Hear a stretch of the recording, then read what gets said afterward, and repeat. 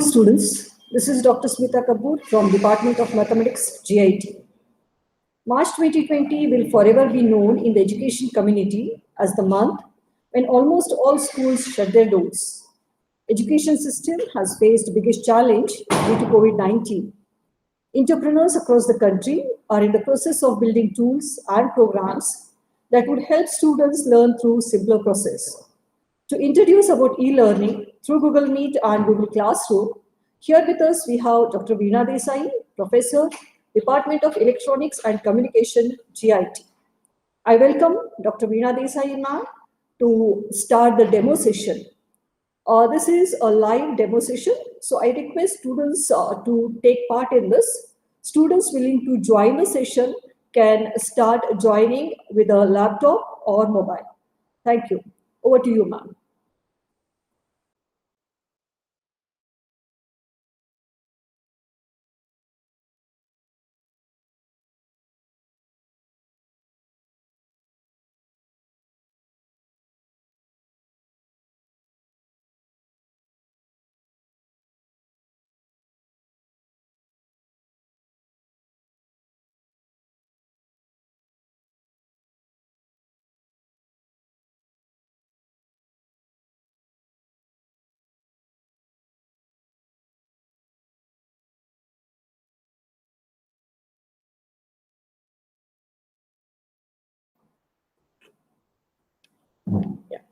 Good morning, students.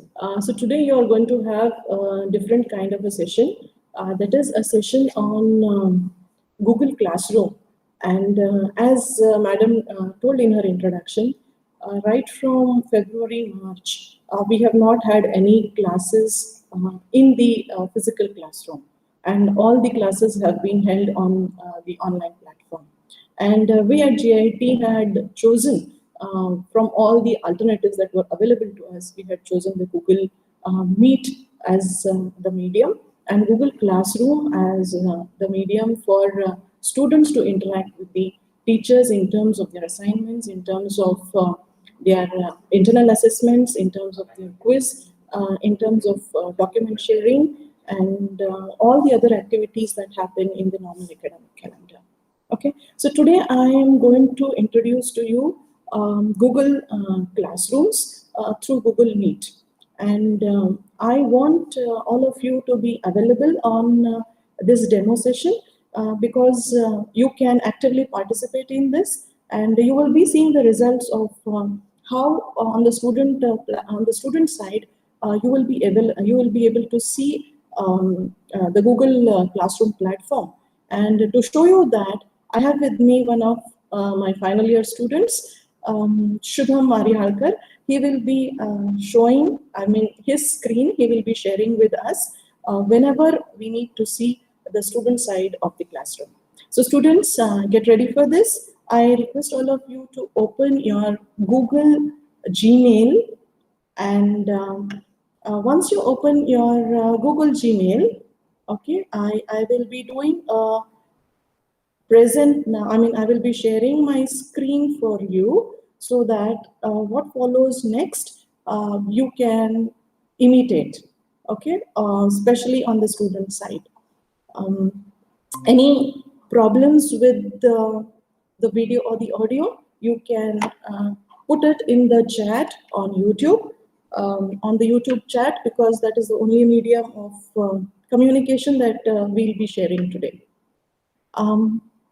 Yes, you need to go to this screen on Google Apps, and on Google Apps, when you click, you will come down and you have an app called Google Classroom.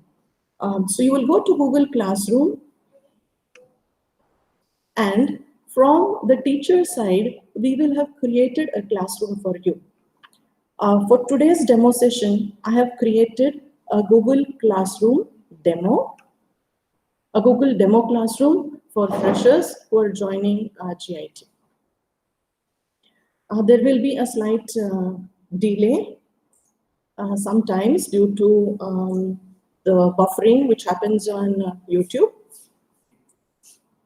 So we have a Google Classroom demo for freshers. If you can see here, there is a class code which I am highlighting and sharing with you. You can go to the Google Classroom from the student side and join this classroom using this code. So the code is SB4SMYQ. You can copy this and you can join the classroom. Can I have some responses on the chat just to understand how many of you are participating in this? Just to know how many of you are participating. Can I have people on the chat?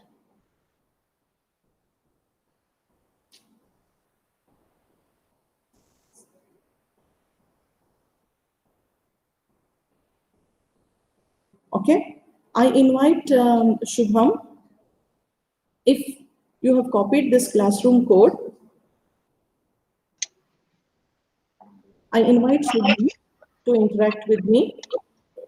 Yes, ma'am. Yes, good morning, Shubham. Good morning, ma'am. Good morning, everyone. Yeah, so Shubham is your final year senior from Department of ENC, and he has volunteered to share the screen from the students' side. Okay, Yes. so as you see here, um, you can see that we have a couple of announcements already done in the Google Classroom. For you, your teacher will be sharing this classroom code. You will have to join the classroom. Shubham has already joined the classroom. You will be using this meeting link. If you can see the arrow here, the pointer, you will be joining the classroom for all the sessions for a particular subject using this meet link.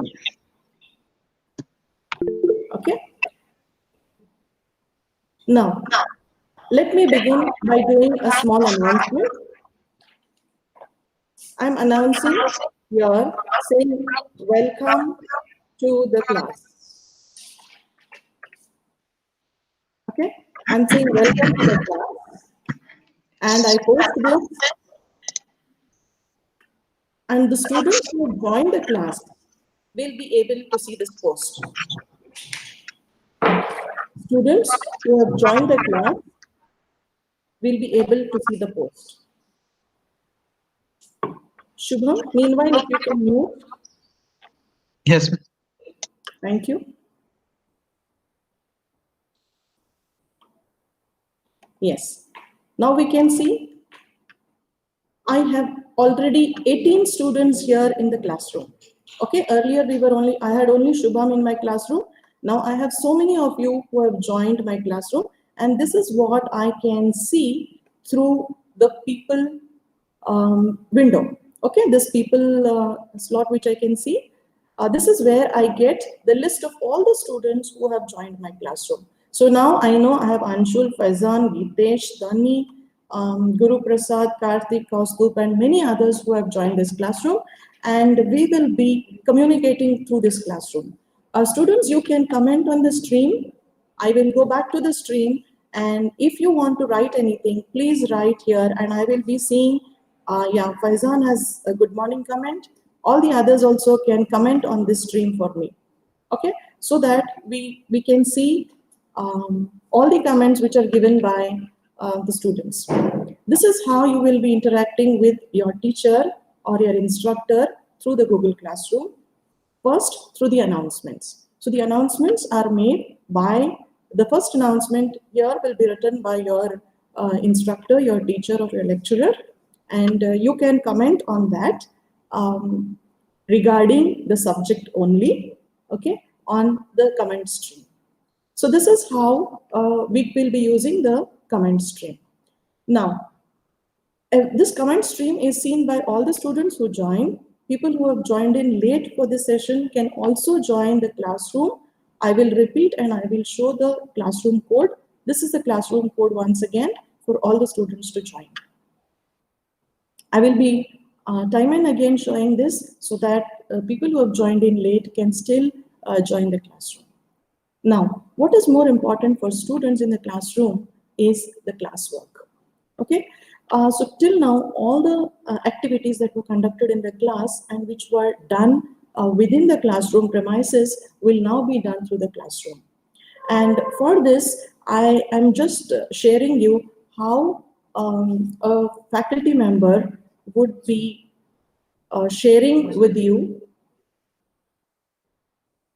okay, how a faculty member would be sharing some material for you.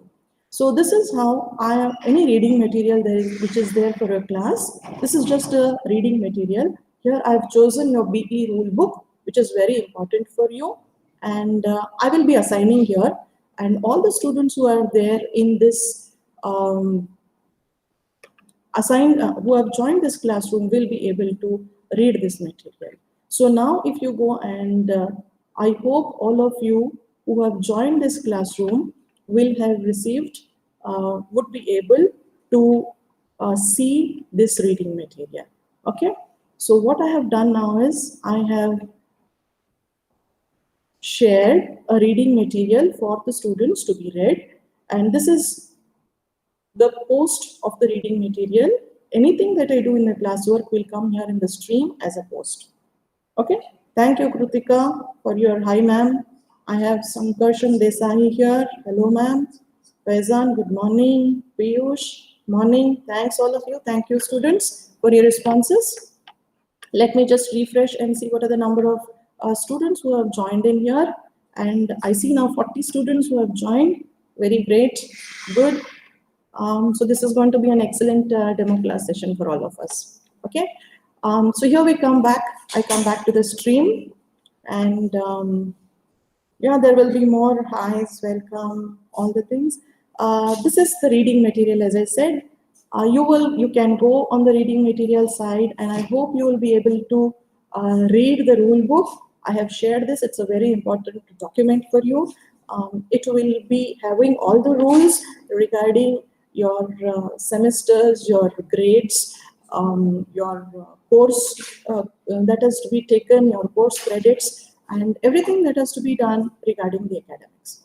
I hope this point is clear. I just want Shubham to intervene here for just a second, for a few seconds, so that he will be able to show his window of the classwork. Over to you, Shubham. Yes, ma'am. Ma'am, may I present the screen? Please do. I will stop sharing. Yes, ma'am.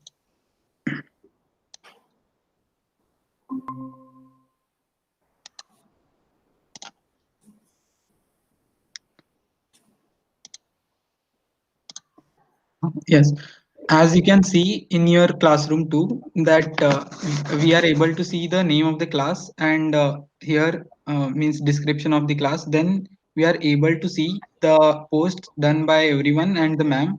So here we can observe that we have the reading material available for us. We can directly collect it here and go through it. Also in the stream section, we are going to get the assignments, tests or quiz related to our subject. And in this is stream is like a home page for yours to submit or retrieve any kind of information related to a particular subject. So this is the main window from which you are going to interact with your faculties. Then in the classwork section, if we are having anything like reading material or else assignments or quizzes, then that will be available here. From here we can access them too. Then we have a option of Google Calendars here, in which we are going to get our all the timelines, which will be your assignments, quizzes, and then IA tests, as well as course activity timelines. All of those will be available in your Google Calendar. with the timelines. From there only you can have the access to it.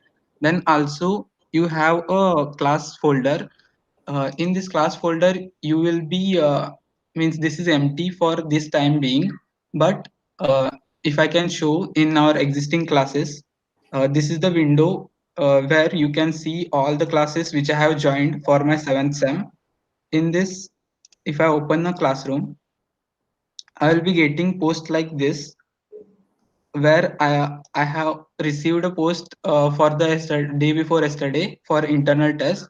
You will be observing the internal test question paper like this, and you have to submit the answer sheets within the due time, which will be seen here. So within this due time, you have to submit the question answer sheets. That will also we do in the next coming part of the session. So like this, you are going to observe all the posts on your stream, and in the classwork, you are going to observe whatever you have submitted and whatever activities you are doing. Then what I was talking about the Google Calendar was, here you will get all the timelines related to your work in the college, related to the college, like assignment submission dates, and which kind of which subject has which assignment submission, and which material you have to refer, and all of those things will be there directly in your calendar, so you can put reminders directly, so that you won't miss any timelines. From here only you can keep the track of your all the activities related in the college. So this was regarding the Google Calendar feature. Then we have submissions which I have made. All those files will be available for you in this Google Drive, where you can see all the submissions made by you, and you can have a revision on them. So uh, I will hand it over to the ma'am so that they can give some assignment or a quiz post, so that we can interact to them by responding to that particular post. Yes, thank you, Shubham. Yes, Thank you for giving an overview of how the student side classroom is seen. And quickly, without wasting any time, we will be doing a small demo for the existing students who have joined. So I will again be sharing my screen with all the students, and through the class, we will just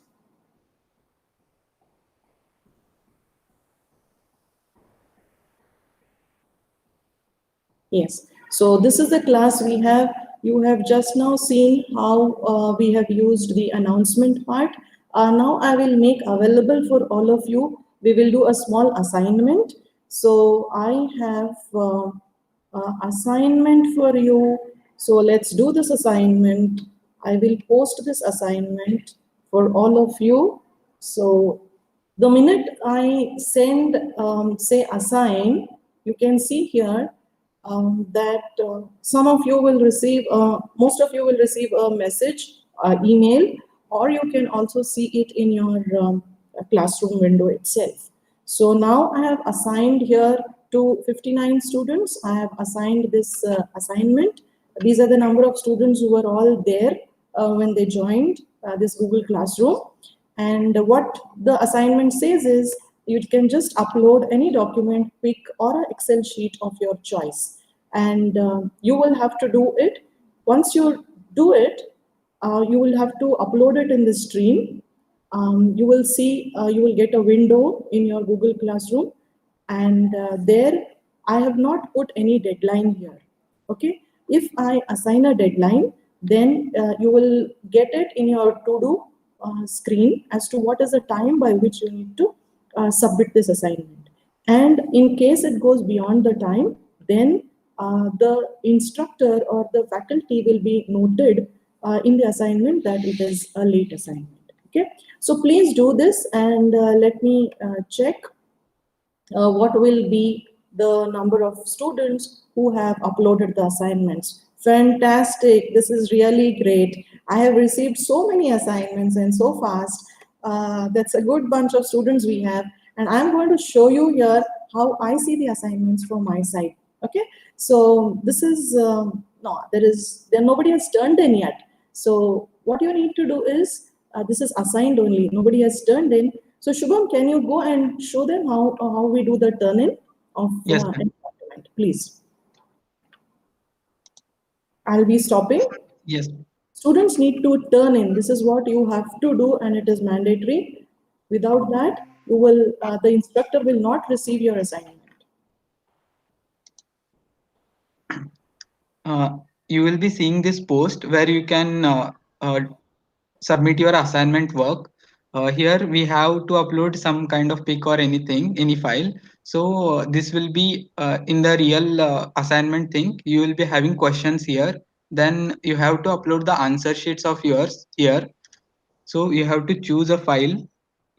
It can be done through various mediums, like you can upload your scanned copies to the Google Drive and choose from there, or else you can create a link in your any of your cloud storages and directly put the link here, or else you can choose a file from your local directories and put them here.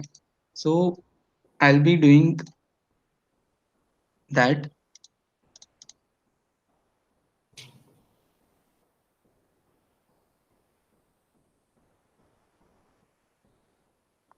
So after putting it here, we assume that it's done, but it's not done actually. It will come here and you can review it. If it is correct, then you can proceed to turn in, or else you can cancel it and choose the correct appropriate file. You have that option.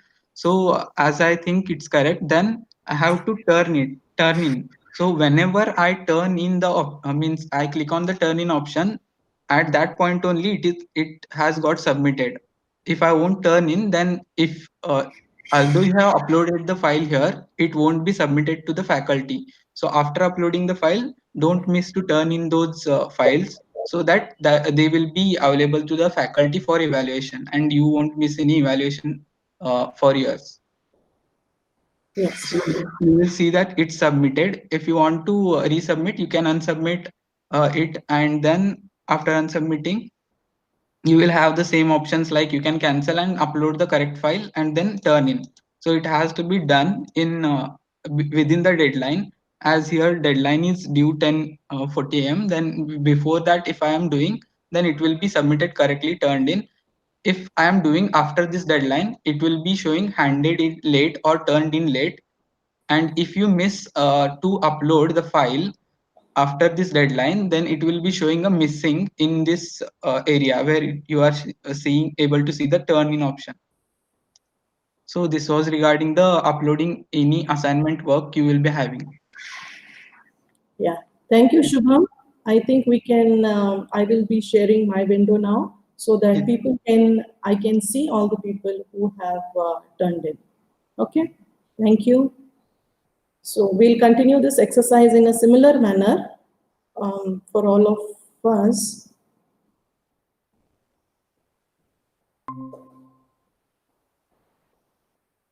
Okay. So quickly now, if I look at my window of assignment, I'm now seeing that 17 out of 50 people have done a turn-in, and I can just open some some documents that have been turned in.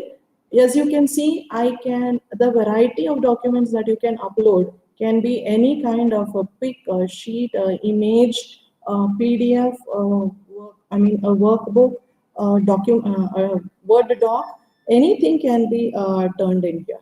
Okay, so that means your assignments can be of any form that are given to you. Um, I hope this brings out a little clarity on how we will be dealing with your assignments. Okay, so I have a lot of assignments here being turned in. Very happy about it. And as you see here, the number of turn-ins that happen, the number of people who are assigned will start reducing. So once the number of turn-ins are complete or maximum, all the students who have been assigned to that classroom, if they have turned in, the assigned number will be 0 and the turned in number will be the number of students who have turned in. And now what I'm going to do is I will not look at the document because and I'm going to grade all of you and give you highest grades because you're all very smart kids who have joined today here. So I'm going to give all of you 10 out of 10, and difficult for me to grade all, but what I will do is I'm grading some of you who are here. Generally the list begins from A, so it is Akash, Anusha, Faizan, Gitesh and other people whom I have tried to grade. The reason being, I'll just show you how you receive your grades. Okay, so I have done some kind of a grading here for students for the assignments that you have submitted. Okay, so I'm just going back here and I am going to the grades section to just check whether assignments have been graded or no. And from the way you have to do a turn in from your side, the faculty member has to do a return for your grade. Okay, and once you return the grade, you will see that okay, you will see that all the students who have been graded, they will be receiving their marks. Okay, so remember, sometimes it may so happen that the faculty member has done the evaluation but has forgotten to return it all. Okay, so one of you can just message the faculty member to return all the grades. Fine. So students who have whom I have graded, you will be seeing that you would have received a message with some kind of a grade, and can you put it on the stream now for me to know whether you have received the grade or not.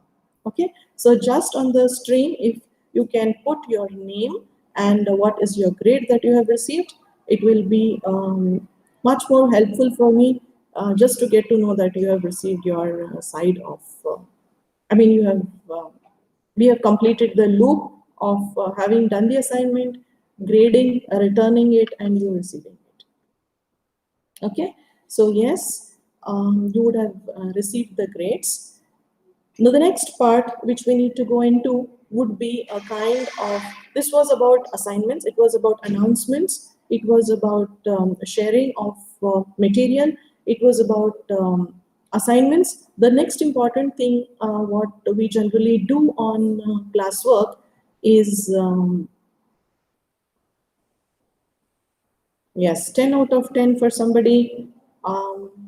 Yeah, so there is a grade which has been received. Fine. So now what we'll do is I will go to the classwork.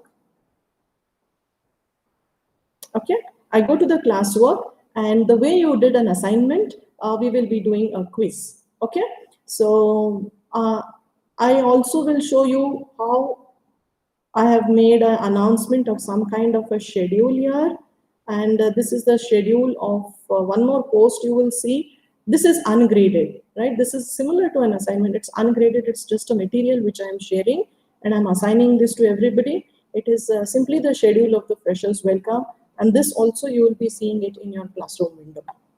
Okay, we're just trying to play around and see all the kinds of material that you will be receiving on your classroom window. The next thing that, as I said, I'll be checking out is a demo quiz. And all those who have joined here for this quiz, please do this quiz. It's only for one point that I'm giving you. Have fun with this quiz, and let me assign it now. And yes, attempt this quiz.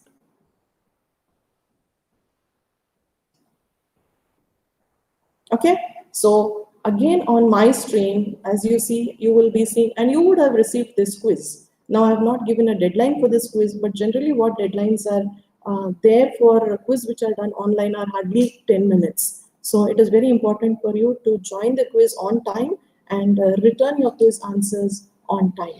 Okay, so let me see how many turn-ins I received for this quiz. Please attempt this quiz. It's a very simple quiz. If you look at the demo quiz, okay, I can view the demo quiz. It is a Google form which you will need to answer. The first question in this is, what is the value of pi? That's your first question. The second question is, do you prefer online classes? Yes or no? The reason for me sharing this kind is you can have multiple choice, you can have single line answers, you can have what you call the numeric answers, or as I said, multiple choice ABCD answers. And I would also request you to give your feedback on this session in this part. Okay, so your answer, that is your feedback on this session, you can please share it here. Fine. So please attempt this quiz which I have shared with you, and then I can actually see how many of them have received this quiz. Shubham, can you please come in again? Yes, ma'am. Yes. And can you share your screen for the quiz and let people know how to attempt it? Yes, ma'am. Share. Thank you.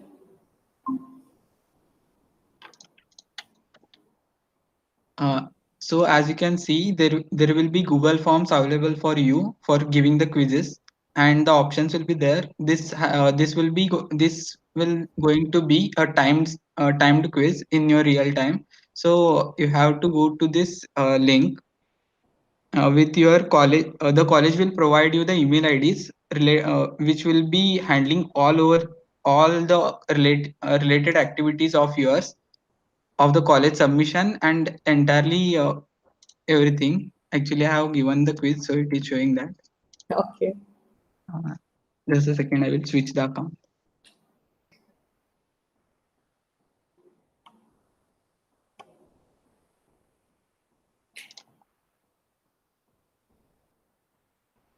So as you can see, here is the quiz. And then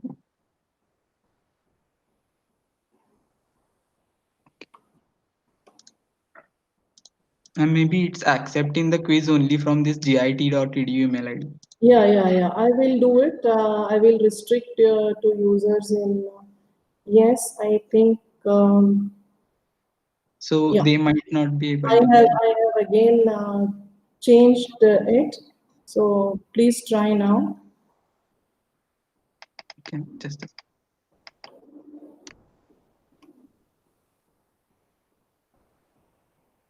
Please try once again. So the quiz that also you need to remember only from email IDs which are registered, you will be.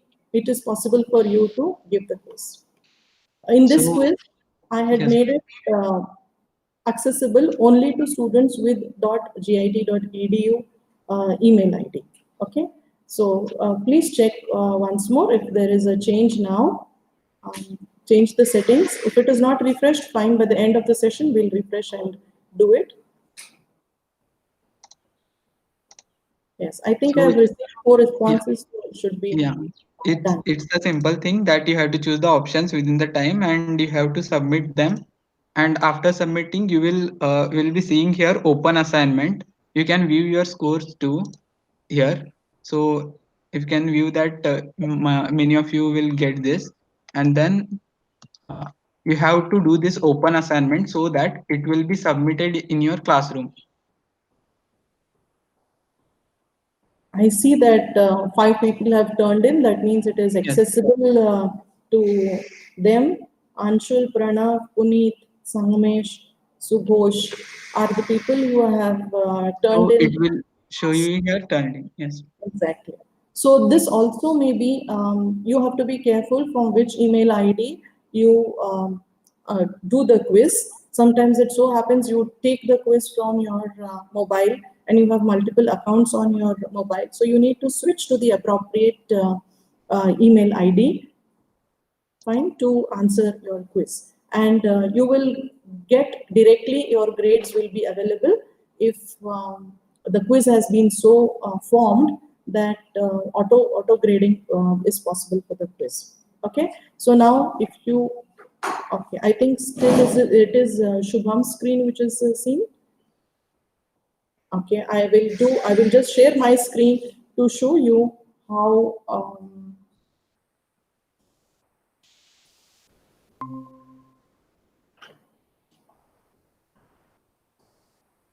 okay, I am just showing you how this demo quiz and how many of you have answered, right? And what will be the grades. So I can go back and I can see what are the grades of all the students also. And let me just have a look at how many of you want online classes. Okay. Demo quiz. Okay. I can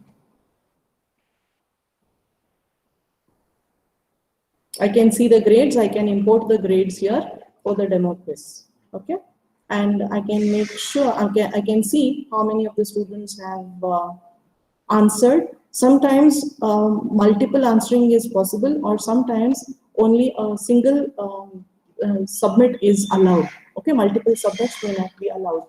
So be careful when you are doing your quiz. Okay, so this is about the quiz. We have done about the assignments. The next part that we will do is there are things like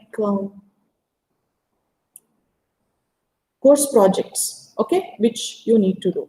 And for this, I have not created a course project for the demo class, but I will go to one of my earlier classes. I will go to a different class so that I can show you how we can have how we will be doing with different classrooms. Okay, so just give me a minute here. Or would Shubham like to take it up and show how to go to? Yeah, I will just go, since this is a live session.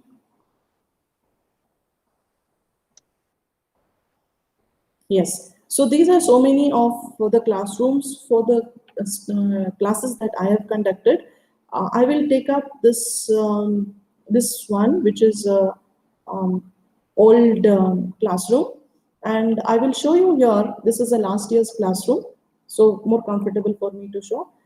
This is how the whole classroom is seen. Okay. Now the classroom is available to you even after you complete your semester. So all your data which is there in the classroom can be shared with you, will be available to you in the drive. Okay. So if I look at this class drive folder, there will be all the material that has been uploaded by all the students. Okay, so if you see here, these are the things which the students have shared, and this is a pic of the class that I had taken. I'm very happy with the elective class that we had taken last year. I can keep this also as a remembrance of the class that had joined me. So here, if you look, assignment 1, I will have all the students. I will have a record of all the students who have submitted their assignments. Similarly, you also will be seeing the same kind of window in the drive. Okay.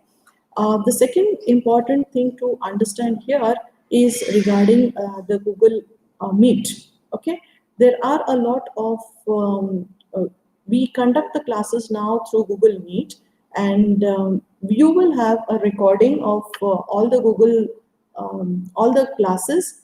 The recordings will be available in the faculty will have to share it to you either on a drive or on the stream, and I will just show you that part here, because in the last year the Google Meet was not a part of the Google Classroom. However, this time we do have a Google Classroom a Google Meet link, which is available right from Google itself. Okay, so this is a link of the class that was held. It is a video, and this video will be made available to you, as I said, either by the faculty or it will be available on the drive itself. Okay, so you will be able to visit all the classroom activities that have happened. Okay, there are a lot of windows open now on my screen, so I will just be taking a minute to close all of them so that there is not much confusion. Okay. So this is how we see all the things. Sometimes there are some announcements like this is a hackathon which was available for the students, and this is what we can share as a faculty. I can share available material which is there to the students for a particular elective or for particular class. All the related material can be shared here. Okay. So Shubham, once again I request you to go to your side and show them how the video of the classroom class conducted is seen, and give them the tips, the final tips and tricks for managing their Google Classrooms properly.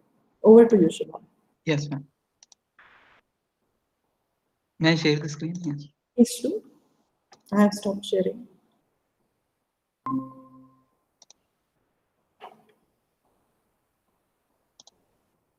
So as you have seen that ma'am has shown a previous class of CNS elective. Uh, I will show you the actual assignment which we have and how we submit it. Like we had an assignment to submit course activity, so I have uploaded my work here and turned in here. After that, ma'am has graded it, and as the semester has over, the grades will not be mattered much after the semester gets over. So for an assignment, we will be having, okay,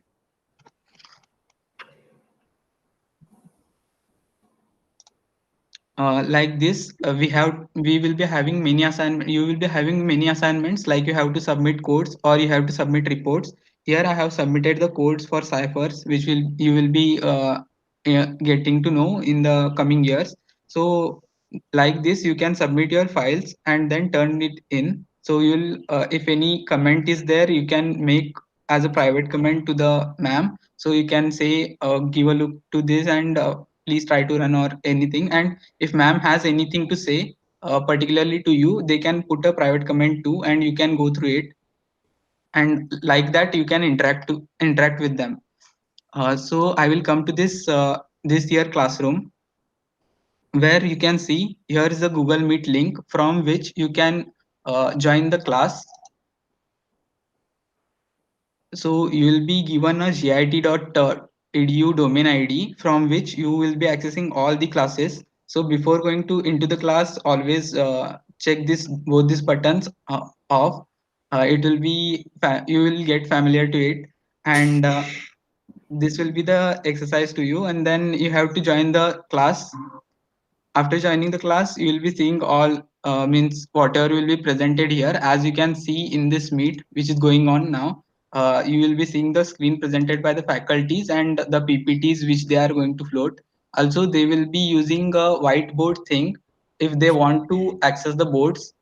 And if you want to interact with them, you can just raise a hand, which will be shown to the faculty that this person has raised the hand and they want to interact, so that they can stop and you can unmute your mic, and then you can interact with them, ask your questions, get it clarified. Or else you have another option to interact like chats. You can put your messages in the chat window, and they will give a look to it after explaining a particular concept. Then on it they will interact to you and get your doubts clarified. These are the sections from which you can interact with them. Also many of them will be using a whiteboard which will appear like this. So here they can means this is like a blackboard in our class where they can introduce any concept, like if they want to give a ray optic kind of thing, then rays traveling from this medium and get reflected to here. And then sorry for the linearity issues for the rays. Then if you get the angles of in means incident equal to reflection, like that concept will be explained to you in your classes by using all these mediums. And also you can interact on this board too, which you won't be getting directly in your classes. Here is the advantage that you can get to interact in this board directly from your PC or laptop. that link will be made available to you in the chat window, from which you can click here and go into the same board and do the editings over there. And tell means if you have to anything to say to your faculty, you can interact with them here from here too. So there is a lot of scope for interaction from these online classes too, if you are really interested to interact with them. This was all regarding the Google Meet. After your class get over, means at the end the faculties will be taking the attendance based on this people list who have joined here. So don't leave the class before the particular faculty member has taken your attendance. So after the attendance gets over, you have to leave the class. This was regarding your class attending in regarding the attending of the class on the Google Meet. Now we will come to the Google Drive related material. So as you have seen this assignment I have submitted here, which is the IA test.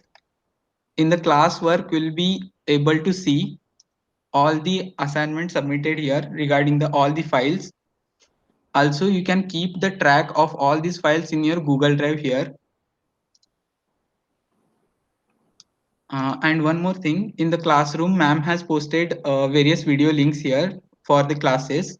Uh, what I suggest is the link for your course recordings will be provided to you, which will appear like a folder. Wait a minute.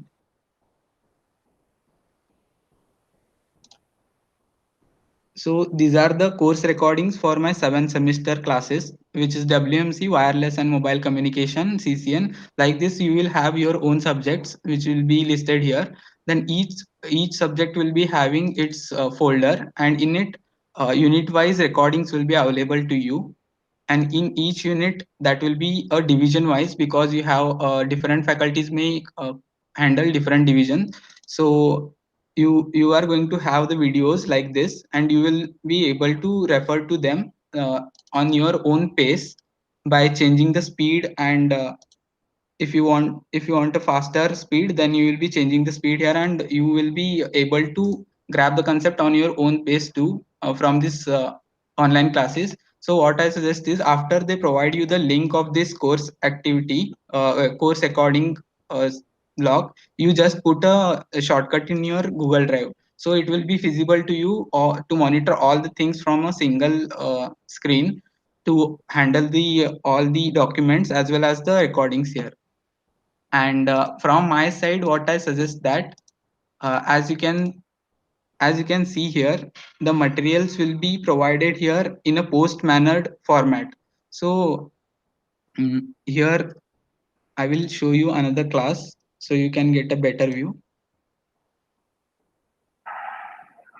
So in this, they have provided materials for means consecutive things, like this is the material for means unit 1, then this is the material. So this will be a timeline based material provided to you on or before the IAs or assignments, which will be used by you in the IAs and assignments.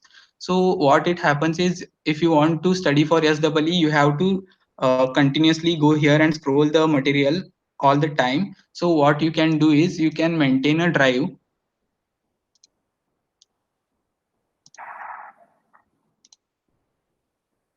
So whenever they give you any kind of material, you can maintain a drive folder in which it's my personal suggestion that in which you make the folders such as labs and notes. This is elective. I will go to let us say go to fourth sem. Then this will be lab for fourth sem, and then notes. In the notes, you can list all the subjects, and for each subject the related material has to be organized by you, so that you can get a overview of it whenever you require it. So if you are preparing for any kind of placements at your final year, or else if you are preparing for any gate examinations, you will find it very handy and easy to go into your previous semester records and check whatever material you need. So if you start doing it right from the starting of your engineering, that will be very feasible to you in the end of your engineering whenever you are trying to crack any kind of competitive exam as well as the placements. So this is my personal suggestion, that you can you have means you can maintain a drive folder where everything is organized, which will be helpful for you to look for in your semester end examinations. Like you will get all the 5 chapter material here itself, you if you arrange them, so that you don't have to go here and search for each and every material. Means you have to search here for everything. Means you want to read unit 1, then you have to scroll down unit 1, then come to unit 2. Like that, you don't have to waste your time at the SWE time. So it's my personal suggestion that you can keep a drive like this, which will be organized and which will be helpful to you in the future too. So this was all about from my side. Yes, ma'am. Thank you, Shubham. Thank you so much for explaining what needs to be done from the student side and how he can organize his folders for the various classrooms. And so, students, it is the onus now lies on you. The teacher will be sharing the material with all of you, and it is you who will have to organize your data properly on this platform, which is the Google Classroom. Okay, so I think we need to wind up this session. If there are any questions, I will be taking up in the classroom itself. So if you have any questions, please post your questions on the comment stream in the Google Classroom. Where can we see our grades? There is one question where we can see our grades. Yes, Shubham, can you just show from your Yeah. side? Yes, Because ma'am. I will be seeing, I will be seeing the aggregated grades of all. So yes, Shubham will show how you can see your grades. Similarly, others meanwhile can please post while Shubham shares his screen. So you can see this classroom, which is ours, and in the semester, whichever classes you have joined, you can list them here. And whichever classes you don't want to monitor, you can put them in the archive. So you will only observe the classes which are there in this semester.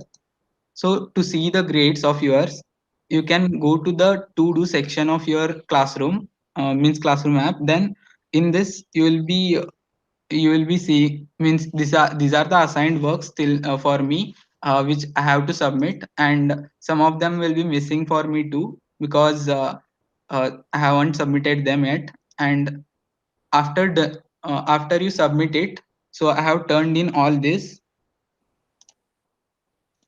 So as I have turned in the IA1 and all of those things. So I will be receiving the grades here, which will be 25 out of 25, and all of those things will be seen here. Your grades can be seen here. This is one of the way to see the grades, or else you can just go to the particular post where you have submitted the means you have submitted your thing. In that also you can able to see the grades here, which is 25 out of 25. So you can see the grades of yours in these two manners. I feel it handy to see the grades from to do section, where you will be able to monitor all those related grades at the same, means at a single time you can monitor many subject grades here also, here too. So from this you can monitor your grades. Yes. I hope that clarifies the doubt which one of the students had here for grades. I will again go and check what are the any other questions if I have on my classroom. So if there are any other questions, please uh, you can put them here itself now on the stream so that I can answer those questions. Yeah, where we can see our grades. I did not get to access the quiz. I think that was done. I told you about the quiz, how within GIT and without, I mean, outside GIT email IDs, how they work on the quiz. So with this, Thanks to all of you for having joined for this session, and I applaud my volunteer, Knight in Shining Armor, that is Shubham Mariharkar, for having joined me for delivering this demo on Google Classrooms. Thank you so much to Shubham. Thanks to KLS GIT for giving me this opportunity, and thanks to all our precious students for having interacted in such a wonderful way. Thank you so much.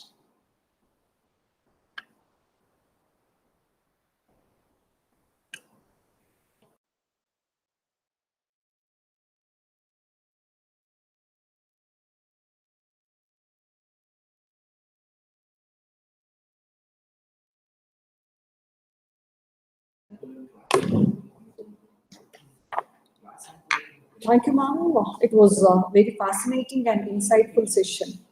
Extremely beneficial and enlightening session for students. It was good to see students taking active part in live sessions, submitting the assignments, and so on. And now you all are in a better position to start with e-learning through Google Meet and Google Classroom. Thank you, students. This is the first session of a day. We'll start with the second session at 11:30. Take a break and back at 11:30. Thank you.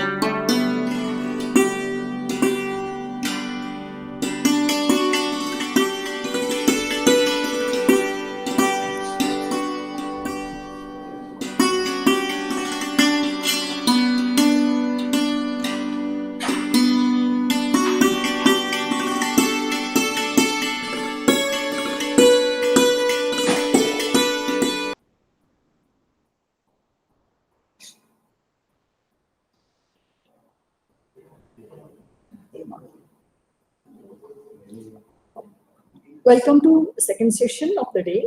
It's on significance of reading literature for an engineer. Reading literature enables us to see the world through the eyes of others.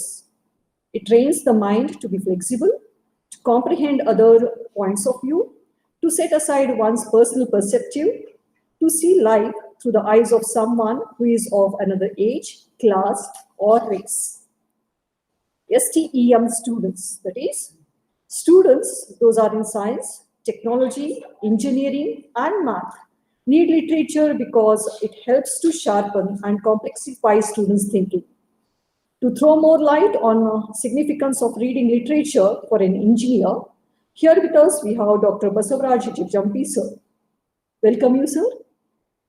It is my pleasure to introduce Dr. Basavaraj Jagdampi, sir. ಮೂಲತಃ ಬೆಳಗಾವಿಯ doctor Basavaraj Jagajampi sir 1970ರಲ್ಲಿ Lingaraj ಕಾಲೇಜಿನಿಂದ BA, 1972ರಲ್ಲಿ Karnataka ವಿಶ್ವವಿದ್ಯಾಲಯದಿಂದ MA ಹಾಗೂ 1989ರಲ್ಲಿ PhD ಪದವಿಯನ್ನು ಪಡೆದರು.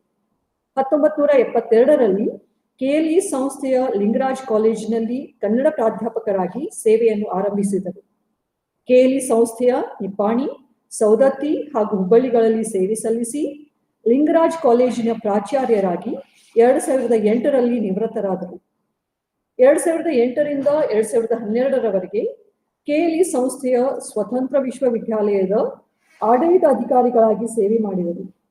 ಕರ್ನಾಟಕ ಸರ್ಕಾರದ ಬಸವ ಪುರಸ್ಕಾರ, ಕನಕ ಪುರಸ್ಕಾರಗಳ ಆಯ್ಕೆ ಸಮಿತಿ ಸದಸ್ಯರಾಗಿ ಕಾರ್ಯನಿರ್ವಹಿಸಿದರು. ಶ್ರೀಯುತರು PhD ಗೈಡ್ ಆಗಿ IAS, KS ತರಬೇತುದಾರರಾಗಿ ಕಾರ್ಯನಿರ್ವಹಿಸಿದರು. ರಾಜ್ಯ, ರಾಷ್ಟ್ರ ಹಾಗೂ ಅಂತಾರಾಷ್ಟ್ರೀಯ ವಿಚಾರ ಸಂಕಿರಣಗಳಲ್ಲಿ ಪ್ರಬಂಧಗಳನ್ನು ಮಂಡಿಸಿದರು. 18 ಸ್ವತಂತ್ರ ಕೃತಿಗಳನ್ನು, 25 ಸಂಪಾದಿತ ಕೃತಿಗಳನ್ನು ಪ್ರಕಟಿಸಿದ ಇವರು ಪತ್ರಿಕೆಗಳಲ್ಲಿ 250 ಲೇಖನಗಳನ್ನು ಪ್ರಕಟಿಸಿದ್ದಾರೆ. ಶ್ರೀಯುತರಿಗೆ ಸಂದ ಪ್ರಮುಖ ಪ್ರಶಸ್ತಿ ಸಮ್ಮಾನಗಳು: ಶಿಕ್ಷಣ ಕ್ಷೇತ್ರದ ಸೇವೆಗೆ ಬೆಳಗಾವಿ ನಾಡೋಜ್ ಸಮ್ಮಾನ, ಮಂತ್ರಾಲಯ ರಾಘವೇಂದ್ರ ಶ್ರೀ ಪರಿಮಳ ಪ್ರಶಸ್ತಿ, ಚನ್ಮಶ್ರೀ ಪ್ರಶಸ್ತಿ, ಶ್ರೀಮಠದಿಂದ ಬಸವತತ್ವ ಪರಿಪಾಲಕ ಪ್ರಶಸ್ತಿ ಹಾಗೂ 2015ರಲ್ಲಿ ಅಥಣಿಯಲ್ಲಿ ಜರುಗಿದ ಬೆಳಗಾವಿ ಜಿಲ್ಲಾ 10ನೆಯ ಕನ್ನಡ ಸಾಹಿತ್ಯ ಸಮ್ಮೇಳನದ ಸರ್ವಾಧ್ಯಕ್ಷತೆಯ ಗೌರವವನ್ನು ಪಡೆದಿದ್ದಾರೆ. ಶ್ರೀಯುತರ ಪ್ರಮುಖ ಕೃತಿಗಳು ಗರುಡ ಸದಾಶಿವರಾಯ, ಬಸವಪ್ರಸಾದ, ಮಲ್ಲಿಕಾರ್ಜುನ ದರ್ಶನ, ಕನ್ನಡ ಗಾಯಕ Yogi, ರಂಗಪಯಣ, and the list goes on. With this introduction, on behalf of KLS GIT Institute of Technology, I welcome Dr. Jagdampi sir to start the session. Now I request Dr. Divekar sir, head of the department, chemistry, to present a bouquet and welcome Dr. Basavaraj Jagdampi sir for the session. Welcome you, sir. Thank you. Namaste. Yeah. Sir, before you start. Sir.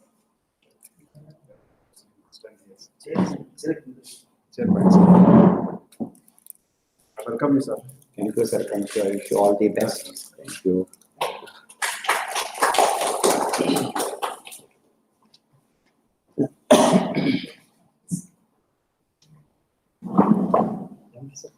And Smita Kapoor, master. Yes, sir.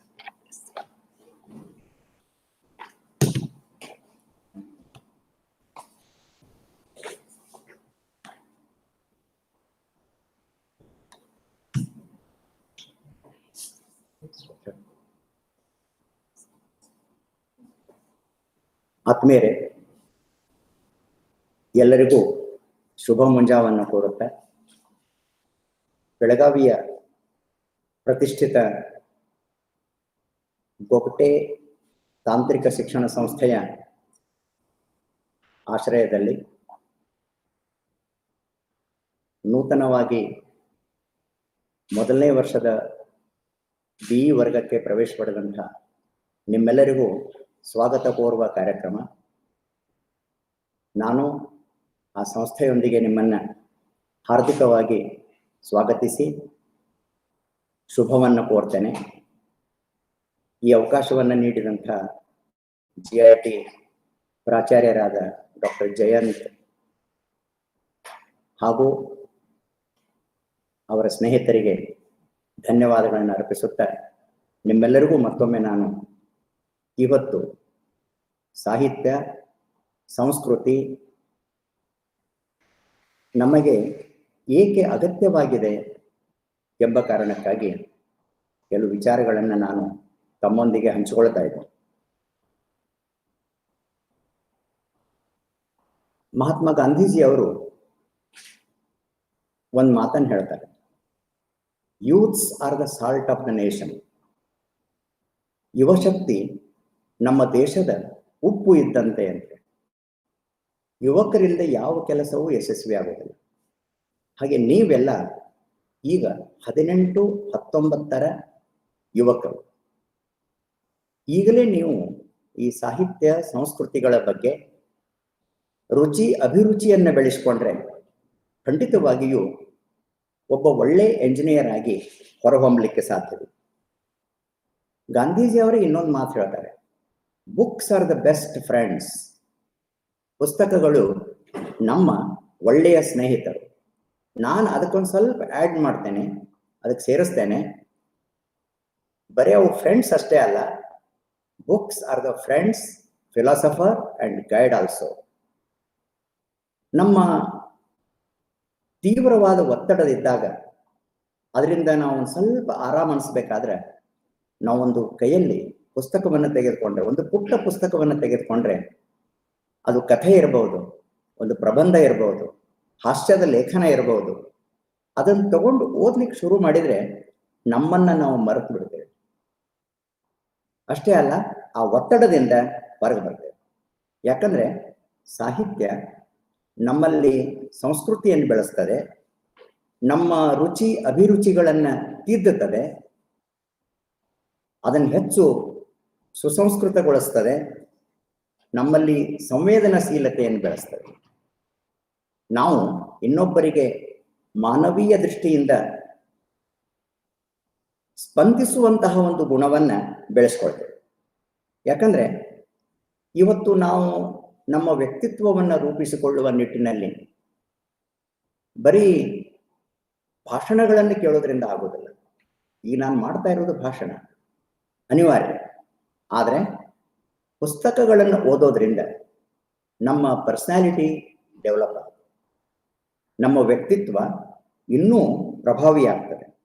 ಆ ಹಿನ್ನೆಲೆಯಲ್ಲಿ ಸಾಹಿತ್ಯ ನಮಗೆ ಯಾವ ರೀತಿ ಉಪಯುಕ್ತ ಅದ ಅಂತ, ಇದನ್ನು ರಚನೆ ಮಾಡಿದವರಿಗೂ ಪ್ರಯೋಜನದ, ಅಂದರೆ ಕವಿಗಳಿಗೆ, ಕಾದಂಬರಿಕಾರರಿಗೆ, ಓದಿದವ್ರಿಗೂ ಇದೆ, ಅದನ್ನು ಕೇಳಿದವ್ರಿಗೂ ಇದೆ. ಅದರಿಂದ ಏನು ಸಿಗ್ತದೆ ಅಂತಂದ್ರೆ, ಮೊದಲನೇದಾಗಿ ಯಶಸ್ಸು, ಕೀರ್ತಿ, ಹಣ, ದುಡ್ಡು. ನಮ್ಮನ್ನು ನಾವು ಮೈ ಮರೆಯುವಂತಹ ಒಂದು ಪ್ರಯೋಜನವನ್ನ ನಾವು ಅದರಿಂದ ಪಡೆಯಬಹುದು. ಅಷ್ಟೇ ಅಲ್ಲ, ಇದೆಲ್ಲದಕ್ಕಿಂತ ಮಿಗಿಲಾಗಿ ಆನಂದ ಸಿಗ್ತದೆ. ಈ ಆನಂದವನ್ನು ನಾವು ಪೊಯಿಟಿಕ್ಸ್ದಲ್ಲಿ, ಕಾವ್ಯ ಮೀಮಾಂಸೆಯಲ್ಲಿ ರಸಾನಂದ ಅಂತ ಹೇಳ್ತೇವೆ. ಇಷ್ಟು ಅದ್ಭುತವಾದ ಆನಂದ ನಮಗೆ ಸಿಗ್ತದಲ್ಲ. ಒಂದು ಕಥೆ ಓದ್ರೆ, ನೀವು ಒಂದು ಸಣ್ಣ ಕಥೆಯನ್ನು ಓದಿದಾಗ ಅದ್ಭುತವಾದ ಆನಂದ ನಮಗೆಲ್ಲ ನಮ್ಮ ಅಜ್ಜಿ ಅಂದರೆ ಏನ್ ಮಾಡ್ತಿದ್ರು, ಚಂದಮಾಮದ ಕಥೆಗಳನ್ನು ಹೇಳ್ತಿದ್ರು. ಆ ಚಂದಮಾಮದಲ್ಲಿ ಬರುವಂತಹ ಕಾಲ್ಪನಿಕ ಕಥೆಗಳು, ಕಾಮಿಕ್ಸ್, ನಮ್ಮಲ್ಲಿ ಎಂಥ ಅದ್ಭುತವಾದ ವಿಚಾರ ಶಕ್ತಿಯನ್ನ ಅವು ಬೆಳೆಸ್ತಿದ್ದು ಅಂತಂದ್ರೆ,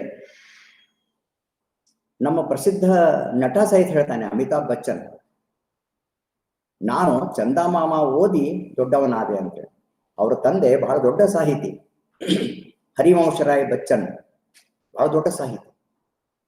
ಇದೆಲ್ಲ ನಾ ಹೇಳಲಿಕ್ಕೆ ಕಾರಣ ಅಂತಂದ್ರೆ, ನಮ್ಮ ನಾಲೆಜ್ ಹೆಚ್ಚು ಮಾಡೋದ್ರ ಜೊತೆಗೆ, ಆನಂದವನ್ನು ಕೊಡೋದ್ರ ಜೊತೆಗೆ, ಪರ್ಸನಾಲಿಟಿ ಡೆವಲಪ್ ಮಾಡುವಂತಹ ಈ ಸಾಹಿತ್ಯ ನಾವು ಓದ್ಬೇಕು. ಯಾಕಂದ್ರೆ ನೋ ಬಡಿ ಈಸ್ ಪರ್ಫೆಕ್ಟ್. ನಾವೆಲ್ಲ ಟುವರ್ಡ್ಸ್ ಪರ್ಫೆಕ್ಷನ್, ನಾವೆಲ್ಲ ಪರಿಪೂರ್ಣತೆಯ ಕಡೆಗೆ ಸಾಗಿದವರು. ಆ ಹಿನ್ನೆಲೆಯಲ್ಲಿ ನಮಗೆ ಲೋಕಜ್ಞಾನವನ್ನ ಮಾಡಿಕೊಡುವಂತಹ ಸಾಹಿತ್ಯವನ್ನ ನಾವು ಓದಲೇಬೇಕು. ಇಡೀ ಜಗತ್ತಿನ ಜ್ಞಾನವನ್ನು ಮಾಡಬೇಕು ಸಾಹಿತ್ಯ, ಒಂದು ಕೃತಿ. ಮತ್ತು ಕೆಟ್ಟ ಆಗೋದ್ರಿಂದ ಉಳಿಸ್ತದೆ, ಅಮಂಗಳ ಆಗೋದ್ರಿಂದ ಕೆಟ್ಟಾಗೋದ್ರಿಂದ ಸಾಹಿತ್ಯ ನಮ್ಮನ್ನು ಉಳಿಸ್ತದೆ. ಮೊದಲಿನ ಕಾಲಕ್ಕೆ ಅವೆಲ್ಲ ಬೇರೆ ಬೇರೆ ನಂಬಿಕೆಗಳಿದ್ದು, ಅದನ್ನೆಲ್ಲ ನಾ ಹೇಳ್ತಾ ಕೂಡೋದಿಲ್ಲ. ಆದ್ರೆ ಒಳ್ಳೆಯದನ್ನ ಉಂಟು ಮಾಡಲಿಕ್ಕೆ ಈ ಸಾಹಿತ್ಯ ಕಾರಣ. ಈಗ ಲಾಕ್ಡೌನ್ ಪೀರಿಯಡ್ನಲ್ಲಿ ನೀವು ನೋಡಿರ್ಬಹುದು, ಕೇಳಿರ್ಬಹುದು, ನಮ್ಮ ರಾಮಾಯಣ, ಮಹಾಭಾರತ, ಭಗವದ್ಗೀತೆ ಇವೆಲ್ಲ ಗ್ರೇಟ್ ಎಪಿಕ್ಸ್, ಮಹಾಕಾವ್ಯಗಳು, ಮಹಾಕೃತಿಗಳು. ವಾಲ್ಮೀಕಿ, ವ್ಯಾಸ ಇವರೆಲ್ಲ ರಚನೆ ಮಾಡಿದಂತಹ ಈ ಕೃತಿಗಳು 35 ವರ್ಷದ ಹಿಂದೆ ಸೀರಿಯಲ್ ಆಗಿ ಬಂದು, ರಾಮಾಯಣ ಮಹಾಭಾರತಗಳು.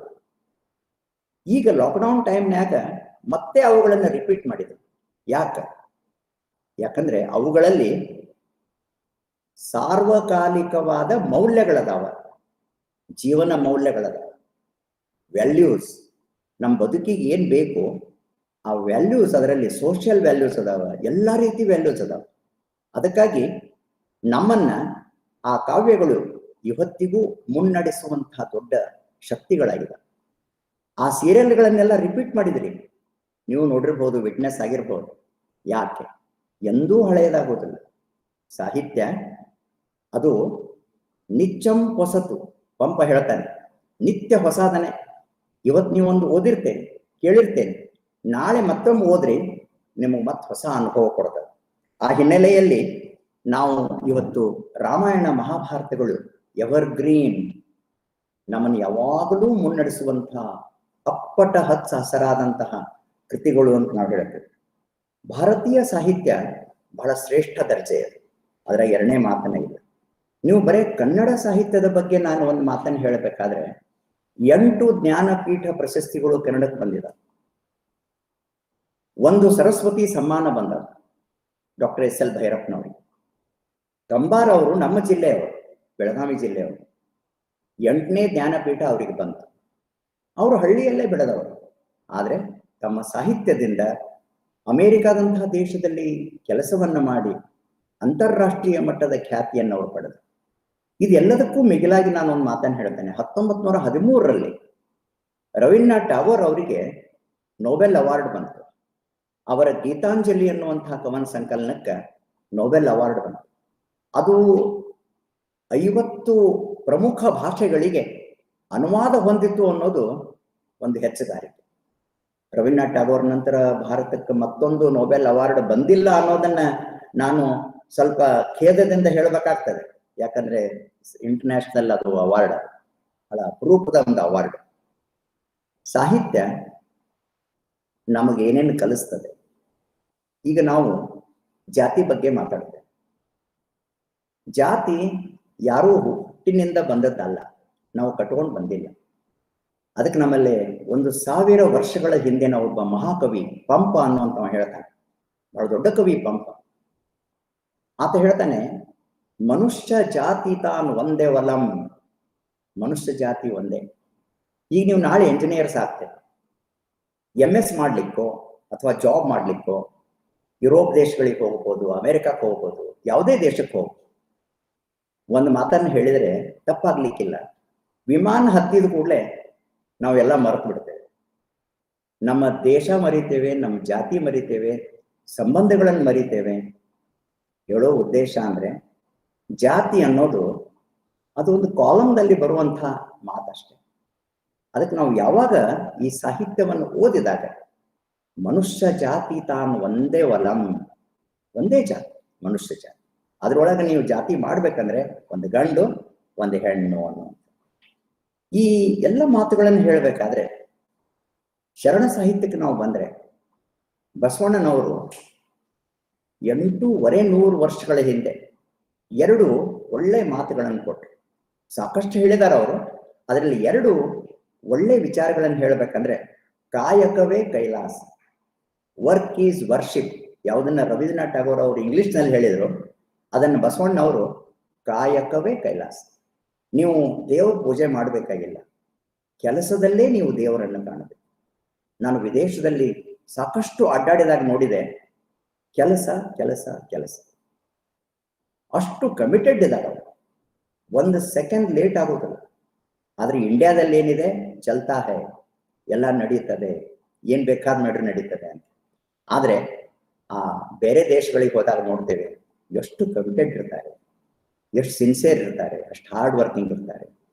ಇದೆಲ್ಲ ಯಾರು ಕಲಿಸ್ತಾರೆ ಅಂತಂದ್ರೆ ನಾವು ಓದೋದ್ರಿಂದ, ಇನ್ನೊಬ್ಬರ ಬಿಹೇವಿಯರ್ ಅಬ್ಸರ್ವ್ ಮಾಡೋದ್ರಿಂದ, ಎಷ್ಟೋ ವಿಷಯಗಳನ್ನ ನಾವು ಸೂಕ್ಷ್ಮವಾಗಿ ತಿಳ್ಕೊಳ್ಳೋದ್ರಿಂದ ಬರ್ತದೆ. ಇಲ್ಲೇ ಬಸವಣ್ಣವ್ರು ಇನ್ನೊಂದು ಮಾತನ್ನ ಹೇಳ್ತಾರೆ, ದಯವೇ ಧರ್ಮದ ಮೂಲವಲ್ಲ. ಧರ್ಮ ಅನ್ನೋದು ಬೇಕು ನಾವು, ಆದ್ರೆ ಧರ್ಮ ಅನ್ನೋದೊಂದು ಅಫೀಮ್ ಇದ್ದಂಗ, ಅದು ತಲೆಗೆ ಏರ್ಸ್ಕೋಬಾರ್ದು, ಧರ್ಮವನ್ನ ತಲೆಗೆ ಏರ್ಸ್ಕೋಬಾರ್ದು. ಯಾಕಂದ್ರೆ ಅದು ಅಫೀಮ್ ಇದ್ದಂಗೆ. ಅದಕ್ಕೆ ಬಸವಣ್ಣವ್ರು ಹೇಳ್ತಾರೆ, ಇಲ್ಲಿ ದಯ ಅನ್ನೋದು ಬೇಕು. ಯಾರಲ್ಲಿ?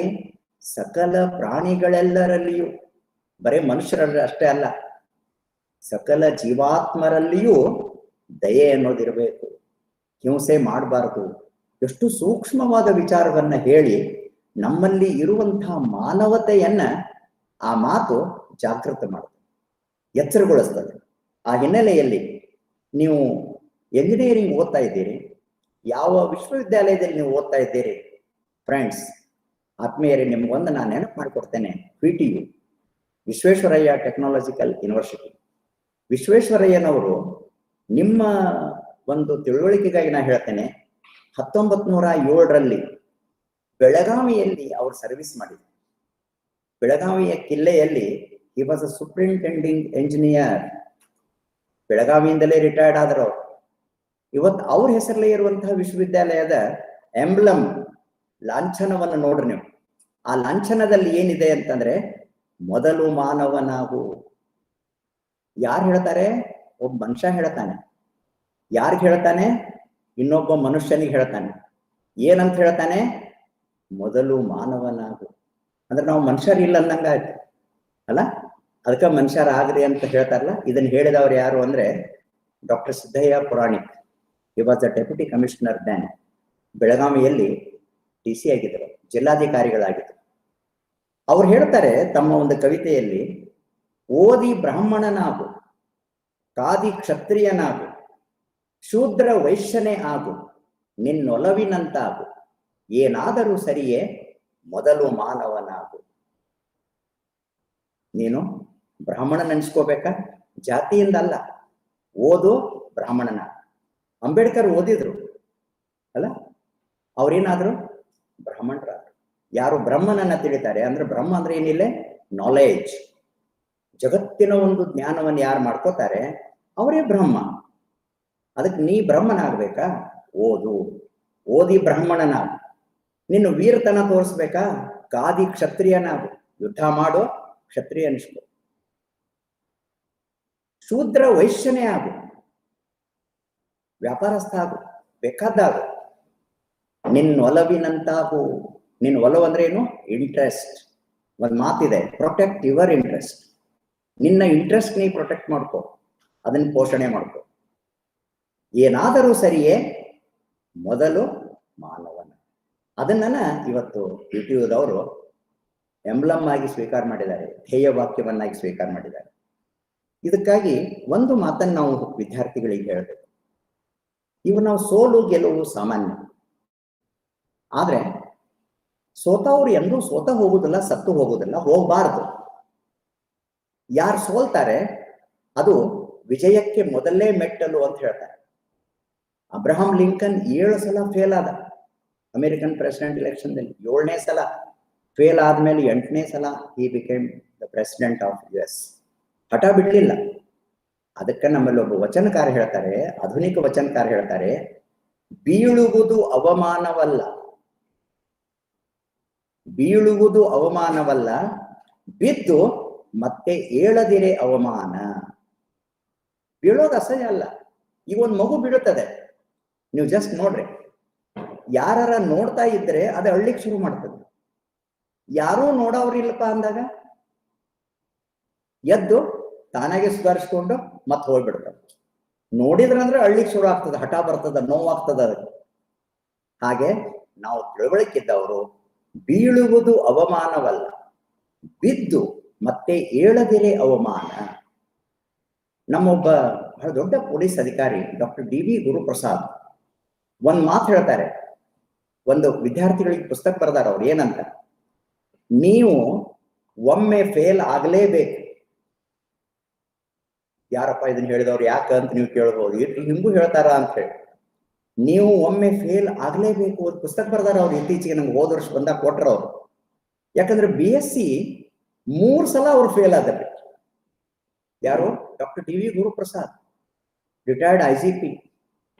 3 ಸಲ ಫೇಲ್ ಆದ್ಮೇಲೆ MA ಇಂಗ್ಲಿಷ್ ಮಾಡಿದ್ರು ಅವ್ರು. ಅವಾಗ ಅವ್ರಿಗೆ ಅನುಭವ ಆಯ್ತು, ಹೌದಪ್ಪ ಮನುಷ್ಯ ಫೇಲ್ ಆಗ್ಬೇಕು. ಫೇಲ್ ಆದಾಗ ಗೊತ್ತಾಗ್ತದ ನನ್ನೊಳಗೆ ಎಷ್ಟು ಶಕ್ತಿ ಇದೆ. ಮತ್ ಯಾರು ಇದನ್ನ ಹೇಳಕ್ ಬರ್ಬೇಕಂದ್ರೆ 99.9 ಆದ್ರ ಈಗಿನ ಹುಡುಗರು ನೀವೆಲ್ಲ ಶಾಣ್ಯಾರ ಹುಡುಗರು, ಇಂಜಿನಿಯರಿಂಗ್ ಹುಡುಗರು ಬಹಳ ಶಾಣ್ಯಾರ್ರಿ. ಎಲ್ಲರ್ಕಿಂತ ಶಾಣ್ಯಾರಿ ಇವ್ರು. ನಾನು ನೋಡಿದ್ದೇನೆ, ಯಾಕಂದ್ರೆ ಎಲ್ಲಾ ಹುಡುಗರ್ನು ನಾನು ನೋಡಿದ್ದೇನೆ, ಎಲ್ಲಾ ಸ್ಟ್ರೀಮ್ದಲ್ಲಿ ನಾ ಕೆಲಸ ಮಾಡಿದ್ದೇನೆ. 99.9 ಆದಾಗ ನೀವು ಅಂತೀರಿ ಇನ್ನೊಂದು ಪಾಯಿಂಟ್ ಎಲ್ಲಿ ಹೋತು ಅಂತೇಳಿ ಹುಡುಕಾಡ್ತೇವೆ ನೀವು. ಯಾಕಂದ್ರೆ ನೀವು ಯಾವಾಗಲೂ SSC ಮೆಟ್ಟಲನ್ನು ಏರುವಂಥವ್ರು. ಯಾರು ಫೇಲ್ ಆಗ್ತಾರೆ ಅವ್ರು ಗಟ್ಟಿಯಾಗಿ ಜೀವನದಲ್ಲಿ ಇರ್ತಾರೆ ಅನ್ನೋದಕ್ಕೆ ಡಿ ವಿ ಗುರುಪ್ರಸಾದ್ ನಂತವರ ಆ ಪುಸ್ತಕ ಇವತ್ತು ನಮ್ಮ ಕೈಯಲ್ಲಿ ಸಾಕ್ಷಿಯಾಗಿದೆ. ಅದಕ್ಕಾಗಿ ಪುರಂದರದಾಸ, ನವಕೋಟಿ ನಾರಾಯಣರು 600 ವರ್ಷದಿಂದ ಹೇಳಿದರು, ಈಸಬೇಕು ಇದ್ದು ಜಯಿಸಬೇಕು. ಈ ಜೀವನದಲ್ಲಿ ಈಸಬೇಕು ಇದ್ದು ಜಯಿಸಬೇಕು. ಈಗ ನಾವೆಲ್ಲ ಒಂಥರ ಡಿಪ್ರೆಷನ್ಗೆ ಹೋಗಿದ್ದೇವೆ ಬಿಕಾಸ್ ಆಫ್ ಕೋವಿಡ್-19. ಇದೇನು ದೊಡ್ಡ ಪೆಂಡಾಮೆಂಟ್, ಜಗತ್ತಿಗೇನೋ ಒಂದು ಅನಾಹುತ ಮಾಡಿದಂಥದ್ದು. ಇಂಥದ್ರಲ್ಲಿ ನಮ್ಮನ್ನ ನಾವು ಫಿಟ್ ಇಟ್ಕೋಬೇಕಾದ್ರೆ, ಫಿಸಿಕಲಿ ಮೆಂಟಲಿ ಫಿಟ್ ಇಟ್ಕೋಬೇಕಾದ್ರೆ ನಾವು ಸಾಹಿತ್ಯದ ಮೊರೆ ಹೋಗ್ಬೇಕು. ಅದಕ್ಕೆ ದಾಸ್ ಹೇಳ್ತಾರೆ, ಈಸಬೇಕು ಇದ್ದು ಜಯಿಸಬೇಕು. ರತನ್ ಟಾಟಾ ಅವ್ರ ಮಾತು ಕೇಳಿದ್ದೇನೆ ಪರಿಚಯದಲ್ಲಿ. ಅವ್ರೊಂದು ಮಾತು ಹೇಳ್ತಾರೆ, ಇದೇನದಲ್ಲ 2020 ಕ್ರಿಕೆಟ್ ಮ್ಯಾಚ್ ಅಲ್ಲ. 2020 ಅಂದ್ರೆ ಇಯರ್ ಏನಿದೆ 20 ವರ್ಷ, ಇದು ಲಾಭ ಹಾನಿ ನೋಡುವ ವರ್ಷವಲ್ಲ. ಏನಿದು ಹಾಗಾದ್ರೆ? ಜೀವ ಉಳಿಸಿಕೊಳ್ಳುವ ವರ್ಷ. ಜಾನ್ ಬಚೆ ಲಾಖೋ ಪಾಯ್. ನೀವು ಈ ವರ್ಷ ಬದುಕಿ ಉಳಿದ್ರಿ ಅಂತಂದ್ರೆ ಮುಂದಿನ ವರ್ಷ ನೀವು ಬೇಕಾದಷ್ಟು ಲೆಕ್ಕ ಹಾಕ್ಬಹುದು, ಗಳಿಸಬಹುದು. ಅದಕ್ಕೆ ಜೀವ ಉಳಿಸಿಕೊಳ್ಳುವ ವರ್ಷ. ಅದನ್ನೇ ನಾವು ಪುರಂದರದಾಸ್ ಹೇಳ್ತಾರೆ, ಈಸಬೇಕು ಇದ್ದು ಜಯಿಸಬೇಕು. ದಿನಾ ನಾವು ನೋಡ್ತೇವೆ ಸುಯಿಸೈಡ್ ಮಾಡ್ಕೊಳ್ಳೋದು. ಇಲ್ಲ, ಒಬ್ಬವ ಹೊಂಟಿದ್ರಿ ಹುಡುಗ, ಸುಯಿಸೈಡ್ ಮಾಡ್ಕೊಳ್ಳಿಕ್ ಹೊಂಟಿದ್ರಿ. ಎದುರಿಗೆ ಒಬ್ಬ ಹಿರಿ ಮನುಷ್ಯ ಬಂದ, ಅವ ಏನೂ ಮಾತಾಡ್ಲಿಲ್ಲ. ಅರೆ, ಸೋ ಲವ್ಲಿ ಹೇರ್ ಡಾಯ್ ಅಂತಂದ್ರ, ನಿನ್ನ ಕೂದ್ಲು ಎಷ್ಟು ಚಂದ ಅದಾವ ಅಂತಂದ್ರ, ನನ್ ಕೂದ್ಲು ಅಲ್ಲಿ ಮತ್ ನೋಡ್ಬೇಡ. ಆ ಹುಡುಗನಿಗೆ ಅಂದ್ರ ಅವ್ರು, ಎಷ್ಟು ಚಂದ ಅದಾವ ನಿನ್ ಕೂದ್ಲು ಅಂತ ಹೇಳಿ. ಆಗ ಹುಡುಗಂದ, ಹೌದಲ್ಲ, ನಾನು ಹುಡ್ಕೊಂಡೇ ಇಲ್ಲಲ್ಲ ಅಂದ. ಅಂತ ಹುಡುಗ ಆತ್ಮಹತ್ಯೆ ಮಾಡ್ಕೊಳ್ಳಿಲ್ಲ. ಅವ ಬಹಳ ದೊಡ್ಡ ಸೈಕಾಲಜಿಸ್ಟ್ ಆದ. ಹೇಳಿಕ್ ಕಾರಣ ಅಂತಂದ್ರೆ ಟರ್ನಿಂಗ್ ಪಾಯಿಂಟ್ ಒಂದು ಏನಿದೆ ಅಲ್ಲ, ಅದನ್ನ ನೀವು ಒಮ್ಮೆ ದಾಟಿದ್ರಿ ಮುಗಿದೋದು, ಗೆದ್ದಂಗನ. ಇದನ್ನೆಲ್ಲ ಕಲಿಸುವಂಥದ್ದು ಸಾಹಿತ್ಯ. ಅದಕ್ಕೆ ನಾವು ಇವತ್ತ ಇದ್ದದ್ದನ್ನು ಬಿಟ್ಟು ಇಲ್ಲದಕ್ಕೆ ಬೆನ್ನ ಹತ್ತೇವ್ರಿ. ಕೈಗೆ ಸಿಗೋದನ್ನು ಬಿಟ್ಟು ಯಾವ್ದು ಕೈಗೆ ಸಿಗುವುದಿಲ್ಲಲ್ಲ ಅದ್ರ ಬೆನ್ನ ಹತ್ತಿದ್ದೇವೆ. ಅದಕ್ಕೆ ನಮ್ಮ ದಿನಮಾನದ ಬಹಳ ದೊಡ್ಡ ಕವಿ ಡಿ ವಿ ಗುಂಡಪ್ಪನವರು, DVG ಶಾರ್ಟ್ ಫಾರ್ಮ್, ಅವರೊಂದು ಮಾತು ಹೇಳ್ತಾರೆ. ನೀವು KSRTC ಬಸ್ನಲ್ಲಿ ಪ್ರಯಾಣ ಮಾಡಿದಾಗ ಆ ಬಸ್ನಲ್ಲಿ ಫಸ್ಟ್ ಏಡ್ ಬಾಕ್ಸ್ ಇರ್ತದೆ. ಫಸ್ಟ್ ಏಡ್ ಬಾಕ್ಸ್ ಮೇಲೆ 2 ಲೈನ್ ಬರ್ದದ್ದನ್ನು ಓದೇ ನೀವು. ಕನ್ನಡದಲ್ಲಿ ಬರ್ದಾರ. KSRTC ಬಸ್ನಲ್ಲಿ ಪ್ರಯಾಣ ಮಾಡಿದವ್ರಿಗೆ ಗೊತ್ತಾಗ್ತದೆ. ಇರುವ ಭಾಗ್ಯವ ನೆನೆದು ಬಾರೆನೆಂಬುದನ್ನು ಬಿಡು, ಇದೇ ಹರುಷಕ್ಕೆ ದಾರಿ. ಏನ್ ಹೇಳ್ತಾರೆ? ಇರುವ ಭಾಗ್ಯವನ್ನು ನೆನೆ, ನನಗದಪ್ಪ, ಐ ಆಮ್ ಹ್ಯಾಪಿ, ಇದ್ದುದರಲ್ಲಿ ಸಂತೃಪ್ತಿ ಪಡು. ಆ ಭಾಗ್ಯ ದೇವನೇನ್ ಕೊಟ್ಟಿದ್ದಾನೆ, ಕರುಣಿಸಿದ್ದಾನೆ, ಅದನ್ನ ನೀನ್ ನೆನಪು ಮಾಡ್ಕೋ. ಬಾರೆನೆಂಬುದನ್ನು ಬಿಡು, ಯಾವುದು ಬರುದಿಲ್ಲ ಅಂತದ ಅದ್ರ ಬೆನ್ನ ಹತ್ಬೇಡ, ನಿಂಗೆ ದಣಿಸ್ತದ. ಬಾರೆನೆಂಬುದನ್ನು ಬಿಡು, ಇದೇ ಹರುಷಕ್ಕೆ ದಾರಿ, ಇದು ಸಂತೋಷಕ್ಕೆ ದಾರಿ. ಎಂಥ ಅದ್ಭುತವಾದ ಮಾತು. ನೀವು ಬಸ್ನಲ್ಲಿ ಯಾವಾಗ ಇನ್ನು ಮೇಲಾದ್ರೂ ಪ್ರಯಾಣ ಮಾಡಿದಾಗ ಪ್ಲೀಸ್ ಸ್ವಲ್ಪ ಆ ಕಡೆಗೆ ಲಕ್ಷ ಕೊಡ್ರಿ.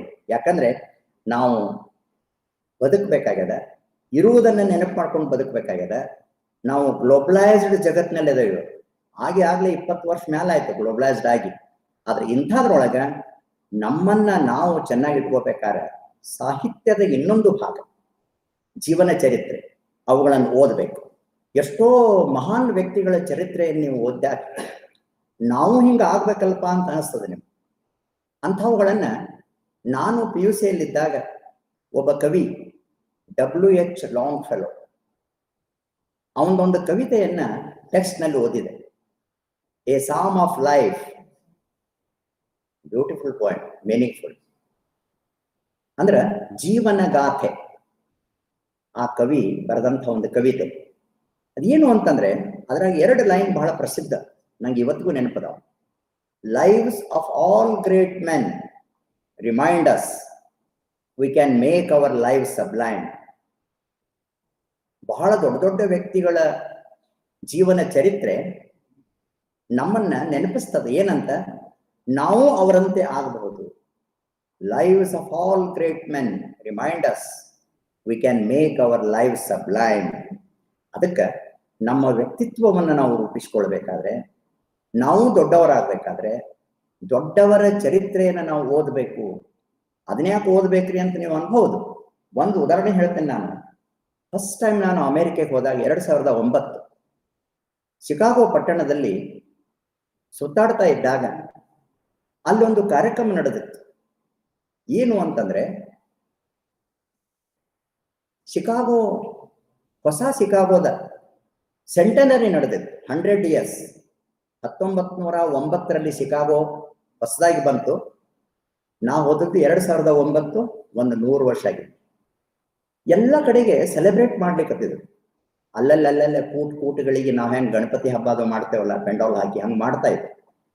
ಔಟ್ ಆಫ್ ಇಂಟ್ರೆಸ್ಟ್ ಏನಪ್ಪ ಇದು ನಡೆದದಂತ ನಾನು ಸ್ವಲ್ಪ ನೋಡಿದಾಗ 100 ವರ್ಷದ ಸೆಲೆಬ್ರೇಷನ್ ನಡೆದಿತ್ತು. ಯಾಕಂತ ಕೇಳಿದಾಗ, ಇಲ್ಲ, ಡೇನಿಯಲ್ ಬರ್ನ್ಹ್ಯಾಮ್, ನೀವು ಇಂಟರ್ನೆಟ್ಗೆ ಹೋಗ್ರಿ, ಟೈಪ್ ಮಾಡ್ರಿ ಡೇನಿಯಲ್ ಬರ್ನ್ಹ್ಯಾಮ್ ಅಂತ ಹೇಳಿ, ನಿಮಗೆ ಇಷ್ಟು ಅದ್ಭುತವಾದಂತಹ ವಿಷಯ ಸಿಗ್ತದ ಡೇನಿಯಲ್ ಬರ್ನ್ಹ್ಯಾಮನ್ ಬಗ್ಗೆ. ನಾನೊಂದು ಪುಟ್ಟ ಪುಸ್ತಕವನ್ನು ತಗೊಂಡು ಅಲ್ಲಿ ಓದಿದೆ. ಅವನ ಕಥೆ ನಿಮಗೆ ಕೇಳಿದ್ರೆ, ಎಂಜಿನಿಯರಿಂಗ್ ಸ್ಟೂಡೆಂಟ್ಸ್ ಎಸ್ಪೆಷಲಿ ನಾನು ಅದನ್ನ ಒತ್ತು ಕೊಟ್ಟು ಹೇಳ್ತೇನೆ. You just go through Daniel Burnham. ಅವ ಒಬ್ಬ ಕೂಲಿಕಾರನ ಮನುಷ್ಯ, ಕೂಲಿಕಾರಕ್ಕೆ ಹುಟ್ಟಿದಂಥ ಸಾಮಾನ್ಯ ಹುಡುಗ. ಆದ್ರ ಅಭ್ಯಾಸದಲ್ಲಿ ಇಂಟ್ರೆಸ್ಟ್ ಇರಲಿಲ್ಲ ಅವನಿಗೆ ಇಂಟ್ರೆಸ್ಟ್ ಎದರಲ್ಲಿ ಅಂತಂದ್ರೆ ಸ್ಪೋರ್ಟ್ಸ್, ಆಟದಲ್ಲಿ ಇಂಟ್ರೆಸ್ಟ್ ಇತ್ತು. SSLC ಆ ಲೆವೆಲ್ಗೆ 10th grade ಅಂತಾರೆ US ದಲ್ಲಿ, ಅದರಲ್ಲಿ ಅಗದಿ ಆರ್ಡಿನರಿ ಪಾಸ್ ಆದವ. 2 ಯೂನಿವರ್ಸಿಟಿಗಳು ಬಹಳ ಪ್ರಸಿದ್ಧವಾದಂಥವು, ಹಾರ್ವರ್ಡ್ ಅಂಡ್ ಯೇಲ್ ಯೂನಿವರ್ಸಿಟಿ. ಅವು ಅಡ್ಮಿಷನ್ ಕೊಡ್ಲಿಲ್ಲ. PU ಲೆವೆಲ್ಗೆ 11th ಕ್ಲಾಸಿಗೆ ಅಡ್ಮಿಷನ್ ಸಿಗ್ಲಿಲ್ಲ. ಬಟ್ ಡೇನಿಯಲ್ ಬರ್ನ್ಹ್ಯಾಮ್ ಡಿಸಪಾಯಿಂಟ್ ಆಗಲಿಲ್ಲ. ಆತ ಏನ್ ಮಾಡಿದ ಅಂದ್ರೆ, ಅತ್ಯಂತ ಸೋಯಿ ಪ್ರಯಾಣ ಯಾವುದು ಅಂದ್ರೆ ಹಡಗು. ಒಂದು ಹಡಗು ಹತ್ತಿದವ. ಎಲ್ಲಿ ಹೊಂಟಿತ್ತ ಹಡಗು? ಯುರೋಪದ ಪ್ರಮುಖ ದೇಶಗಳನ್ನ ಹಡಗಿನಲ್ಲಿ ಹೋಗಿ ಆತ ನೋಡಿದ. ಯಾವಾಗಿದ್ದು? 115-20 ವರ್ಷಗಳ ಹಿಂದೆ. 18 ವರ್ಷದ ಹುಡುಗ ಯುರೋಪದ ದೊಡ್ಡ ದೊಡ್ಡ ಬಿಲ್ಡಿಂಗ್ಗಳನ್ನು ನೋಡಿದ. ಅದರದ್ದು ಎಲಿವೇಶನ್ ನೋಡಿದ, ಫ್ರಂಟ್ ಎಲಿವೇಶನ್, ಅದ್ರ ಡಿಸೈನ್ ಎಲ್ಲ ನೋಡಿದ. ಅವನಿಗಿಷ್ಟು ಪ್ರಭಾವ ಆಯ್ತಲ್ಲ, ನಾನೊಬ್ಬ ಬಿಲ್ಡರ್ ಆಗ್ಬೇಕು ಅಂತ ಅನಿಸ್ತ. ಯುರೋಪದಿಂದ ವಾಪಸ್ ಬಂದವನೇ 20-22 ವರ್ಷದ ಹುಡುಗ ಸಣ್ಣದೊಂದು ಕನ್ಸ್ಟ್ರಕ್ಷನ್ ಕಂಪನಿ ಶುರು ಮಾಡಿದ ತನ್ನ ಸ್ನೇಹಿತನ ಜೊತೆಗೆ, light minded friend. Construction company ಶುರು ಮಾಡಿ ಸಣ್ಣ ಸಣ್ಣ ಕಟ್ಟಡವನ್ನು ಕಟ್ಟಲಿಕ್ಕೆ ಶುರು ಮಾಡಿದ. ಒಂದು ಸ್ಕೂಲ್ ಕಟ್ಟಿದವ, ಚಿಕಾಗೋ ಪಬ್ಲಿಕ್ ಸ್ಕೂಲ್. ಇವತ್ತಿಗೂ ಆ ಬಿಲ್ಡಿಂಗ್ ಇಷ್ಟು ಹೊಸದಲ್ಲ, ನಾನು ನೋಡಿದೆ, ಅದ್ಭುತ. ಈ ಬಿಲ್ಡಿಂಗ್ ಕಟ್ಟಿದ್ದನ್ನು ನೋಡಿ ಅವನಿಗೆ ಇಷ್ಟು ಕಾಂಟ್ರಾಕ್ಟ್ಸ್ ಬರ್ಲಿಕ್ಕತ್ತು. ಅಲ್ಲೊಬ್ಬ ಶ್ರೀಮಂತ ಮನುಷ್ಯ, ಶರ್ಮನ್ ಅಂತ ಹೇಳಿ, ಬೆಳಗಾವಿ ಒಳಗೆ ಒಂದು ಶಾಲೆ ಅದರಿ, ಶರ್ಮನ್ ಸ್ಕೂಲ್, ನಿಮ್ಗೆ ನೆನಪಾಡ್ಲಿಕ್ತಾನೆ ಅಷ್ಟೇ.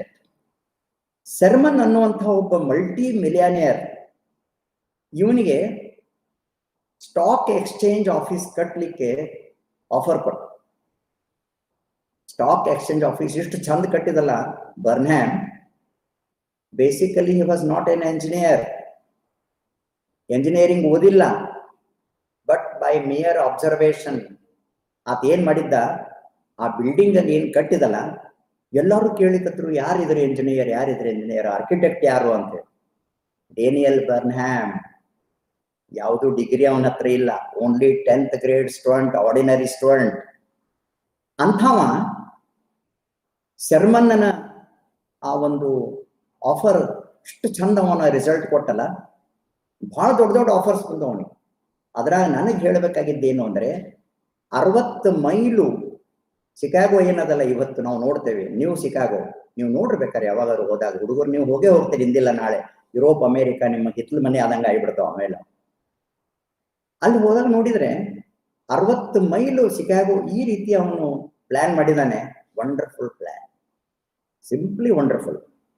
ಅದನ್ನು ನೋಡಿ ಅವನಿಗೆ ಎಷ್ಟು ದೇಶಗಳು ಆಫರ್ ಕೊಟ್ಟು, ಆ ನಂತರದಲ್ಲಿ ನನಗೆ ಹೇಳಬೇಕಾದ ಪಾಯಿಂಟ್ ಏನಂದ್ರೆ, ಯಾವ university, Harvard university and university of Yale university admission ಕೊಟ್ಟಿರಕ್ಕಿಲ್ಲಲ್ಲ, ಆ ಎರಡೂ ಯೂನಿವರ್ಸಿಟಿ ಇವನನ್ನ ಕರೆಯಿಸಿ ಆನರರಿ ಡಾಕ್ಟರೇಟ್ ಕೊಟ್ಟು, ಅಚೀವ್ಮೆಂಟ್.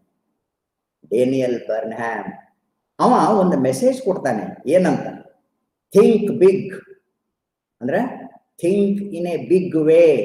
ಬಹಳ ದೊಡ್ಡದಾಗಿ ಆಲೋಚನೆ ಮಾಡ್ರಿ, ದೊಡ್ಡದಾಗಿ ನಿರ್ಮಾಣ ಮಾಡ್ರಿ. ಅದನ್ನೇ ನಮ್ಮ ಸ್ವಾಮಿ ವಿವೇಕಾನಂದರು ಹೇಳ್ತಾರೆ, ಲೋ ಏಮ್ ಈಸ್ ಕ್ರೈಮ್. ಇದೆಲ್ಲ ಓದಿದಾಗ ಗೊತ್ತಾಗ್ತದ, ಸಾಹಿತ್ಯ, ಚರಿತ್ರೆ, ಫಿಲಾಸಫಿ, ಇದನ್ನು ಓದಿದಾಗ ನಮ್ಗೆ ಗೊತ್ತಾಗ್ತದ. ವಿವೇಕಾನಂದ ಹೇಳ್ತಾರೆ, low aim is crime. For your kind information, Swami ವಿವೇಕಾನಂದರು ಬೆಳಗಾವಿಗೆ ಬಂದಾಗ 11 ದಿವಸ ಇದ್ರಿ. 9 ದಿವಸ ಬೆಳಗಾವಿ ಫೋರ್ಟ್ ಏರಿಯಾದಾಗಿದ್ರು, 2 ದಿವಸ heart of the city Belagavi ಒಳಗೆ, ಅಲ್ಲಿ 2 ದಿವಸ ಇದ್ರಿ. ಇವತ್ತು ಅವೆರಡು ಸ್ಮಾರಕಗಳಾಗಿದ್ದಾವೆ. ನಿಮಗೆ ಟೈಮ್ ಸಿಕ್ಕಾಗ ಹೋಗಿ ನೋಡ್ರಿ. ಅವ್ರು ಹೇಳ್ತಾರೆ, low aim is crime.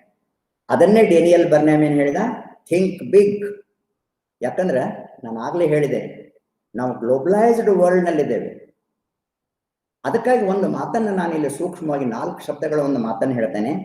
Think globally and live locally. ನೀವು ಜಾಗತಿಕವಾಗಿ ವಿಚಾರ ಮಾಡ್ರಿ, ಸ್ಥಳೀಯವಾಗಿ ಬದುಕ್ರಿ. ಯಾಕಂದ್ರೆ ನಾವು ನೆಲ ಮರಿಬಾರ್ದು. ಯಾವ ನೆಲದ ಮ್ಯಾಗ ನಿಂತಿದ್ದೇವೆ ಆ ನೆಲ ಮರಿಬಾರ್ದು. ನಮ್ಮ ತಲೆ ಆಕಾಶದಲ್ಲಿ ಇರಲಿ, ಆದ್ರೆ ನೆಲ ಮಾತ್ರ, ಕಾಲ್ ಮಾತ್ರ ನೆಲದ ಮೇಲೆ ಇರಬೇಕು ಅನ್ನೋದನ್ನ ಡೇನಿಯಲ್ ಬರ್ನ್ಹ್ಯಾಮ್ ಹೇಳ್ತಾರೆ. ಅಬ್ದುಲ್ ಕಲಾಂ ಅವರ ಚರಿತ್ರೆ ಓದ್ರಿ ನೀವು, ಸೋ ವಂಡರ್ಫುಲ್ ಮ್ಯಾನ್, ಸೈಂಟಿಸ್ಟ್. ರಾಮೇಶ್ವರದ ಒಬ್ಬ ಮೀನುಗಾರರ ಮಗ, ಸಾಮಾನ್ಯ ಫಿಶರ್ಮನ್ ಅವ್ರ ತಂದೆ. ಆ ಫಿಶರ್ಮನ್ ಮಗ ಇವ ಅಬ್ದುಲ್ ಕಲಾಂ, ಗ್ರೇಟ್ ಸೈಂಟಿಸ್ಟ್. ಅವರೊಂದು ಮಾತನ್ನು ಹೇಳ್ತಾರೆ, 4 ಶಬ್ದಗಳು, ಖರೆ ಏನು ವಂಡರ್ಫುಲ್ ಇದೆ message. Dream it, do it. 4 ಶಬ್ದ ಹೇಳಿದರು. ಬೆಳಗಾವಿಗೆ ಬಂದಾಗ ಅಬ್ದುಲ್ ಕಲಾಂ ಅವ್ರು ನಾನು ಭೇಟಿ ಆದ್ರೆ ಇವತ್ತಿಗೂ ನನಗೆ ರೋಮಾಂಚನ ಅನಿಸ್ತದೆ. Great personality. ಅಂಥ ಅಬ್ದುಲ್ ಕಲಾಂ ಸಾಹೇಬ್ರು ಹೇಳ್ತಾರೆ, ಡ್ರೀಮ್ ಇಟ್, ಡೂ ಇಟ್. ಅಂದ್ರೆ ಮೊದಲು ಕನಸು ಕಾಣ್ರಿ, ಆ ನಂತರ ಅದನ್ನು ಸಾಕಾರಗೊಳಿಸ್ರಿ. ಕನಸು ಕಾಣೋದು ಅಂದ್ರೆ ರಾತ್ರಿ ಮಲಗಿದಾಗ ನೋಡುವಂತಹ ಕಲರ್ಫುಲ್ ಕನಸಲ್ಲ, ಎಚ್ಚರಿದ್ದಾಗ ನೋಡುವ ಕನಸು, ನಿದ್ದೆ ಹತ್ತಲಾರದಂಗ ಮಾಡುವಂತಹ ಕನಸು, ಹಗಲ ಕನಸು, ಎಚ್ಚರಿದ್ದಾಗ ನೋಡುವ ಕನಸು. ಅಂದ್ರೆ ನಾ ಏನ್ ಆಗ್ಬೇಕು, ಏನ್ ಮಾಡಬೇಕು, ಈ ಕನಸು ನೀವು ಹಗಲಿ ಕಾಣ್ರಿ, ಮತ್ತ ಸಾಕಾರಗೊಳಿಸ್ಲಿಕ್ಕೆ ಪ್ರಯತ್ನ ಮಾಡಿ. ಅದಕ್ಕೆ ನಾ ಹೇಳಿದೆ, lives of all great men remind us we can make our live sublime. ಇಂಥಾಗ ನಾವು ಜನರನ್ನ ತಿಳ್ಕೋಬೇಕು. ಸಾಹಿತ್ಯ ಹೊಸ ಹೊಸ ಜನರನ್ನ ನಮಗೆ ಪರಿಚಯ ಮಾಡಿಕೊಡ್ಬೇಕು. ನೀವು ಸಿನಿಮಾ ನೋಡ್ತೇವೆ, ಅವೆಲ್ಲ ಬೇಸ್ಡ್ ಆನ್ ಸ್ಟೋರೀಸ್, ನಾವೆಲ್ಸ್ ಎಲ್ಲ ಇರ್ತವೆ. ಬೇಸ್ ಇಲ್ಲ ಯಾವುದೂ ಇರೋದೇ ಇಲ್ಲ, ಆಧಾರ ಬೇಕೇ ಬೇಕು. ಒಂದು ಸಿನಿಮಾ ತೆಗಿಬೇಕಾದ್ರೆ ಕಥೆ ಬೇಕೇ ಬೇಕಲ್ಲ, ಸ್ಕ್ರೀನ್ ಪ್ಲೇ ಬೇಕೇ ಬೇಕು. ಆ ಹಿನ್ನೆಲೆಯಲ್ಲಿ ನಾವು ಜನರ ಸ್ವಭಾವವನ್ನ, ಸಾಹಿತ್ಯವನ್ನ ಓದ್ತಾ ಹೋದಂಗೆ ಗೊತ್ತು ಮಾಡ್ಕೋಬಹುದು. ಇಲ್ಲಾದ್ರೆ ನಾವು ಜನರನ್ನು ತಿಳ್ಕೊಳ್ಳಿಕ್ಕೆ ಆಗೋದಿಲ್ಲ. ನಾ ಮತ್ತೊಂದು ಮಹತ್ವದ ಮಾತನ್ನು ಇಲ್ಲಿ ಹೇಳಲಿಕ್ಕೆ ಇಚ್ಛೆ ಪಡ್ತಾ ಇದ್ದೀನಿ. ನಾವು ಜನರನ್ನ ಯಾವಾಗ ತಿಳ್ಕೋತೇವೆ, ನಮ್ಮನ್ನು ನಾವು ತಿಳ್ಕೊಂಡಂಗ. ನಾ ಏನದೇನು, ನಾ ಎಲ್ಲಿ ನಿಲ್ತೇನೆ. ಒಂದು ಮಾತಿದೆ, we don't know the people because we hate them. ಇದನ್ನ ರಿವರ್ಸ್ ಮಾಡಿದ್ರೆ, we hate the people because we don't know them. ನೋಡ್ರಿ ಎಷ್ಟು ಮಹತ್ವದ ಮಾತು. ಸಾಹಿತ್ಯ ಓದಿದಾಗ ನಮ್ಗೆ ಗೊತ್ತಾಗ್ತದ, we should know the people, we should love the people, we should honour the people. ಅದಕ್ಕೆ we don't know the people because we hate them, we hate the people because we don't know them. ಹಾಗಾದ್ರೆ ನಾವು ಇದನ್ನೆಲ್ಲ ಮಾಡ್ಬೇಕಾದ್ರೆ ನಮ್ಮ ಮೇಲೆ ನಮ್ಗೆ ವಿಶ್ವಾಸ ಇರಬೇಕು. ಒಬ್ಬ ಹಿಂದಿ ಕವಿ ಹೇಳ್ತಾನೆ, ನೀ ಯಾರನ್ನೂ ನಂಬಬೇಡ, ಆದ್ರೆ ನಿನ್ನನ್ನ ನೀನು ನಂಬು, ನಿನ್ನ ಶ್ವಾಸದ ಮೇಲೆ ನೀನು ವಿಶ್ವಾಸ ಇಡು. ಆ ಕವಿ ಹೇಳ್ತಾನೆ ಏನಂತ, ಅಪನೆ ಶ್ವಾಸ ಪರ್ ವಿಶ್ವಾಸ ರಖೋ. ಎಂಥ ಅದ್ಭುತವಾದ ಮಾತದವರು. ಬೇರೆ ಬೇರೆ ಸಾಹಿತ್ಯ ಓದಿದಾಗ ನಮಗೆ ಗೊತ್ತಾಗ್ತದೆ, ಹಿಂದಿ, ಇಂಗ್ಲಿಷ್, ಕನ್ನಡ, ಮರಾಠಿ. ಯಾಕಂದ್ರೆ ಒಳ್ಳೆ ವಿಚಾರಗಳು ಎಲ್ಲಿಂದನ ಬರ್ಲಿ, ಮರಾಠಿಯಿಂದ ಬರ್ಲಿ, ಇಂಗ್ಲಿಷ್ನಿಂದ ಬರ್ಲಿ, let the Nobel thoughts come from all the sides ಅಂತ ಒಂದು ಮಾತದ. ಒಳ್ಳೆ ವಿಚಾರಗಳು ಎಲ್ಲಿಂದ ಬಂದ್ರು ಒಳ್ಳೆ ವಿಚಾರಗಳೇ. ಬೆಳಕು ಕಿಟಕಿಯಿಂದ ಬರ್ಲಿ, ಬೇಕಾದ್ರೆ ಬಾಗಿಲಿನಿಂದ ಬರ್ಲಿ, ಬೇಕಾದ್ರೆ ಬ್ಯಾಟ್ರಿಯಿಂದ ಬರ್ಲಿ, ಬೆಳಕು ಬೆಳಕನೇ, ಜ್ಞಾನ ಜ್ಞಾನನೇ. ಅದಕ್ಕಾಗಿ ಇವತ್ತು ನಾವು ಯಂತ್ರಜ್ಞಾನ ತಂತ್ರಜ್ಞಾನ ಯುಗದಲ್ಲಿ ಅವುಗಳಿಗೆ ದಾಸರಾಗಿಬಿಟ್ಟಿದ್ದೇವೆ. ಮೊಬೈಲ್ ಇಲ್ದ ಬದುಕಲಿಕ್ಕೆ ಆಗೋದೇ ಇಲ್ಲ. ನೋಡ್ಬೇಕಾದ್ರೆ ನೀವು ಅದ್ರಾಗಿಂದ ಕರೆನ್ಸಿ ತೀರ್ಲಿಕ್ಕೆ ಬಂತಂದ್ರೆ ಎಷ್ಟು ಟೆನ್ಷನ್ ಮಾಡ್ಕೋತಾರ ನಮ್ಮವ್ರು. ಚಾರ್ಜ್ ತೀರ್ಲಿಕ್ಕೆ ಬಂತು, ಬ್ಯಾಟ್ರಿ ತೀರ್ಲಿಕ್ಕೆ ಬಂತು, ಅಯ್ಯೋ ಹೊಂಟದ ಅಂತ. ನೋ, ಮಾರ್ಟಿನ್ ಕೂಪರ್ ಮೊಬೈಲ್ ಪಿತಾಮಹ ಅಂತ ನಾವು ಹೇಳ್ತೇವೆ. ಮೊಬೈಲ್ ಕಂಡು ಹಿಡ್ದವ, ಅವ ಕಂಡು ಹಿಡಿದದ್ದು ನಮ್ಗೆ ಒಳ್ಳೇದಕ್ಕೆ ಕಂಡು ಹಿಡ್ದಾನೆ. ಆದ್ರೆ ನಾವು ಅದನ್ನ ಮಿಸ್ಯೂಸ್ ಮಾಡ್ಕೊಳ್ಳಿಕತ್ತೇವೆ. ಅದಕ್ಕೆ ನಾವು ಒಂದು ಮೆಸೇಜ್ ಕೊಡ್ತೇನೆ, ಮೊಬೈಲನ ಜಗತ್ತಲ್ಲ, ಮೊಬೈಲ್ದಾಗ ಜಗತ್ತೈತಿ, ಆದ್ರೆ ಮೊಬೈಲನ ಜಗತ್ತಲ್ಲ ಅನ್ನೋದನ್ನು ತಿಳ್ಕೊಬೇಕು. ಹುಡುಗರ ಗಾಡಿನೂ ಹಾಗೆ, ಒಂದು ಗಾಡಿ ಒಂದು ಮೊಬೈಲ್ ಇದ್ರೆ ಮುಗಿದು ಹೋಯ್ತು. ಹೌದಲ್ಲ, ನಾನು ಪ್ರಿನ್ಸಿಪಲ್ ಇದ್ದಾಗ ಒಬ್ಬ ಹುಡುಗ ಬಂದ, ನಾನು ರೌಂಡ್ ತಗೋತಿರ್ತೇನೆ ಯಾವಾಗಲೂ ಕ್ಯಾಂಪಸ್ನಲ್ಲಿ. ಆ ಹುಡುಗ ಗಾಡಿ ಮೇಲಿಂದ ಬಂದು ಹಿಂಗ್ ಇಳುದಲ್ಲ, ಇನ್ನೊಂದು ನೀಟ್ ಆಗಿರ್ ನಾನು ಒದ್ದ ಬಿಡ್ತಿದ್ದ. ಆಗ ಆ ಹುಡುಗನಿಗೆ ಒಂದ್ ಸ್ವಲ್ಪ ಬುದ್ಧಿ ಹೇಳಬೇಕು. ನಮ್ಮ ಮಾಸ್ತರ್ ಅಲ್ರಿ, ಹೆಂಗಾದ್ರು ಸಾಹಿತ್ಯದ ಮಾಸ್ತರ್, ಅವನಿಗೊಂದು ನೀಟ ಬುದ್ಧಿ ಹೇಳಬೇಕಂತ ನಾ ವಿಚಾರ ಮಾಡಿದೆ. ಬಟ್ ಅವನ ಪಲ್ಸರ್ ಅನ್ನುವಂಥ ದೊಡ್ಡ ಹೊಟ್ಟಿ ಗಾಡಿ, ಅದು 7 ಲೀಟರ್ ಹಿಡಿತದಂತ ಅದ್ರಾಗ ಪೆಟ್ರೋಲ್. ಅದ್ರ ಮ್ಯಾಲ ಒಂದು ಲೈನ್ ಬರ್ದಿತ್ರಿ. ಅವ್ನು ಬುದ್ಧಿ ಹೇಳ್ಬೇಕು ಅನ್ಕೊಡ್ದ ಆ ಲೈನ್ ನನಗೆ ಕಾಣಿಸ್ತು. ಏನಂತಿತ್ತು ಅದ್ರ ಮೇಲೆ ಅಂದ್ರೆ, ದಿಸ್ ಈಸ್ ಮೈ ಸ್ಟೈಲ್. ಅಂದ್ರ ನಾನು ಇಳಿಯೋದೇ ಹೀಗೆ ಏನ್ರಿ, ನಾನು ಇಳಿಯೋ ರೀತಿನ ಹಿಂಗ ನೀವ ಎಚ್ಚರದಿಂದ ಇರಿ, take care of your self. ಹೌದಲ್ರಿ? ಮತ್ತ ಅವನಿಗೇನ್ ನಾವು ಬುದ್ಧಿ ಹೇಳ್ಬೇಕ್ರಿ? ನೋಡ್ರಿ, ಸಮಾಜ ಏನ್ ಕಲಿಸ್ತದೆ, ಸಾಹಿತ್ಯ ಏನ್ ಕಲಿಸ್ತದೆ, ಅದ್ರ ಮೇಲೂ ಒಂದು ಬರಹ ಇತ್ತು ನೋಡ್ರಿ. ಹೌದಲ್ರಿ? ಅದು ಲಿಟ್ರೇಚರ್ನೇ, ಅದು ಲಿಟ್ರೇಚರ್. ಅದನ್ನ ಯಾಕೆ ಹೇಳಿಕ್ತಾನೆ ಇವತ್ತು ಎತ್ತಿ ಅಂತಂದ್ರೆ, ಎಂಥ ಅದ್ಭುತವಾದ ನಾಲೆಜ್ ನಮಗೆ ಇವತ್ತು ಸಮಾಜದಿಂದ ಬರ್ತದೆ. ಅದಕ್ಕಾಗಿ ಓದಬೇಕು, ಓದಿ ಅನುಭವವನ್ನು ವಿಸ್ತರಿಸ್ಕೊಳ್ಬೇಕು. ವಿದ್ಯಾರ್ಥಿಗಳಿಗೆ ನಾ 2 ಕಾದಂಬರಿ ಓದ್ಲಿಕ್ಕೆ ಹೇಳ್ತೇನೆ. ಕನ್ನಡ ಯಾರಿಗೆ ಬರ್ತದ ಅವ್ರಿಗೆ. ಡಾಕ್ಟರ್ ಶಿವರಾಮ್ ಕಾರಂತ್ ಅವರು ಅಳಿದ ಮೇಲೆ ಅಂತ ಕಾದಂಬರಿ ಬರ್ತದೆ. ನಾವೆಲ್ಲ 60s ಅದನ್ನು ಓದಿದ್ದು, 1960s. ಅಳಿದ ಮೇಲೆ ಅಂದ್ರೆ ಸತ್ತ ಮೇಲೂ ನಾವು ಉಳಿಬೇಕಂದ್ರೆ ಏನ್ ಮಾಡಬೇಕು ಅಂತಂದ್ರೆ, ಒಂದು ಮೆಸೇಜ್ ಕೊಡ್ತಾರ ಕಾರಂತರು ಕೊನೆಗೆ. ಈ ಸಮಾಜದಲ್ಲಿ ನಾವು ಶಾಶ್ವತವಾಗಿ ಉಳಿಯಬೇಕಾದ್ರೆ ನಾವು ಪಡೆದದ್ದಕ್ಕಿಂತ ಕೊಟ್ಟದ್ದು ಹೆಚ್ಚಾಗಬೇಕು. ಒಳ್ಳೇದ್ರೆ ಕೆಟ್ಟದ್ದು ಕೊಟ್ಟದ್ದಲ್ಲ, ಮತ್ತೆ ಒಳ್ಳೆಯದನ್ನು ಕೊಟ್ಟದ್ದು ಹೆಚ್ಚಾಗಬೇಕು. ನಾವು ತಗೊಂಡಿದ್ದು ಕಡಿಮೆ ಇರಬೇಕು. ಯಾಕಂದ್ರೆ policy what says, first you give then take. ಮೊದಲು ನೀ ಕೊಡು, ಆಮೇಲೆ ಪಡೆ. ಹಾಗೆ ನೀ ಕೊಟ್ಟದ್ದು ಹೆಚ್ಚಾಗಬೇಕು. ಅಂದ್ರೆ ಸತ್ತ ಮೇಲೂ ನೀನು ಉಳಿತಿ. ಈಗ ಗೋಗಟೆ ಅವ್ರು ಕೊಟ್ಟಿದ್ದಾರೆ, ದಾನ ಕೊಟ್ರವ್ರು, ಅವ್ರು ನಮ್ಮ ಜೊತೆಗೆ ಇಲ್ಲಿ ಇವತ್ತು ನಾವು ಅವ್ರು ನೋಡಿದ್ದೇವೆ, ಗ್ರೇಟ್ ಇಂಡಸ್ಟ್ರಿಯಲಿಸ್ಟ್. ಆದ್ರೆ ಇವತ್ತು ಅವ್ರು ಕೊಟ್ಟಂತಹ ದಾನದಲ್ಲಿ ಇಂತಹ ಬೃಹತ್ ಕಾಲೇಜ್ ನಿರ್ಮಾಣ ಆಗಿದೆ, ನೀವಲ್ಲಿ ಓದ್ತಾ ಇದ್ದೀರಿ. ಹಾಗೆ SL ಭೈರಪ್ಪನವ್ರು ಬಹಳ ದೊಡ್ಡ ಕಾದಂಬರಿಕಾರ, ನಮ್ಮ ದಿನಮಾನದ ದೊಡ್ಡ ಕಾದಂಬರಿಕಾರ. ಒಂದು ಕಾದಂಬರಿ ವಿದ್ಯಾರ್ಥಿಗಳಿಗೆ ಅವ್ರು ಹೇಳ್ತಾರೆ, ಧರ್ಮಶ್ರೀ ಅಂತ. ಧರ್ಮಶ್ರೀ ಓದ್ಬೇಕು, ಬೇರೆ ಬೇರೆ ಭಾಷೆಗಳಿಗೆ ಅದು ಟ್ರಾನ್ಸ್ಲೇಟ್ ಆಗಿದೆ. ಧರ್ಮಶ್ರೀ ಎಸ್ಪೆಷಲಿ ಫಾರ್ ಸ್ಟೂಡೆಂಟ್ಸ್ ಓದ್ಲೇಬೇಕಾದಂಥ ಒಂದು ಕಾದಂಬರಿ ಅಂತ. ಅದಕ್ಕೆ ಈ ಪ್ರೆಸೆಂಟ್ ಸಿಚುವೇಶನ್ದಲ್ಲಿ ನೀವು ಒತ್ತಡದಿಂದ ಹೊರಗೆ ಬರಬೇಕಾದ್ರೆ ಓದ್ರಿ, ನಿಮ್ಮ ನಾಲೆಜ್ ಹೆಚ್ಚು ಮಾಡ್ಕೊಳ್ರಿ. ಯಾಕಂದ್ರೆ ದೇಶ ನೋಡ್ಬೇಕು, ಕೋಶ ಓದ್ಬೇಕಂತ ಒಂದು ಮಾತದ. ದೇಶ ನೋಡಿದ್ರೆ ಆ ದೇಶ ಏನ್ ಮಾಡ್ತದೆ, ಕರ್ ತೋರಿಸ್ತದೆ ನಮ್ಗೆ, ಇದು ಇದು ಇದು ಇದು ಅಂತ ಹೇಳಿ ತೋರಿಸ್ತದೆ. ಆದ್ರೆ ಪುಸ್ತಕ ಏನ್ ಮಾಡ್ತದ, ತೆರೆದು ತೋರಿಸ್ತದೆ. ಯಾವಾಗ ನೀವು ಪುಟ ತೆಗಿತೀರಿ ಅವಾಗ ಆ ಪುಸ್ತಕ ನಮಗ ತೆರೆದು ತೋರಿಸ್ತದೆ. ಅದಕ್ಕೆ ನಾವು ನಾಲೆಜ್ ಸಲುವಾಗಿ ದೇಶವನ್ನು ನೋಡಬೇಕು, ಕೋಶವನ್ನು ಓದಬೇಕು. ಮತ್ತು ಇದು ನಮಗೆ ಪ್ರೆಸೆನ್ಸ್ ಆಫ್ ಮೈಂಡ್ ಬೆಳೆಸ್ತದೆ. ಸಾಮಾನ್ಯವಾದಂತಹ ಒಂದು ರೀತಿಯಲ್ಲಿ ಜ್ಞಾನವನ್ನು ಕೊಡೋದ್ರ ಜೊತೆಗೆ ಸಮಯ ಪ್ರಜ್ಞೆಯನ್ನು ಬೆಳೆಸ್ತದೆ. ನೀವು ಐನ್ಸ್ಟೀನ್ ಹೆಸರು ಕೇಳಿದೆ, ಆಲ್ಬರ್ಟ್ ಐನ್ಸ್ಟೀನ್. ಅವನಿಗೆ ನೊಬೆಲ್ ಪ್ರೈಸ್ ಬಂದಾಗ ಎಲ್ಲ ಕಡೆಗೆ ಅವನು ಭಾಷಣ ಮಾಡ್ಲಿಕ್ಕೆ ಹೋದ. ಇಷ್ಟು ಭಾಷಣ ಮಾಡಿದಲ್ಲ, ಭಾಷಣ ಮಾಡಿ ಮಾಡಿ ಮಾಡಿ ಬ್ಯಾಸತ್ರ ಒಂದ್ಸಲ ತನ್ನ ಡ್ರೈವರ್ ಎದುರಿಗೆ ಏನ್ ಹೇಳಿದವ, ನೋಡ್ಕೊ ನನಗೆ ಯಾಕೋ ಬಹಳ ಬೇಸರ ಆಗ್ಯದಂತ. ಆಗ ಡ್ರೈವರ್ ಏನ್ ಹೇಳಿದ, sir if you don't mind, if you don't mistake me, ನಿಮ್ಮ ಕೋಟ್ ನನಗೆ ಕೊಡ್ರಿ, ನಿಮ್ಮ ಜಾಗದಾಗ ನಾ ಕೂಡಿರ್ತೇನೆ ಕಾರ್ನಲ್ಲಿ, ನನ್ನ ಜಾಗದಾಗ ನೀವು ಕೂಡ್ರಿ ಅಂದ್ರೆ ಡ್ರೈವರ್ ಆಗ್ರಿ. ಆಫರ್ ಅಂತ ಪ್ರಪೋಸಲ್ ಕೊಟ್ಟವ. ಬಟ್ ಐನ್ಸ್ಟೀನ್ ಮಿಸ್ಟೇಕ್ ಮಾಡ್ಕೊಳ್ಳಿಲ್ಲ, ಸಿಟ್ಟು ಬರಲಿಲ್ಲ, ಓಕೆ ಅಂದ. ಒಂದು ಕಾರ್ಯಕ್ರಮಕ್ಕೆ ಹೋದ್ರ ಅವ್ರು ಹಿಂಗ ಗೋಗ್ಟೆ ಇನ್ಸ್ಟಿಟ್ಯೂಟ್ ಅಲ್ಲಿ ಕಾರ್ಯಕ್ರಮಕ್ಕೆ ಹೋದಾಗ ಲೆಕ್ಚರ್ ಅದ್ಭುತ ಮಾಡಿಬಿಟ್ಟೆ. ಯಾರು? ಡ್ರೈವರ್. ದಿನಾ ಐನ್ಸ್ಟೀನ್ ಕೊಟ್ಟ ಲೆಕ್ಚರ್ ಕೇಳಿ ಕೇಳಿ ಕೇಳಿ ಅವಾಗ ರಕ್ತಗತ ಆಗಿಬಿಟ್ಟಿತ್ತ. ಅದ್ಭುತವಾಗಿ ಸ್ಪೀಚ್ ಮಾಡಿದ್ರಿ.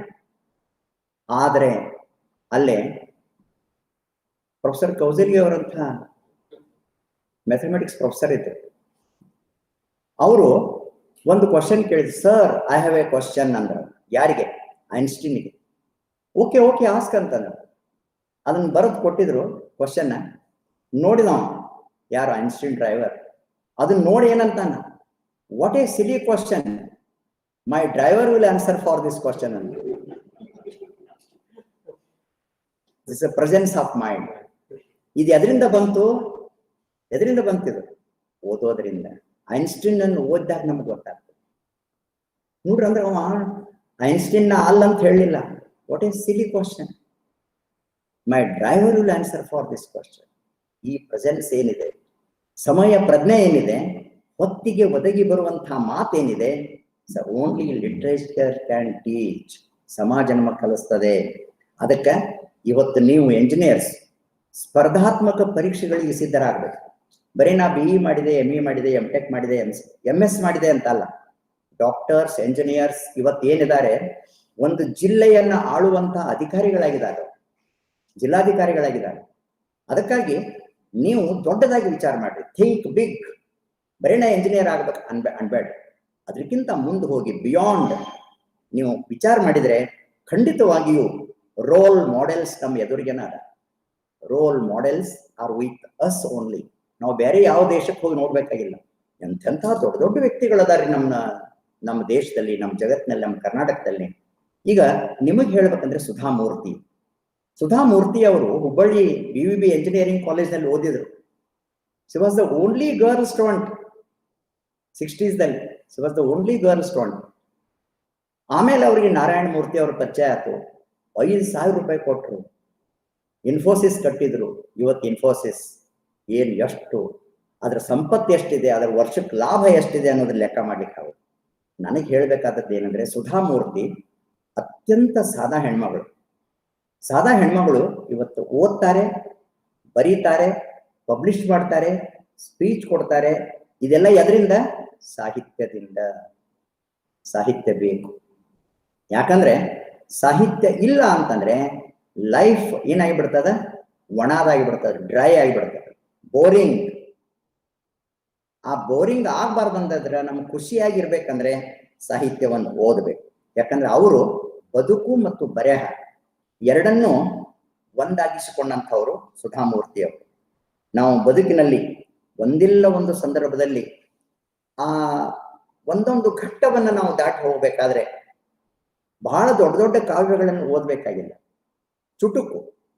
ಜಪಾನ್ದಲ್ಲಿ ಹೈಕ್ ಅಂತ ಬರ್ತಾವ್ರಿ, ಬರೀ 17 ಅಕ್ಷರ ಇರ್ತಾವ. ಆ 17 ಅಕ್ಷರದಾಗ ದೊಡ್ಡ ಮೆಸೇಜ್ ಇರ್ತದೆ. ಹಂಗ ಕನ್ನಡದಲ್ಲಿಯೂ ಸಹಿತ ಚುಟುಕುಗಳದಾವ್ರಿ, ಸಣ್ಣ ಸಣ್ಣ. ಬಹಳ ದೊಡ್ಡ ದೊಡ್ಡ ಕಾವ್ಯಗಳನ್ನ ಓದ್ಬೇಕನ್ನುವಂತಹ ಯಾವುದೇ ನಿಯಮ ಇಲ್ಲ.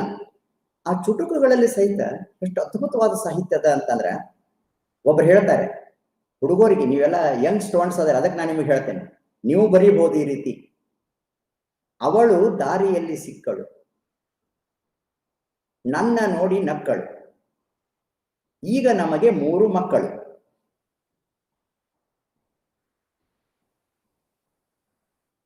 Love at first sight. ಹಾದಿಯೊಳಗೆ ಸಿಕ್ಕಳು, ಇಬ್ಬರಿಗೂ ಪ್ರೀತಿ ಆಯ್ತು. ಆಕಿ ನನ್ನ ನೋಡ್ ನಕ್ಕಳು, ನಾನು ಆಕಿ ನೋಡ್ ನಕ್ಕೆ. ಈಗ ರಿಸಲ್ಟ್ ಏನಪ್ಪ? ನಮಗೆ 3 ಮಕ್ಕಳು. ಅಂದ್ರ ಸಾಹಿತ್ಯ ಹಾಸ್ಯವನ್ನು ಕಲಿಸ್ತದೆ.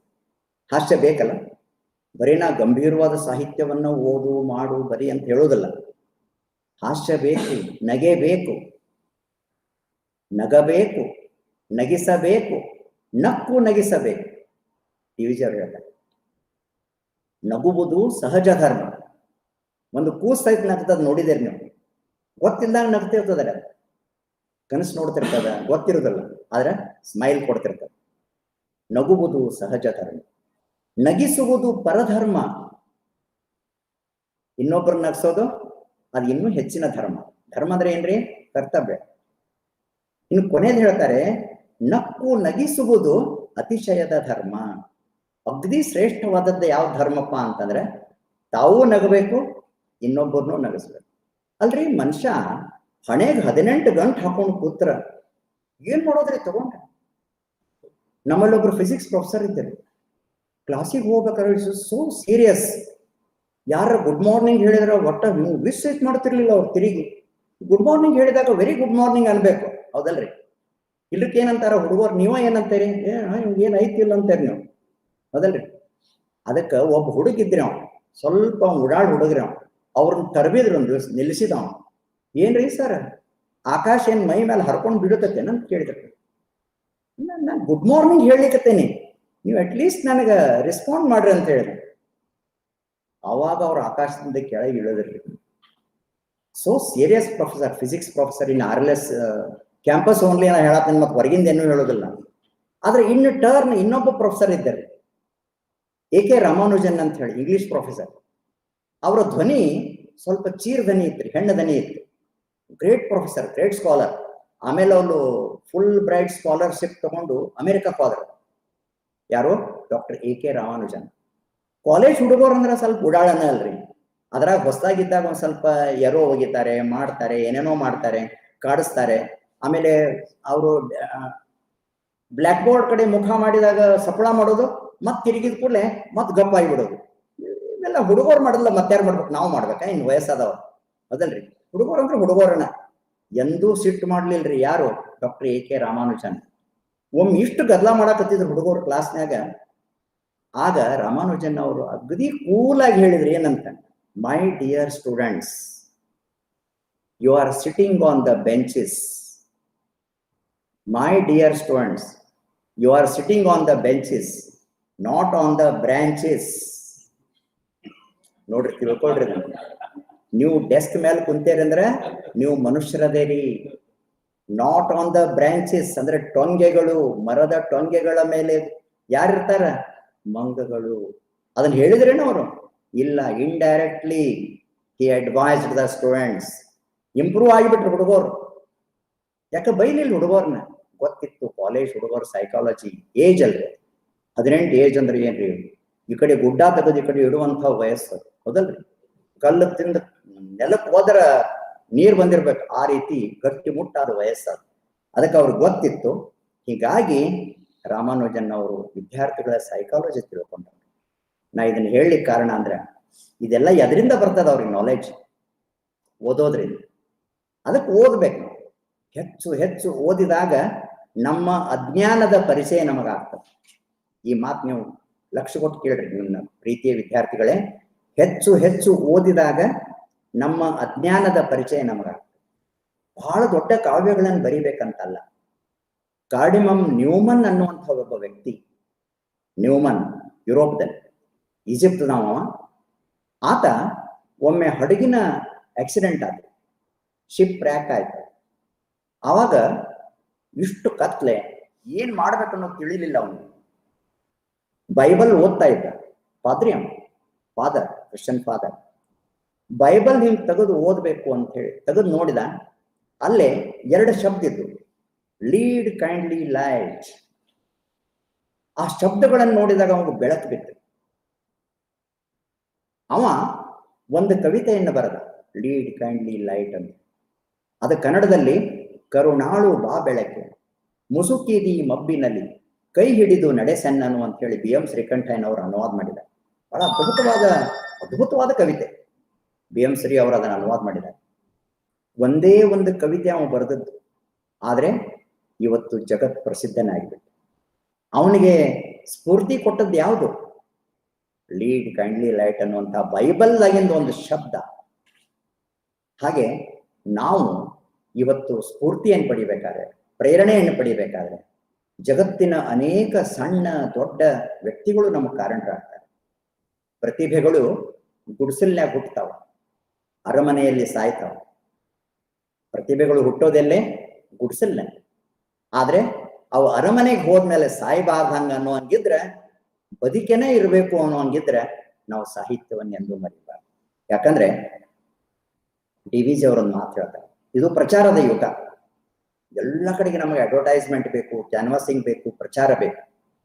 4 ಸಾಲಿನ ಒಂದು ಪದ್ಯದಲ್ಲಿ ಅವ್ರು ಹೇಳ್ತಾರೆ, ಇಳೆಯಿಂದ ಮೊಳಕೆ ಒಡೆವೊಂದು ತಮಟೆಗಳಿಲ್ಲ,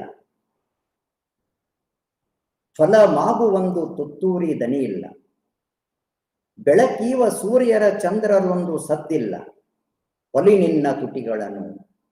4 ಸಾಲು. ಏನಂತ?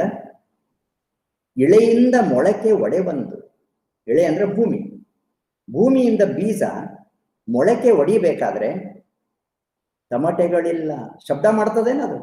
ಸೈಲೆಂಟ್ ಆಗಿ ಹೊರಗೆ ಬರ್ತದೆ, ಬೆಳೀತದೆ, ಗಿಡ ಆಗ್ತದೆ, ಹೂವಾಗ್ತದೆ, ಕಾಯಿ ಆಗ್ತದೆ, ಹಣ್ಣಾಗ್ತದೆ. ಹಣ್ಣಾಗಿದ್ದು ನನ್ನ ಹರಕೋ ಅಂತ ಎಂದು ಹೇಳುವುದಿಲ್ಲ, ನನ್ನ ತಗೋವಂತೆ ಕಿತ್ಕೋ ಅಂತ ಹೇಳ್ತದೆ ಅನ್ನೋದು ಇಲ್ಲ. ಫಲ ಮಾಗುವೊಂದು ತುತ್ತೂರಿ ದನಿ ಇಲ್ಲ. ಫಲ ಅಂದ್ರೆ ಹಣ್ಣು, ಮಾಗು ಅಂದ್ರೆ ಪಕ್ವವಾದ. ಹಣ್ಣು ಪಕ್ವವಾಗಬೇಕಾದ್ರೆ ಯಾವ ತುತ್ತೂರಿಯನ್ನು ಅದು ಓದುವುದಿಲ್ಲ, ಸೈಲೆಂಟ್ ಆಗಿ ಫಲ ಕೊಡ್ತದೆ. ಫಲ ಮಾಗುವೊಂದು ತುತ್ತೂರಿ ದನಿ ಇಲ್ಲ. ಹಾಗಾದ್ರೆ ನಾವೇನ್ ಮಾಡ್ತೇವೆ? ಬೆಳಕೀವ ಸೂರ್ಯ ಚಂದ್ರರದೊಂದು ಸದ್ದಿಲ್ಲ. ಬೆಳಕು ಕೊಡ್ತಾರೆ, ಇಷ್ಟು ಕ್ಯಾಂಡಲ್ ಬಲ್ಬ್. ಪ್ರೊಫೆಸರ್ ದಿವೇಕರ್ ಇಷ್ಟು ಕ್ಯಾಂಡಲ್ ಬಲ್ಬ್ ಕೊಡುವ, ಬೆಳಕನ್ನು ಕೊಡುವಂತ ಸೂರ್ಯ ಚಂದ್ರ ಶಬ್ದ ಮಾಡ್ತಾರೇನ್ರಿ? ಸಬಳ ಮಾಡ್ತಾರೇನ್ರಿ? ನೋಡ್ರಿ, ಎಲ್ಲರ ಶಬ್ದ ಆಗ್ಲಿಕ್ಕತ್ತದೇನು? ನಮ್ ಟ್ಯೂಬ್ಲೈಟ್ ಒದರ್ತದೆ ಇನ್ನೂ, ಆದ್ರೂ ಒದರುದಿಲ್ಲ ಅದು. ಸೂರ್ಯ ಚಂದ್ರರದೊಂದು ಸದ್ದಿಲ್ಲ. ಅಲ್ಲೋ ಮನುಷ್ಯ, ಒಬ್ಬ ಆರ್ಡಿನರಿ ಮನುಷ್ಯ, ನೀನು ಯಾಕೆ ಪ್ರಚಾರ ಮಾಡ್ತೀವಿ? ಯಾಕೆ ಶಬ್ದ ಮಾಡ್ತೀವಿ? ಯಾಕೆ ಅಬ್ರ ಮಾಡ್ತೀವಿ? ಹೊಲಿ ನಿನ್ನ ತುಟಿಗಳನ್ನು, ಹೊಲಿ ನಿನ್ನ ತುಟಿಗಳು. ಅದಕ್ಕೆ ನಮಗೆ ನಯ ವಿನಯವನ್ನ ಕಲಿಸ್ತದೆ ಸಾಹಿತ್ಯ, ಸಂಸ್ಕೃತಿಯನ್ನು ಕಲಿಸ್ತದೆ, ಬಾಗೋದನ್ನು ಕಲಿಸ್ತದೆ. ಯಾವಾಗ ನಾವು ಬಾಗ್ತೇವಿ ಅವಾಗ ನಾವು ಏರೆತ್ತರಕ್ಕೆ ಬೆಳಿತೇವೆ. ಅದಕ್ಕೆ ಸಿದ್ದಯ್ಯ ಪೌರಾಣಿಕರು ಮತ್ತೊಂದು ಮಾತು ಹೇಳ್ತಾರೆ, ಆಗ್ಲೇ ಹೇಳಿದ್ನಲ್ಲ, ಮೊದಲು ಮಾನವನ. ಅವ್ರು ಹೇಳ್ತಾರೆ, ಫಲ ಬಿಟ್ಟ ರೆಂಬೆ ಬಾಗುತ್ತದೆ, ತೆನೆ ಹೊತ್ತ ದಂಟು ಬಾಗುತ್ತದೆ, ಗೊನೆ ಹೊತ್ತ ಬಾಳೆ ಬಾಗುತ್ತದೆ, ಏನೇನು ಇಲ್ಲದ್ದು ಬೀಗುತ್ತದೆ ನೋಡ. ಯಾವಾಗ ಮಾವಿನಕಾಯಿ ಆಗ್ತಾವ, ಆ ಟೊಂಗಿ ಭಾರ ಆಗಿ ಕೆಳಗಿಳಿತದ, ಅದು ಆಕಾಶಕ್ಕೆ ಏರುವುದಿಲ್ಲ, ಅದು ಕೆಳಗಿಳಿತದೆ. ಯಾಕೆ? ನನ್ನನ್ನ ತಗೊಳ್ರಿ, ಎಂಜಾಯ್ ಮಾಡ್ರಿ, ತಿನ್ರಿ, ರುಚಿ ಅನುಭವಿಸ್ರಿ ಅಂತ. ಫಲ ಬಿಟ್ಟ ರೆಂಬೆ ಬಾಗುತ್ತದೆ, ತೆನೆ ಹೊತ್ತ ದಂಟು ಬಾಗುತ್ತದೆ. ಜೋಳದ ದಂಟಿನಲ್ಲಿ ತೆನೆ ಹಾಕಿದ್ರೆ ಅದು ಬಾಗ್ತದೆ, ಬಾಗಿದ್ರಣ ನಮಗ್ ಸಿಗ್ತದೆ. ಈಗ ಬಾವಿ ಒಳಗೆ ನೀವು ಕೊಡ ಬಿಡ್ತೇನೆ, ಯಾರು ಬಾವಿ ಯೂಸ್ ಮಾಡಿದವ್ರು ಗೊತ್ತಾಗ್ತದೆ. ಆ ಕೊಡ ಬಾಗಿದಾಗ ನೀರು ತುಂಬುತ್ತದೆ. ನೀವು ಗ್ಲಾಸ್ ನಲ್ಲಿ ತಗೋಬೇಕಾದ್ರೆ ಕೊಡದಾಗಿಂದ ಕೊಡ ಬಾಗಿದಾಗನ ನಮಗೆ ನೀರು ಸಿಗ್ತದೆ. ಅದು ಹಂಗ ಇದ್ದಕ್ಕಿದ್ದಂಗಿರ್ತದೆ, ಹೆಂಗ್ ನೀರು ತಗೊಳ್ಳೋದು? ಅದಕ್ಕಾಗಿ ಅವ್ರು ಹೇಳ್ತಾರೆ, ಏನೇನು ಇಲ್ಲದ್ದು ಬೀಗುತ್ತದೆ ನೋಡಿ. ಒಳಗೇನು ಬಂಡವಾಳ ಇರೋದಿಲ್ಲ, ಅರ್ಧ ಕೊಡ ಇರ್ತದೆ, ಸಪ್ಪಳ ಮಾಡ್ತಾರೆ. ತುಂಬಿದುದು ತುಳುಕದು ನೋಡ, ತುಂಬಿದ ಕೊಡ ತುಳುಕುದಿಲ್ಲ. ಹಾಗೆ ನೀವು ತುಂಬಿದ ಮನುಷ್ಯರಾಗಬೇಕಾದ್ರೆ ಓದ್ರಿ, ಸಾಹಿತ್ಯದ ಮೂಲಕ ನೀವು ಬೆಳೆಯಿರಿ. ನಮಗ ಬಹಳ ದೊಡ್ಡ ದೊಡ್ಡ ವ್ಯಕ್ತಿಗಳು ಬೆಳಕು ಕೊಟ್ಟಿದ್ದಾರೆ, ಕೈಯಲ್ಲಿ ಬೆಳಕು ಕೊಟ್ಟಿದ್ದಾರೆ. ಆ ಬೆಳಕನ್ನ ನಾವು ಹಿಡ್ಕೊಂಡು ನಮ್ಮ ಗುರಿಯನ್ನ ನಾವು ಮುಟ್ಟುವಂತಹ ಕೆಲಸವನ್ನ ಮಾಡಬೇಕು. ನಾನು ಆಗ್ಲೇ ಒಂದು ಮಾತು ಹೇಳಿದೆ, ನನಗೆ ಕೊಟ್ಟಂತಹ ಸಮಯ ಮುಗಿಲಿಕ್ಕೆ ಬಂದದ. Let the Nobel thoughts come from all the sides. ಒಳ್ಳೆಯ ವಿಚಾರಗಳು, ಉದಾತ್ತ ವಿಚಾರಗಳು ನಮಗೆ ಎಲ್ಲಾ ಕಡೆಯಿಂದನೂ ಬರಲಿ. ಈ ಕಡೆಯಿಂದ ಅಮೆರಿಕಾದಿಂದ ಬಂದದ್ದು ಒಳ್ಳೆಯದಲ್ಲ, ಪಾಕಿಸ್ತಾನದಿಂದ ಬಂದದ್ದು ಕೆಟ್ಟದ್ದು ಅಂತ ನಾ ಎಂದೂ ಹೇಳುದಿಲ್ಲ. ಪಾಕಿಸ್ತಾನದಾಗ ಹುಟ್ಟಿದಂತಹ ಒಬೇರಾಯ್ ಅನ್ನುವಂಥ ಒಬ್ಬ ಹುಡುಗ, ಒಬೇರಾಯ್ ಇವತ್ತು ಇಂಟರ್ನ್ಯಾಷನಲ್ ಒಂದು ಬ್ರ್ಯಾಂಡ್ ನೇಮ್ ಅದು ಹೋಟೆಲ್ ಉದ್ಯಮದಲ್ಲಿ, ಹೋಟೆಲ್ ಇಂಡಸ್ಟ್ರಿಯಲ್ಲಿ. 6 ತಿಂಗಳದಾಗ ಇದ್ದಾಗ ಅವ್ರ ಅಪ್ಪನ ಕಳ್ಕೊಂಡ. ಒಬೇರಾಯ್ ಪಾಕಿಸ್ತಾನದ ಕರಾಚಿಯಲ್ಲಿ ದೆನ್ ಬಿಫೋರ್ ಇಂಡಿಪೆಂಡೆನ್ಸ್ ಹುಟ್ಟಿದ. ಇವತ್ತು ಬ್ರ್ಯಾಂಡ್ ನೇಮ್. ನಾ ಅದಕ್ಕೆ ಹೇಳ್ತೇನೆ, ಬೆಳಕನ ಒಬೇರಾಯ್ ಎಷ್ಟು ಮಂದಿಗೆ ಅವ ಇವತ್ತು ಇನ್ಫ್ಲೂಯೆನ್ಸ್ ಮಾಡಿದ, ಇನ್ಸ್ಪಿರೇಷನ್ ಕೊಟ್ಟ, ಬೆಳೆಸಿದ. ಆ ರೀತಿಯಲ್ಲಿ ಬಹಳ ದೊಡ್ಡ ದೊಡ್ಡ ವ್ಯಕ್ತಿಗಳದಾರ. ಅದಕ್ಕಾಗಿ ನಾನು ಒಂದು ಹೇಳ್ತೇನೆ, ಪ್ರೊಟೆಕ್ಟ್ ಯುವರ್ ಇಂಟ್ರೆಸ್ಟ್. ಈಗ ನಾವು ಆನ್ಲೈನ್ ಕ್ಲಾಸ್ದಲ್ಲಿದ್ದೇವೆ. ಆನ್ಲೈನ್ ಕ್ಲಾಸ್ದಾಗಿದ್ದಾಗ ನೀವು ಕೇಳ್ರಿ, ಬಟ್ ಆಫ್ಲೈನ್ ಇದ್ದಾಗ you please go through the books. ಓದ್ರಿ, ಚೆನ್ನಾಗಿ ಓದ್ರಿ, ನಿಮ್ಮ ವ್ಯಕ್ತಿತ್ವವನ್ನು ಬೆಳೆಸ್ಕೊಳ್ರಿ. ನಾನು ಈ ಮಾತುಗಳ ಮೂಲಕವಾಗಿ ಬಹಳ ತಾಳ್ಮೆಯಿಂದ ಕೇಳಿದಂಥ ನಿಮಗೆ ಧನ್ಯವಾದಗಳನ್ನು ಹೇಳುತ್ತಾ ಶುಭವನ್ನು ಕೋರ್ತೇನೆ. ಮತ್ತೊಮ್ಮೆ ಹೇಳ್ತೇನೆ, ಪ್ರೊಟೆಕ್ಟ್ ಯುವರ್ ಇಂಟ್ರೆಸ್ಟ್. ಯಾರೋ ನೀ ಏನೋ ಆಗಂತ ಹೇಳ್ಯಾರಂತ ಆಗಬೇಡ್ರಿ. ನೀವೇನ್ ತಿಳಿದಿದ್ದೀರಿ, ನಿಮ್ಮ ಒಲವಿನಂತಾಗ್ರಿ, ನಿಮ್ಮ ಇಂಟ್ರೆಸ್ಟ್ನಂತಾಗ್ರಿ. ನಿಮಗೆ ನಾನು ಶುಭವನ್ನು ಕೋರ್ತೇನೆ. ಈ ಅವಕಾಶವನ್ನು ನೀಡಿದಂಥ GITಯ ಪ್ರಾಚಾರ್ಯ ಡಾಕ್ಟರ್ ಜಯಂತ್ ಕಿತ್ತೂರ್ ಹಾಗೂ ಎಲ್ಲ ಅವರ ಸಹೋದ್ಯೋಗಿಗಳಿಗೆ ಮತ್ತೊಮ್ಮೆ ಧನ್ಯವಾದಗಳನ್ನು ಹೇಳಿ ನನ್ನ ಮಾತಿಗೆ ವಿರಾಮ ನೀಡ್ತೇನೆ. ನಮಸ್ಕಾರ.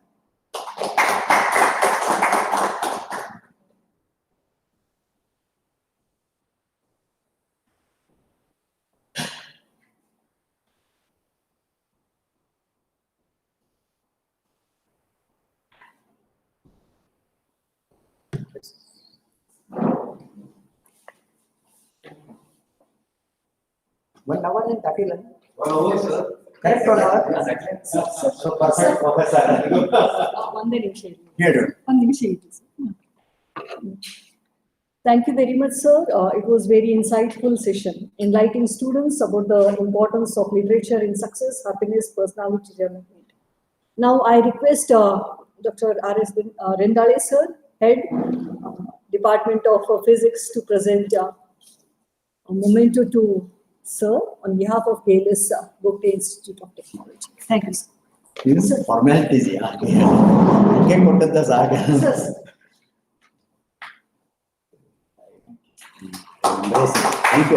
Thank you, all the best. ನೀವು ನಮ್ ನೆನಪು ಮಾಡ್ಕೊಂಡ್ರಿ, ನಾವು ಫ್ರೆಶ್ ಆದಂಗ ಆತ. ಯಾಕಂದ್ರೆ ಲಾಕ್ಡೌನ್ ಟೈಮ್ನಾಗ ಮನ್ಯಾಗ ಕುಂತ ಮಾಡ್ತೇವೆ ವೆಬಿನಾರ್ ಆತಿತ್ತು. Thank you madam.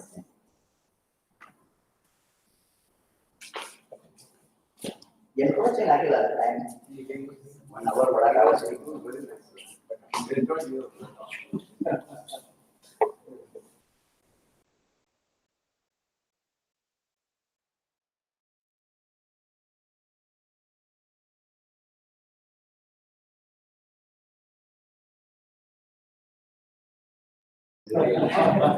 yes, students, that is of this session. We'll start the next session at 1 o'clock. Take a break and join us at 1 o'clock. Thank you.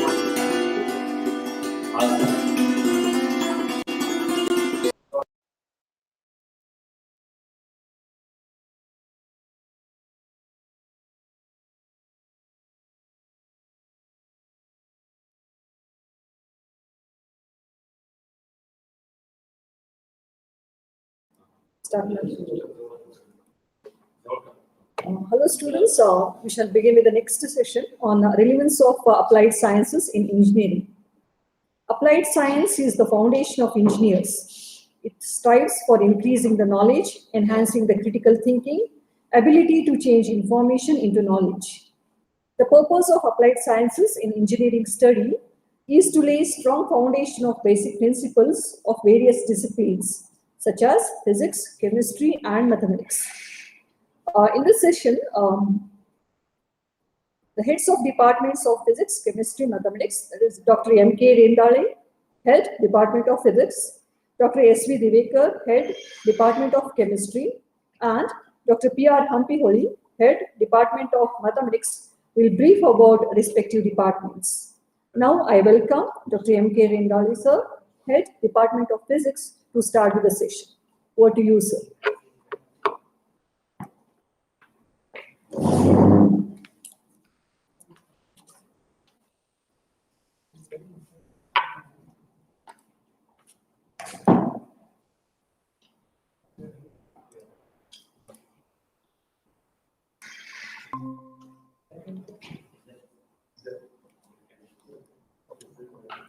Good afternoon, students. I'd like to present physics department profile. As you know, in the very beginning of any department or institution, any organization, it should have two important statements. One is vision and the second mission. Vision represents the aim, goal to be reached, and the mission represents the way how we reach the goal. So here for our department, we have the vision to unfold the inherent secrecy, beauty, and creativity of physical science, to enrich scientific temper among the future technocrats. And the mission is that to make the students understand the concepts of physics for the effective application in the field of engineering and technology by the best use of infrastructure available in the department. So the Department of Physics came into existence since inception of the Institute GIT, that is since 1979. The department offers the following courses: applied physics theory and practical courses for BE first year students, open elective course, that is introduction to astronomy for 5th semester students, and also the PhD program. So we have the faculty.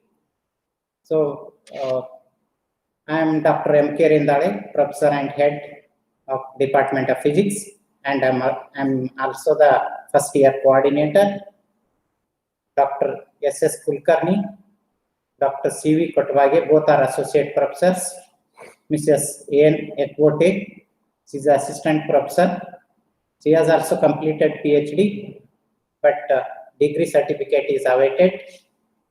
Mr. H.H. Bendigeri is assistant professor, and at present he has been deputed to VTU as the special officer for the IPR section. Dr. P.V. Bedvi, assistant professor. Mrs. R.S. Adur, assistant professor. So, in addition to these faculty members, we have the following BOS members. BOS represents Board of Studies. They are from external organizations which are national repute. Dr. M.S. Siv Prasad is Director, KSHEA, and he is a professor, JNCASR, Bengaluru, and he is also the professor in IIT Dharwad. Dr. Sasikala, Professor, Department of Physics, National Institute of Technology, Karnataka, Surathkal, NITK Surathkal, and Dr. Sushil Mujumdar, Associate Professor from TIFR Mumbai. TIFR represents Tata Institute of Fundamental Research.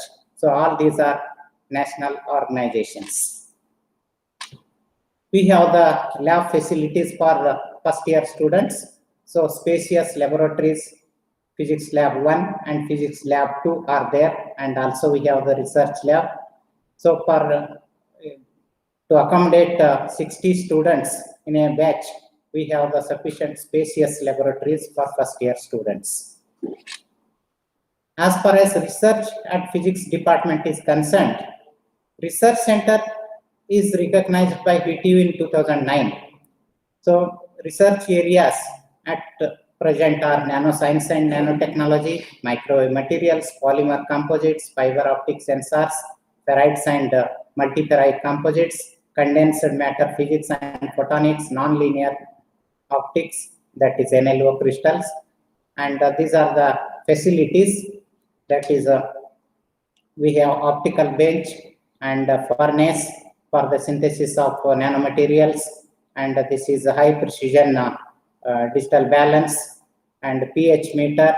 So like that we have the research facilities. And in our research center, these are the following PhD guides: myself and Dr. P.V. Bedvi, Dr. S.S. Kulkarni, Dr. C.V. Kotwage. So at present, 9 students are working at our research center. And publication details, both international and national. Dr. M.K. Rendal, 27 international and 2 national publications, and S.S. Kulkarni, 4. So many have been communicated, and C.V. Kotwage, 13 international, and P.V. Bedvi, 17, H.H. Bendigeri, 4, A.N. Ekkote, 6, R.S. Adur, 2. So like that, publications in national and international journals are there. And our faculty can guide the projects of BE students. They may be in 3rd year or 4th year. The projects may be guided in various fields. So Dr. M.K. Rendale, myself, so I can guide the students with the title of magnetic oxide nanoparticles. Applications of magnetic oxide nanoparticles are in case of microwave devices, that is isolator, circulator, etc., induction heater, transformer core, and water purification also. And similarly, in case of catalysis in organic synthesis, hyperthermia and cancer treatment. So in all these, for all these applications, we can use the magnetic oxide nanoparticles on which we can guide the projects. C.V. Kotwage, he is guiding the students for the projects in the field of design and development of radio telescope for astronomical measurements. And then also he can guide the computational study of one-dimensional for CS and IS students, and for mechanical and aeronautical students, relativistic thermodynamics. So the field of guidance by Dr. S.S. Kulkarni, ferroelectric polymer and its nanocomposites. Similarly, P.V. Bedvi, he can guide the students in ferrites, ferroelectric, multiferrites, and magnetoelectric composites. And A.N. Ekwote can guide the students for the projects organic nonlinear, that is NLO, for NLO applications, he can guide the projects. And R.S. Adur can guide polymer nanocomposites for energy storage devices. We have the Center of Excellence in Astrophysics. So Center of Excellence in Astrophysics at the department is coming up soon in collaboration with Indian Institute of Astrophysics, Bangalore. So at present, we have the lab facility, that is 10-inch MEAD telescope with 1.25-inch eyepiece and filter kit. So then objective of this COE, that is Center of Excellence in Astrophysics, is that development of instrumentation that is for astronomical as well as scientific measurements, and from ground and space mission in association with IIA, and international data collection also. For that also development of instrumentation is going to be there. Okay, then second objective is interdisciplinary research can be taken up with the help of our Center of Excellence, and R&D exploration, and similarly fourth one is the exploration for social service. Also we can utilize the center facilities. That is, students of high schools or PU schools nearby the center may be trained, and awareness may be created in astronomy and astrophysics regarding the celestial bodies' behaviors.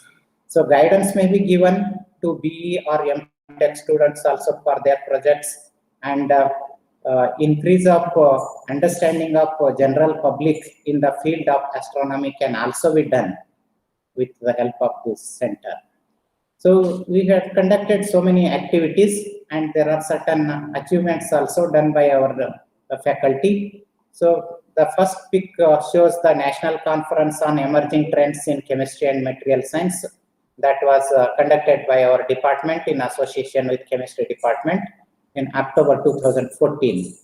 And second pic shows a 2-week IST STTP conducted on engineering physics, which was conducted in December 2015. So of course, yesterday all of you have attended the lecture also. So you may be knowing who is the speaker. That is a famous scientist, Dr. Haldor Derry. So a talk on career opportunities in government and public sector was arranged by Sudhindra Haldor Derry, who was Dean R&D and Alliance University, Bangalore. That was conducted in August 2016. And the second pic in this slide shows that Guardian, a short film by Dr. Chetan V. Kotwage. So that was on scientific film, and that won an award, international award at Quantum Shots Competition 2016. So this first pic shows a photon event, that is a series of photons, events conducted under the banner of the Photon 17. So that is a quantum bit of inspiration. So science fair conducted on the occasion of National Science Day Forum, that is during February 2017. So Professor M.R. Nagaraju, who was the science communicator of Karnataka government, was the chief guest. And the lower pictures, so they are showing the students who were awarded various prizes, who won various prizes in the competitions held on account of that Photon 17. And these pics, first series of pics above, they are showing a workshop on Meghnad Saha in association with Vigyan Prasar, that is autonomous body under central government. So that was conducted in August 2019. And the lower pic is showing a talk on stress management and student psychology by Dr. Padmasree Rao. Okay, so that was conducted in February 2020. And a webinar on structural biology, where physics meets biology, was conducted in November 2020. Resource person was Dr. Kiran Kulkarni, Principal Scientist, Division of Biochemical Sciences, CSIR, National Chemical Lab, Pune. So a webinar on Anderson localization random laser was also conducted on 29 October 2020. Resource person was Dr. Sushil Mujumdar, DIFR, Mumbai. You know that you are familiar with the lasers, but at present the sources are in bulk size. But nowadays it is a need to integrate it into the ICs So in order to integrate, minimum size of laser source is required, and that can be possible with the Anderson localization random laser. And therefore, with interest, this event was conducted by physics department. And it is a usual customary of our department to conduct open-ended experiment exhibition, and we conducted the exhibition of projects. So open-ended experiments are nothing but they are the experiments done by the students with their own interest, and awards were also given. So best practices by the department. As the summary, we can conclude here with the best practices by the Department of Physics. That is activity-based learning. So we encourage the activity of the students. So activity-based learning such as seminars, open-ended experiments are introduced for first year itself, for first year BE students itself, to develop with exceptional creativity. And infrastructure, all classrooms in our college are equipped with LCD projector to enable multi-modes of teaching. And the entire department is Wi-Fi enabled, ensuring easy access of information to both staff and students. The department has a well-established library apart from central library. So the students can refer the books in our library, in the department library also. And we have a mentoring system. Each division of BE first year is assigned with a class teacher who takes care of personal issues and academic performance of the students by conducting meetings periodically. The parent-teachers meeting, PTM, are also conducted to discuss the academic performance of their wards. And Center of Excellence in our department. So that is helping UG and PG students to take projects and utilize the facility for their projects and internship. And the center can also be explored for social service by public outreach programs also. And FDPs are, that is faculty development programs, are conducted every year, as learning is the continuous process. And research and development activities are very active. So research center encourages students to pursue PhD, and faculty members and students are encouraged to attend the national and international conferences to present their research innovations and publications, and their articles in the peer-reviewed journals also they can publish. So for this, financial help will also be given. So these are some of the points that best practices we have discussed with the physics department. So thank you. Now I'd like to welcome HOD chemistry, Dr. Divekar sir, to take over for the next part of the session. Thank you.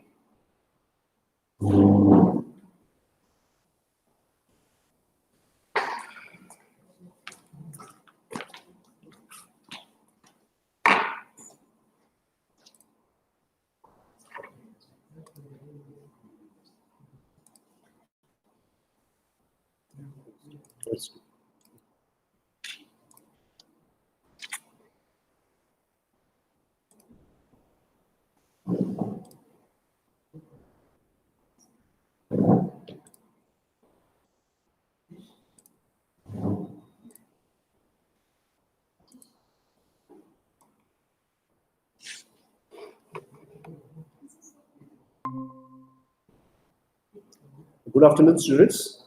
I'm Dr. Sanjay Kumar Divekar, head of the chemistry department and chairman of Board of Studies of Applied Sciences. Now I'm going to discuss about the important things and highlights of chemistry department. Now I'll start with the faculty details first. Myself, Dr. S.V. Divekar, I'm head of the chemistry department and also in charge of the transport section at the GIT. Now, most probably the online classes will start now, so you don't have to worry about the transport right now. Dr. Alan Kulkarni, professor, and he is a coordinator of nanoscience. Now he has got a vast experience. He was a postdoctoral fellow in Canada as well as in Belgium. And his area of research is nanoscience. Mrs. J.M. Karekar, she's an assistant professor, having 13 years of experience, and she's a member of cultural committee of GIT as well as Universal Human Values Cell of GIT. Now she has completed final PhD viva also, about to get her PhD degree. Dr. P.S. Kojulgi is an assistant professor and he's the coordinator of GIT. Completed his PhD also, and he has got 18.5 years of experience. Dr. S. A. Maladi is assistant professor as well as deputy COE of examination section, deputy controller of examinations. He is also connected to the administrative matter. Dr. Kiran Tabaj, he is also a PhD doctorate with he's having extra work as a registrar in GIT. Dr. S. A. Sangam joined recently, but she has got 10 years of experience in GIT. Now, how the chemistry is related to many disciplines. Now, why you have to study chemistry? Now, this slide represents how chemistry is related to different, you can say, disciplines. It is considered as a central science only because of this reason. It is connected to chemical engineering very closely, material science, nanoscience, chemical physics, nuclear chemistry, geochemistry, environmental science, biochemistry, biology, molecular biology, toxicology, food science. It is connected to almost all disciplines. So what is important here? The more chemistry an engineer understands, the more beneficial it is for him. In the future, global problems and issues will require an in-depth knowledge of chemistry, understanding of chemistry to have a global solution. Now, how this chemistry is connected to different branches of engineering. Now, why you have to study chemistry at first year level as well as at higher semesters? Now, this is direct relation how chemistry is related to chemical engineering, because chemical engineering bases chemistry, how the chemical processes take place, how the reactions take place in reactors. So all it is connected to chemistry only. Civil engineering, you are familiar. So cement is manufactured by chemical method. Without cement, no construction is possible. Electrical engineering, now people are talking about solar cells and all, storage of electrical energy, batteries, how energy can be stored. So lithium and battery is picking up now. It's because the great demand for the batteries. Petrochemical engineering, fuels, all petrochemicals which are available today used for chemical industry for manufacturing plastics. So it's another part of the connected directly to the chemistry. Mechanical engineering, you are familiar.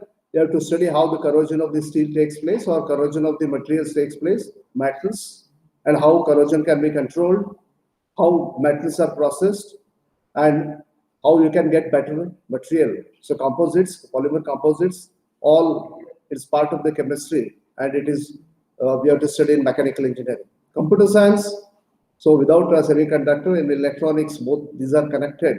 So computer science, if you take a laptop or if you take a monitor or desktop, so all the materials which are again a part of the chemistry, because you require a polymer for that. And finally, the polymer is converted to a finished product.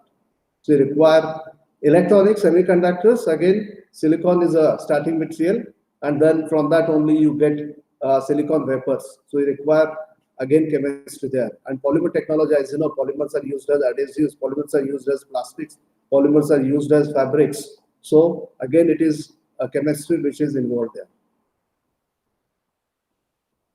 Now, what are the subjects, or you can say academic contribution of the chemistry department to the engineering branches?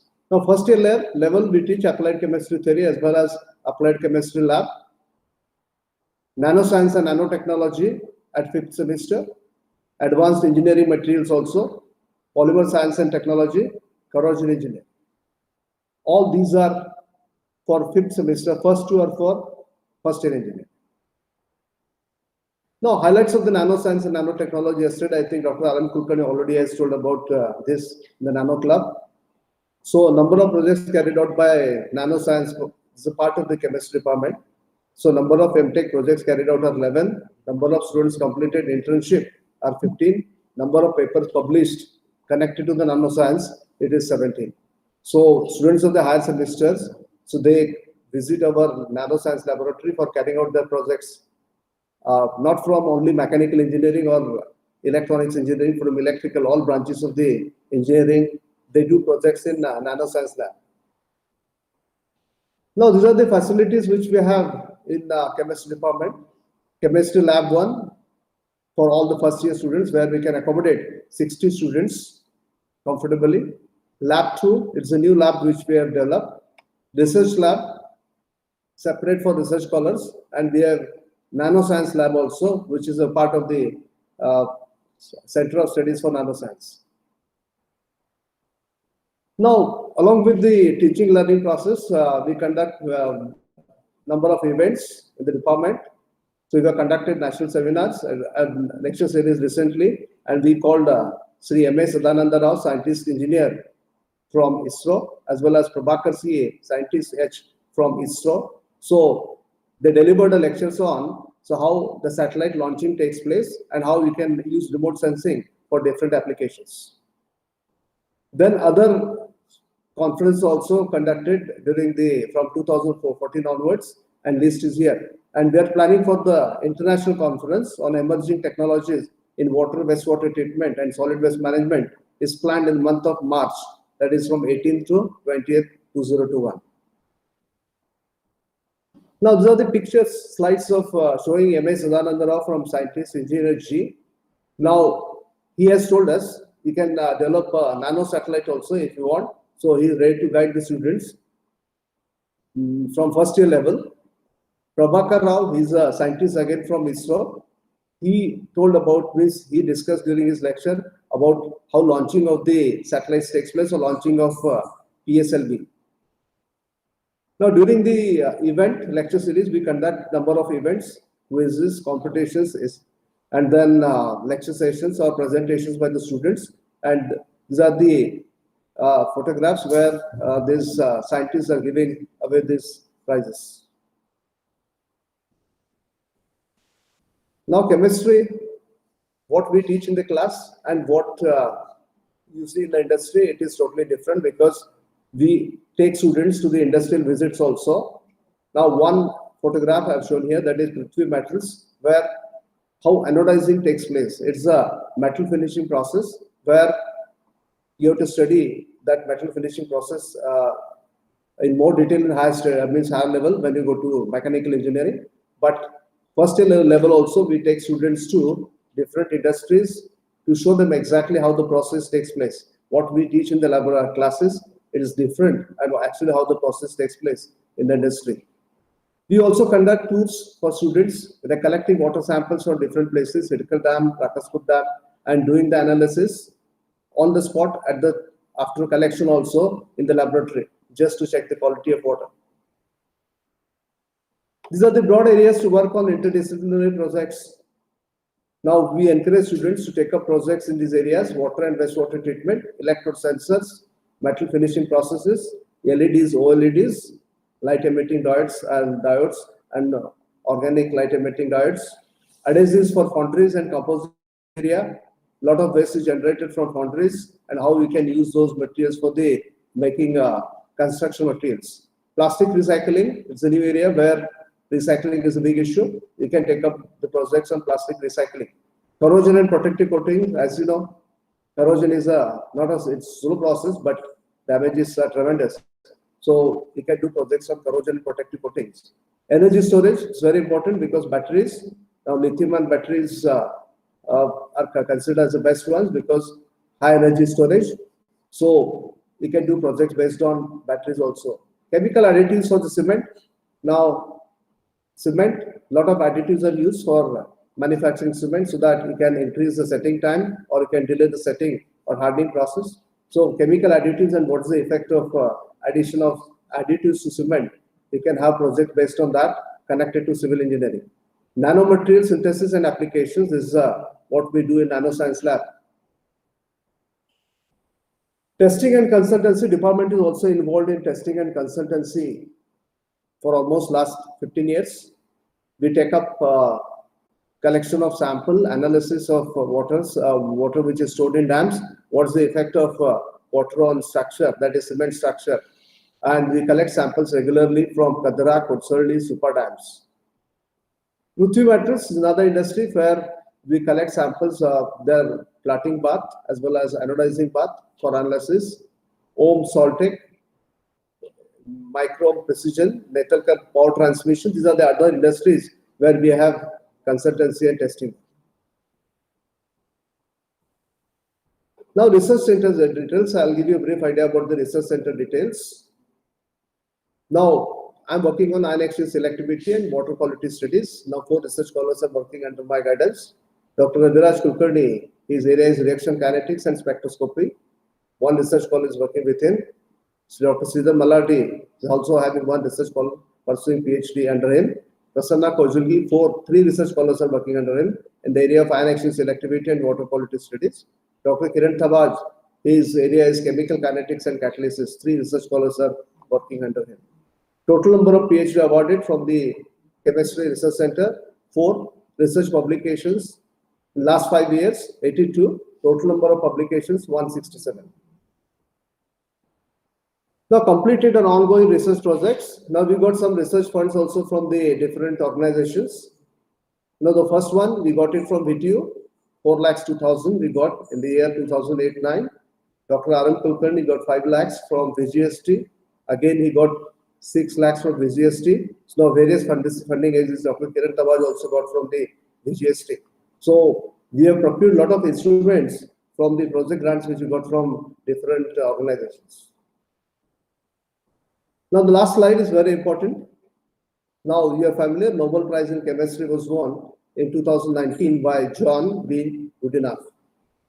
Now, he completed his studies from University of Texas, Austin. He was there, he awarded at the time after studying mathematics at Yale University.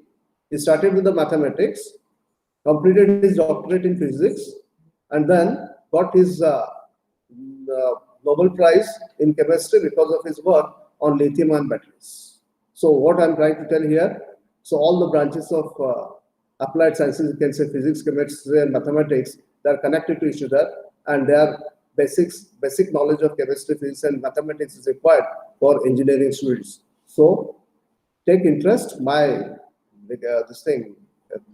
I'm trying to tell you that physics, chemistry, mathematics are basic knowledge is required so that you can do well in engineering when you go to higher semesters. Thank you.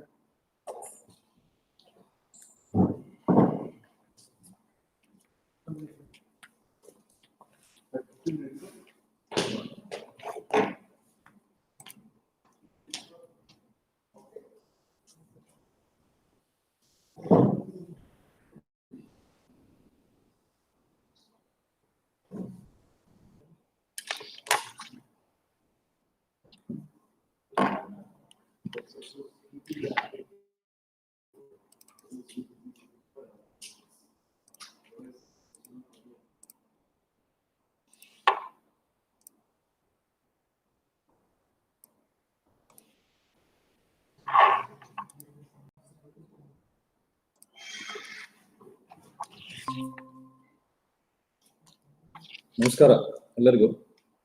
Very good afternoon to all dear students and parents.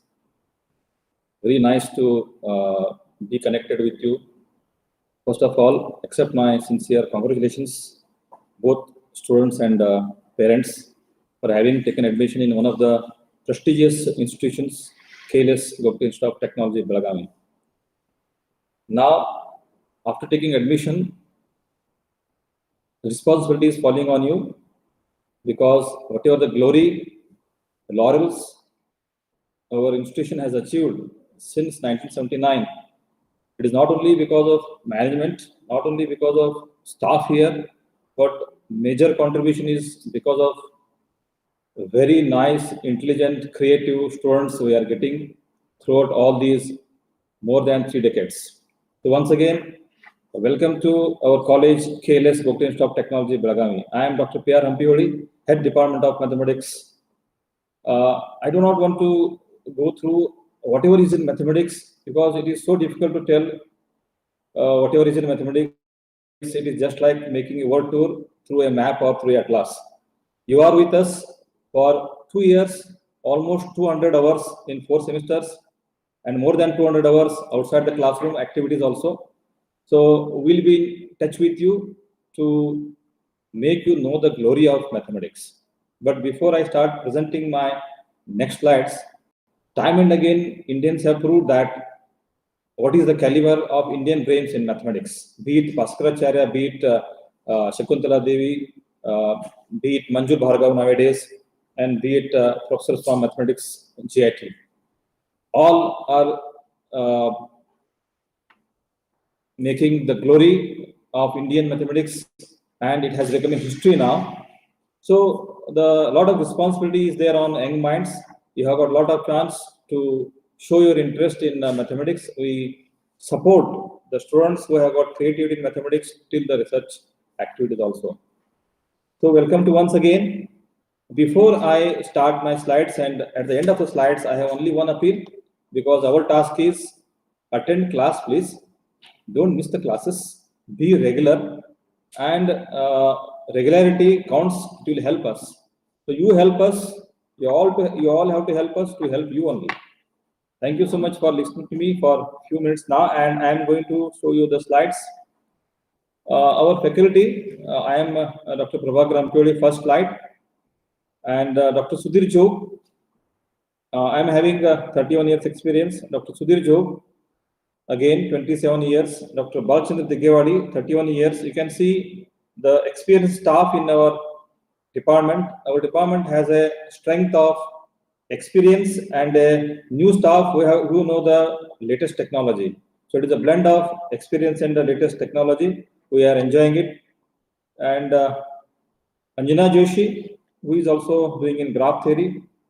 Dr. Mirji,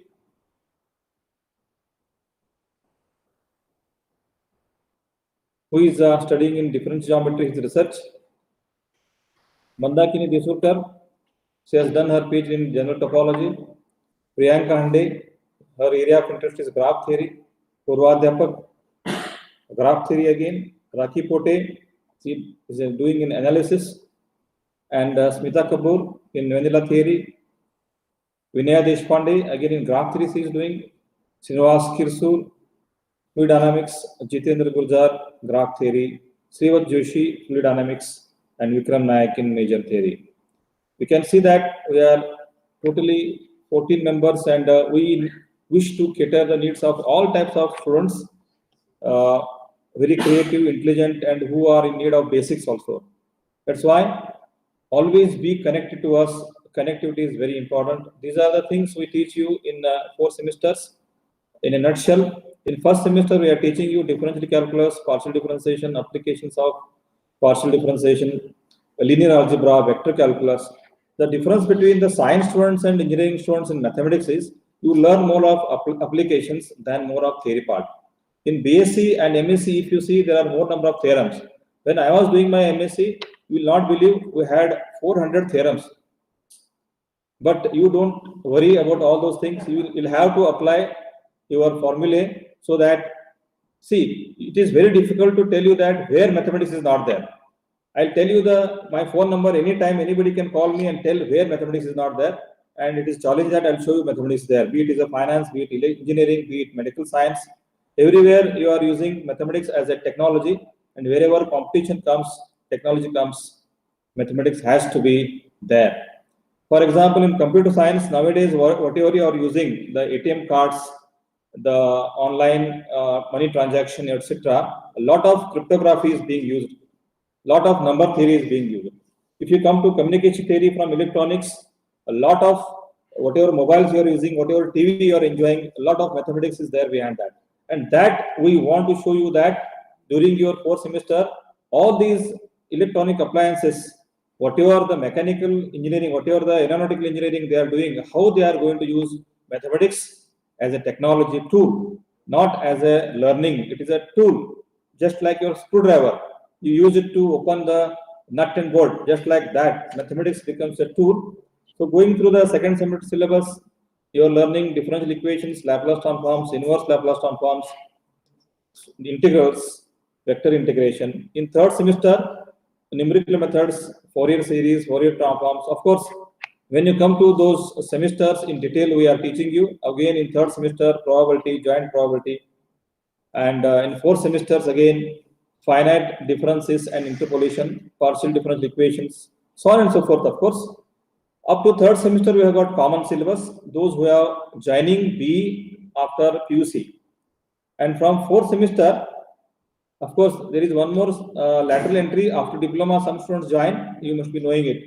Up to third semester, we have got common syllabus for all the branches. For fourth semester, we have got two streams. One is for computer science and information science.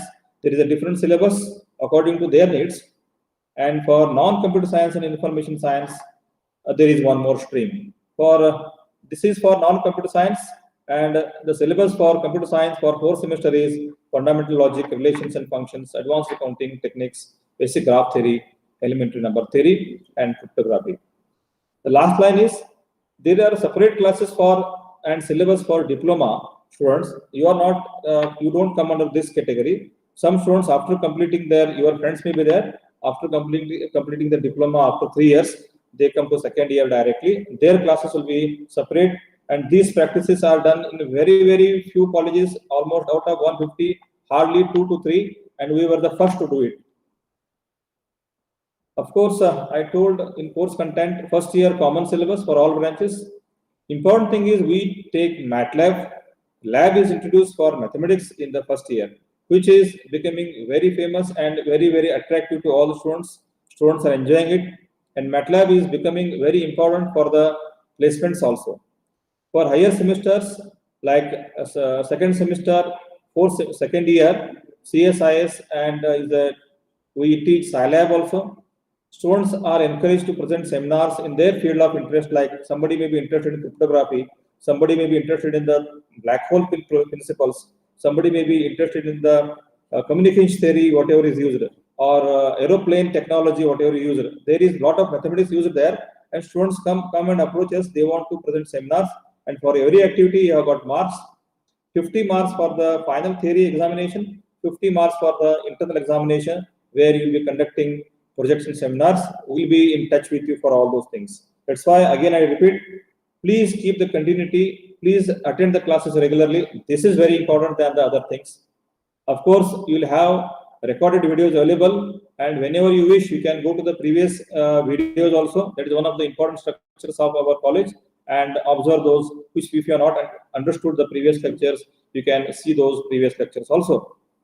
And of course, I told that separate classes will be there for diploma students in mathematics, and topics will be covered to diploma students in par with the regular B students. Our department also has a very good research activities. In 2006, department established research center, and there are 10 PhD students are awarded, 10 research scholars are awarded PhD from our department, and 4 are pursuing. Different thrust areas of our research centers are graph theory, differential geometry, and manifolds, fluid mechanics, Nevinilla theory. And the research guides are Dr. P.R. Hampioli, myself, Dr. S.R. Job, Dr. S.R. Kirsur, Dr. K.K. Mirji. A lot of paper publications are there. I don't want to read all those things. And we are also conducting conferences. Last year, we conducted one national conference. This is one photograph where one of our staff members published a book, which was inaugurated by none other than Sahasra Budde in the conference in the College of Engineering in Pune. Of course, we teach MATLAB and Scilab. And left side, you can see that there are research collaborators from different countries, like Ivan Gutman from Yugoslavia, Dr. Hu from China, and so on and so forth. List goes on. I don't want to read all those things. We have got research collaborators from Kolkata ISI, Delhi ISI, IIC, and all those research applications we are doing with research collaborations with many illustrative institutions. These are some of the mathematical tools, like MATLAB we have already started. This is the third year we are starting.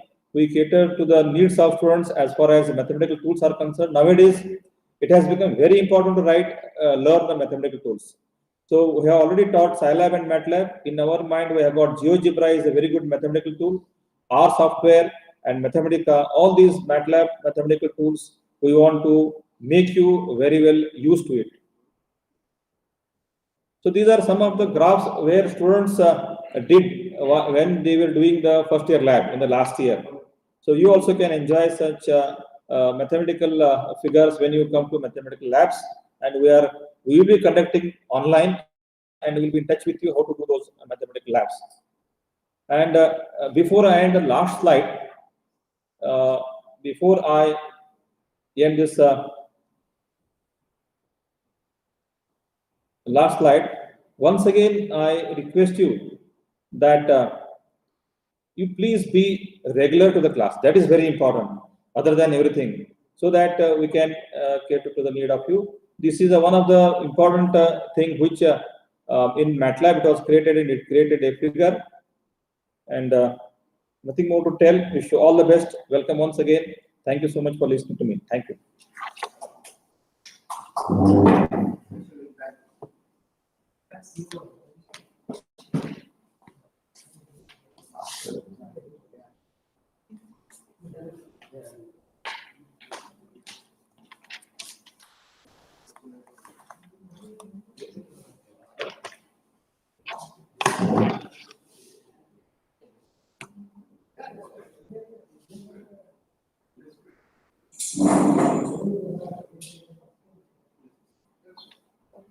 Thank you, sir, for briefing about basic science departments, physics, chemistry, and mathematics.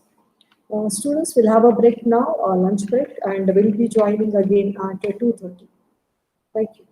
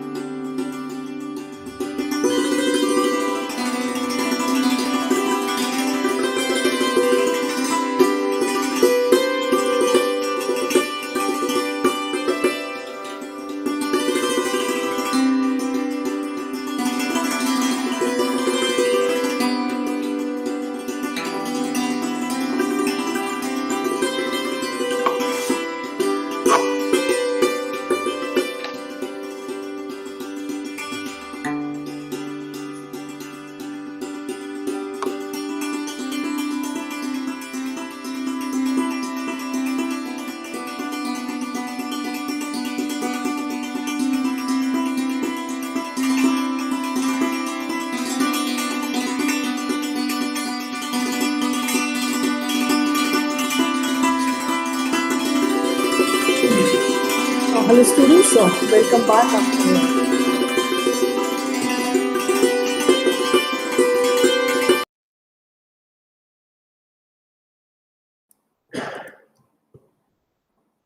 Hello students, welcome to the last session of our day. It's about different clubs. The first one is Introduction to Astronomy Club or Introduction to Astronomy by Dr. C.V. Kotbage sir. He's Associate Professor from Department of Physics. So I request C.V. Kotbage sir to introduce about Astronomy Club. Over to you, sir.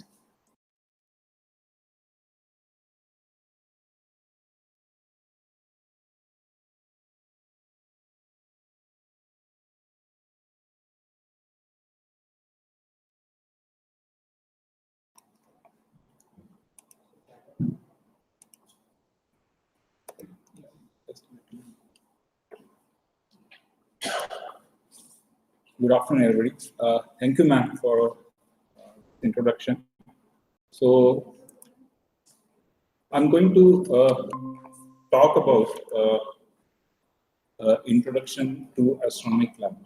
And this is a part of Center of Excellence in Astrophysics that we are in the process of setting up. And in this regard, we are collaborating with Indian Institute of Astrophysics in Bengaluru. So before we go ahead and see what can we do with astronomy, we'll have a little bit of introduction of this subject.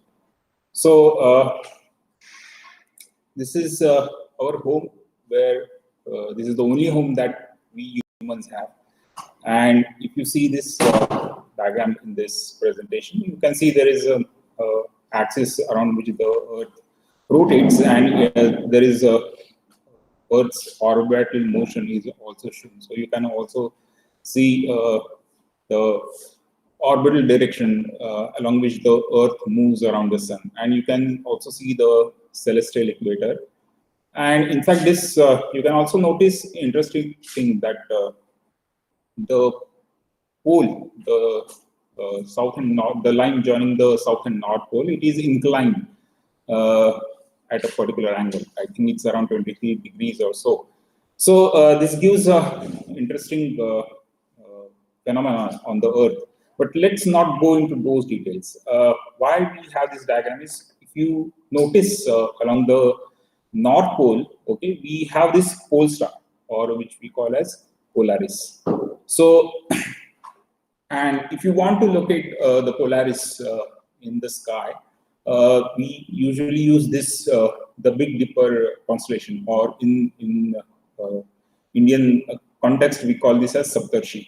So if you point or you use these two stars of this Big Dipper and just extend this line, okay, this line will eventually hit the Polaris star. Okay, that's the North Pole star. And interesting thing about this position of the North Pole star is it depends on how your how far you are from the equator. So at the equator, you will see the Polaris on the horizon, but as you move towards the pole, okay, the angle at which you will observe the Polaris star will also go up.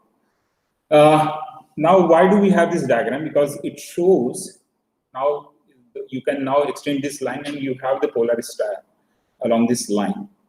But the same scenario was not there 2000 years ago. The pole star was somewhere here.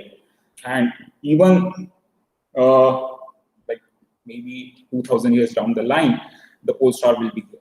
So what is happening is the Earth's axis, I just showed you their axis which connects to the North and South Pole. Okay.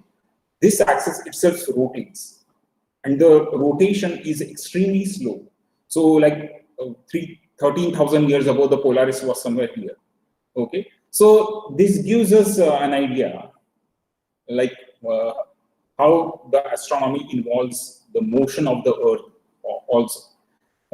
Let's look at the history of astronomy, how this entire thing started. Okay, so let's look at the evolution of astronomy. So earlier, people used to find these constellations, and they used to see that the pattern in the star was constant. So they used to use this constellation or stars for to find the direction. Okay, that was the first use of these constellation.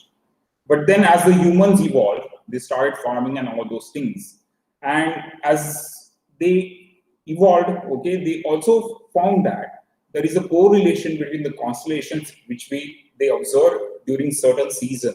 Okay, so then they started using constellation as timekeeping aids.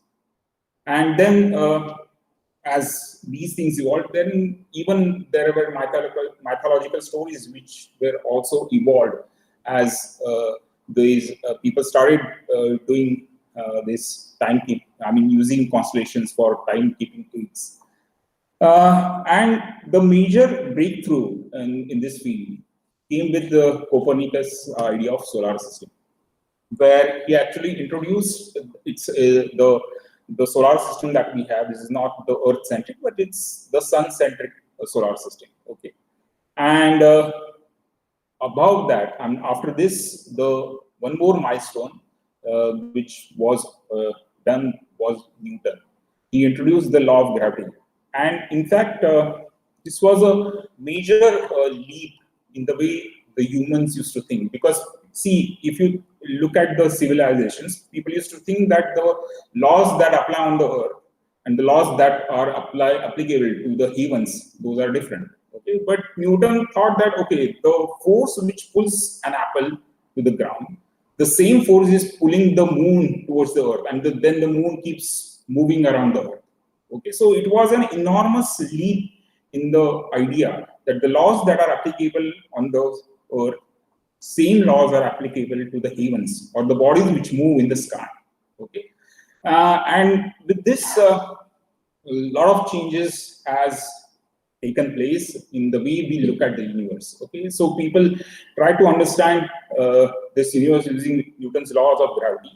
And one more milestone in that came with the Einstein's theory of relativity. And in fact, he proposed two theories. One was special theory of relativity, which he proposed in 1905, and the second one was 1915. And in fact, the special theory of relativity, in that theory, he in fact brought or gave us an equivalence between mass and energy. So he said that the energy can be converted into mass and mass can be converted into energy as well. And in general theory of relativity, he in fact led Newton's gravitational theory a step further. Okay, he said that the gravity is a result of space time. Okay, see, in special theory of relativity, I'll tell you. Earlier, people used to think that time is a different domain and space is different domain, because we cannot go back in time. Whether you can go back to the same space coordinate. But Einstein, in his special theory of relativity, he said that these two things are not different, but we have a space-time thing. Okay, and in general theory of relativity, he said that this space-time thing, okay, the curvature of this space-time results in gravity. Okay, so and what causes the curvature of space-time? He said that the mass causes the curvature of space-time. So in a way, he related this mass to the curvature of space-time and to the gravity. Okay, so that was the idea which Einstein put forward in 1915 in his general theory of relativity. And in fact, it has brought evolution in the field of cosmology, because then people have started applying these ideas to understand the evolution of the universe and how the universe is going to end. Okay. And one more important thing, apart from all these milestones, was the development of quantum mechanics, which deals with the physics of the particles, which have very small length scale, like a angstrom scale, 10⁻⁻⁹ scale. So the laws of physics are quite different than the laws of physics that we are aware of, and this development has led to evolution of astronomy to a great extent. So with these ideas, we can now have a much better understanding of the universe overall. So now, how did it all start? So we can ask question. And in fact, in Western mythology or in religious texts, it is written that there was Adam and Eve. That's how the universe began. Or if you look at the Rig Veda in the 10th mandala, okay, there is an Asadiya Sukta where the rishis pose a question: what could be the origin of the universe? Where this golden embryo or the Hiranyagarbha, from where has it emerged from that? Okay. So those are, I mean, people have attempted to understand the origin of the universe in their own capacity. But with the physics and whatever knowledge we have, now we understand that this universe began with something called as big explosion, or which we call as a Big Bang. So there was an enormous explosion which took place about 13.7 billion years ago. And at that point, there was very high temperature, very high density of matter. And after that, the universe, so now we understand that the emergence of space-time took place at that instant. So that's how this all this thing started. And later, at different stages of this universe, different things happened. Okay, so you can see in this diagram, there are dark ages, there is an inflation. Then there is afterglow light, which lasted about 4 lakh years or so. And then about the first stars which were formed were about 400 million years after the Big Bang. And then this space-time, it went on expanding, and that's now where we are. Okay, so now we have complete understanding. So as whatever knowledge we have, with that we understand that this universe started with the Big Bang. Okay. Now let's look at the different size scales that we observe in the universe. Okay. So this is a simple table which gives us the different sizes that humans have explored. Okay. So the smallest one that we have known is a nucleus, which is about 10 raised to minus 15 meters. Okay. Then an atom is about 10 raised to minus 10, so it's 10 raised to 5 times bigger than the nucleus. A typical cell is the size of 10 raised to minus 5 meters, like a 10 micron or so. Human is about 1.5 meter. If you look at the size of a mountain, then it's about 1 kilometer. That's the typical size of a mountain. Then the Earth is 10 raised to 6 meters. And if you go on to larger and larger objects, okay, you can see the increase in the dimension. So, and the observable universe that we have known is about 10 raised to 26 meters. So these are the sizes that we have explored. Okay. Now in astronomy, as we study, most of the things that we study are the stars, and the closest star that we have is the sun. Okay, so here is a typical black body curve which is drawn for the effective temperature of the sun, but you can see this curve which is recorded at different wavelengths. Okay, the different wavelengths the sun emits. That is what this curve tells us about. So people have studied a lot about sun, and if you understand sun, we can also understand many stars, and that's how this field has evolved. And so even stars, they have a lifetime. So the star gets born, then it has a lifetime, then it dies. Okay, and depending on its mass, there are different stages or different ways in which a star can die. So let's look at in what ways a star can die. Okay, so one way a star can die is it can explode and it can throw all the matter in the interstellar space. So when it happens, nothing remains. So it's because of this explosion, nothing is left behind when this explosion takes place. So that is not a very interesting case, but there are other cases which are of interest for astronomy. And the first case is if the mass of the star is about 8 times mass of the sun. Okay, then in that case, the star when it dies, it can turn into white dwarf. Okay, so the typical mass of this white dwarf is around 0.7 times mass of the sun, and the size of the white dwarf is about the size of the Earth.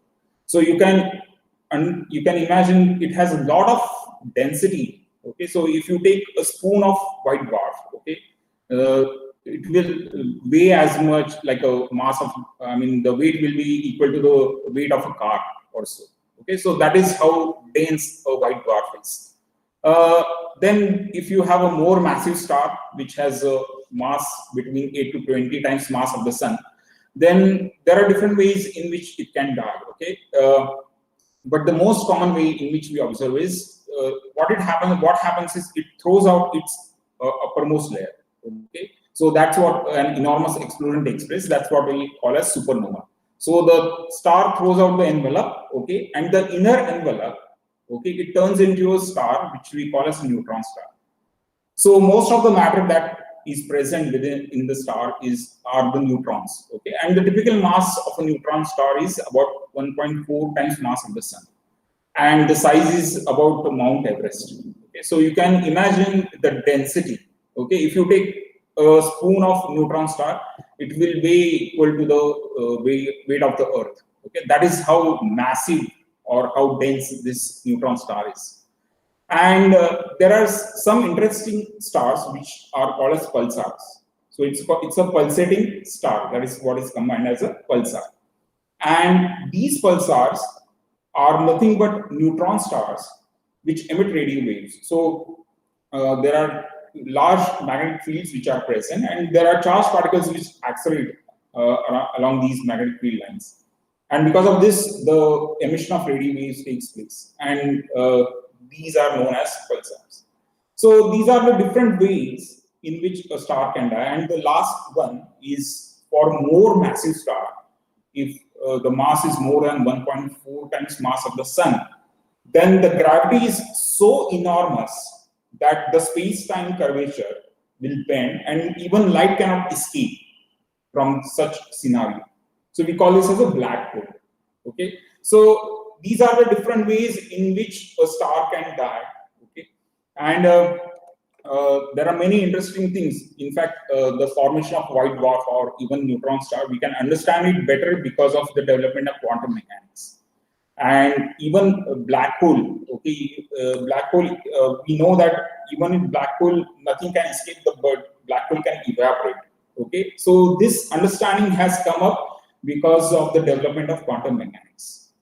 So this is about the stars which we explore, and now these stars, these are not individual entities which are scattered in the universe, but they are part of a structure which we call as a galaxy. And our sun is situated in galaxy which we call as a Milky Way. So if you happen to have a very dark night sky, then you can see a milky pattern, milky pattern in the sky, which is shown here in this diagram. So the sun is a part of this enormous structure, okay, which has around 10⁻⁴ stars. And what we have understood now is at the center of this galaxy, there is a massive black hole. And because of the gravity of this black hole, all the stars keep moving around this center of the galaxy. And the sun is about 30,000 light years from the center of the galaxy. Okay, so this is one kind of galaxy, but there are many other galaxies in the universe. Okay, and so there are many things which we can explore in the field of astronomy. And how do we explore the universe? And the only thing that we can use is electromagnetic spectrum, because whatever information we obtain is by the electromagnetic radiation emitted by those stellar bodies. Okay, and you can see in this slide there is a range of electromagnetic spectrum given. So we can have gamma rays which have very high energy and short wavelength, and to radio waves which have long wavelength and less energy. So we have these celestial bodies emitting electromagnetic radiation at various windows in this spectrum. So we can do optical astronomy, we can do infrared, X-ray, gamma ray, and radio. So these are the different windows in which we can explore or probe the universe, and that's how we understand or get information about the universe. Now, where do you may ask why, if I'm going to be an engineer, why should I study astronomy? Okay, and there is simple answer for this, because you probe this universe using the technology.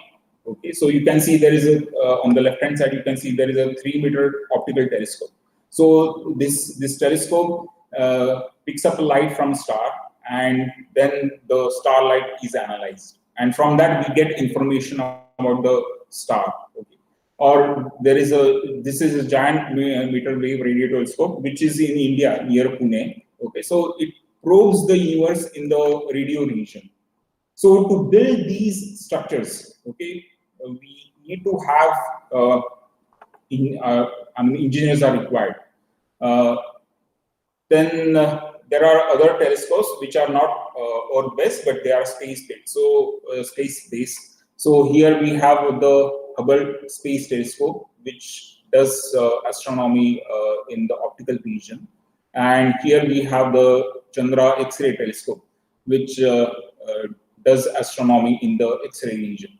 So there are different ways in which we probe the universe, and to build the instruments, okay, or the technology that to probe the universe, we engineers are required. Here is the latest kind of telescope that has been developed, and I think in 2016 or so, the first detection of gravitational waves was detected. And it's a very simple technique which is used to detect the gravitational waves. So you can see there are two arms. Okay, so this is called as interferometer. So we have a laser here, and the laser light hits here, and the beam is split into two beams. So one beam goes along this arm and comes back. So here is a mirror, it gets reflected, and another beam moves along this arm and comes back. And both these beams, they meet here at this point. Now, this is called as a Michelson interferometer, and in fact, this was first designed like a century ago or so to detect the existence of ether. But the same idea is used now to detect the gravitational waves. But the only thing is, this arm is about 4 kilometers, and this arm is also 4 kilometers. And now we have these highly coherent light beam moving along these arms, okay, and they are meeting here. And what happens is, when the gravitational wave is nothing but the vibration or kind of oscillation that happens in the space-time. So what happens when gravitational wave, this wave passes through one of the arms, the path this wave goes, I mean the light goes and comes back. So essentially the path changes because of these oscillations, and it gets reflected in the interference pattern that we observe here. Okay, so this is the simple idea which is used. But to build this, there is a lot of technology that has gone into building such detector, because using this detector, we have detected about 10⁻⁻19 meter of length scale. So it's like 4 orders less than the dimension of a nucleus, because if you recall, the dimension of nucleus is about 10⁻15 meter. So using this, we have gone 4 scale down, okay, to detect the length scale of order of 10⁻19 meter. And this has not been possible without the development in the technology. And in fact, there are a lot of such detectors that are operating, and one of them is they are trying to come up with such gravitational wave detector in India as well. That is what the plan is. So with this, whatever we have seen, let's look at what we have at GIT. So recently we have got a 10-inch May telescope. You can see here on the left-hand side picture, we had done one observation stargazing session. In fact, that was a full moon day, and on the right hand side, you can also see the picture of the moon taken from this telescope. So with this 10-inch telescope, we have started doing some sessions, and we will have more things to come. So if you want to be part of this astronomy club, here is a link to the Google form which you can use to fill and be the member of this club. And there is, in fact, for the 5th semester, we have from this year onwards, we have started offering open elective course in Introduction to Astronomy. So there will be many things which are lined up for this club, and I urge you to be part of this exploration. Thank you, everybody.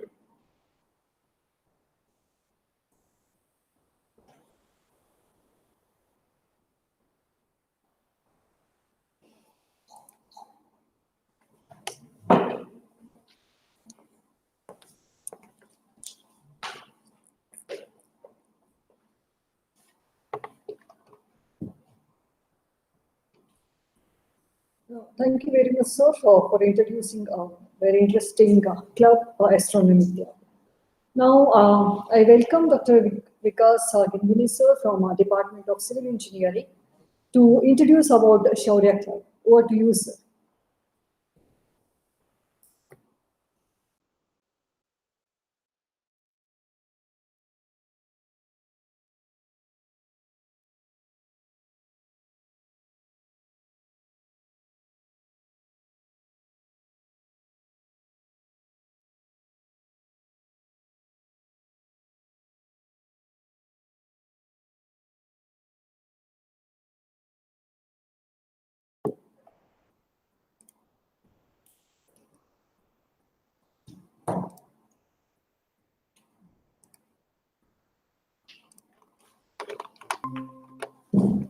Okay, I think we are on.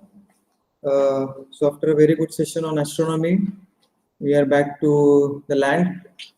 And as you can see on the screen, this session is about career in defense and paramilitary forces.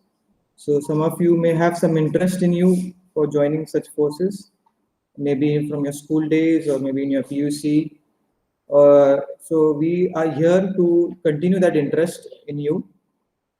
Even though if you don't have any interest, maybe if you join this club and if you see the activities, you may wish to join the defense service. If not, I also recommend you to join this group, because even if you not join any defense services, I am definitely sure that all those officer-like qualities, it will be imbibed in you in this due course of time. So what we have for you here is Shaurya Club. So as you can see, the logo of this club, it was designed by the students, and the motto of the club is Ekta, Dridhata and Virta. So just to tell you about this club, like it's a very active club run by the students, and basically the students are like aspirants of joining the defense services. We also have a group of students which have just joined the club because there are a lot of good activities and interesting activities happening in this club. And it was inaugurated like 2 years back. And basically, as I told you, in a military officer, we have some qualities. So it's not like you should be good in physical. There are also a list of qualities. If you can go and Google it out, you can search for OLQs, officer-like qualities. So you can get a list of qualities. And basically, which people look for those qualities if you want to get selected into the defense services. So these are our very active student coordinators. They're just two because they're final year, but we also have coordinators from the like 3rd year, 2nd year, and even like 1st year from the previous years. So we have not included all of them. And also closely related is NCC. So we are also planning to start NCC in our institute. So again, if you are interested to do your NCC and get C certificate, which is very helpful for getting like placements or even some jobs because of this C certificate. So you can also try for that. And these are very coordinators which have worked for this club to make the club like the best club. The previous year itself, this club got like the best performing club. It was one of the best performing club in the last year. So because of this, all coordinators, student coordinators. So just to guide you students, we are here the faculty member, and we all work under the student affairs and guided by our principal. So basically this, just to tell you about this work of our club. So like we gather, the students gather and give a platform for the like-minded people. So what happens, if you have that interest of joining the defense services, but in this 4 years of time, you may get distracted for some other interest, which may be good or which may be not. So just to keep you all students together, those who have the same aim and same focus, so this club was created.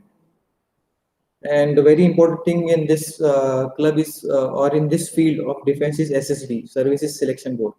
You may have heard about it or not, but that's a board, or that's an like a group of people who will conduct your interviews and some different difficult tests which go run for 5 days. If you have to join any defense services, first you have to crack the exam.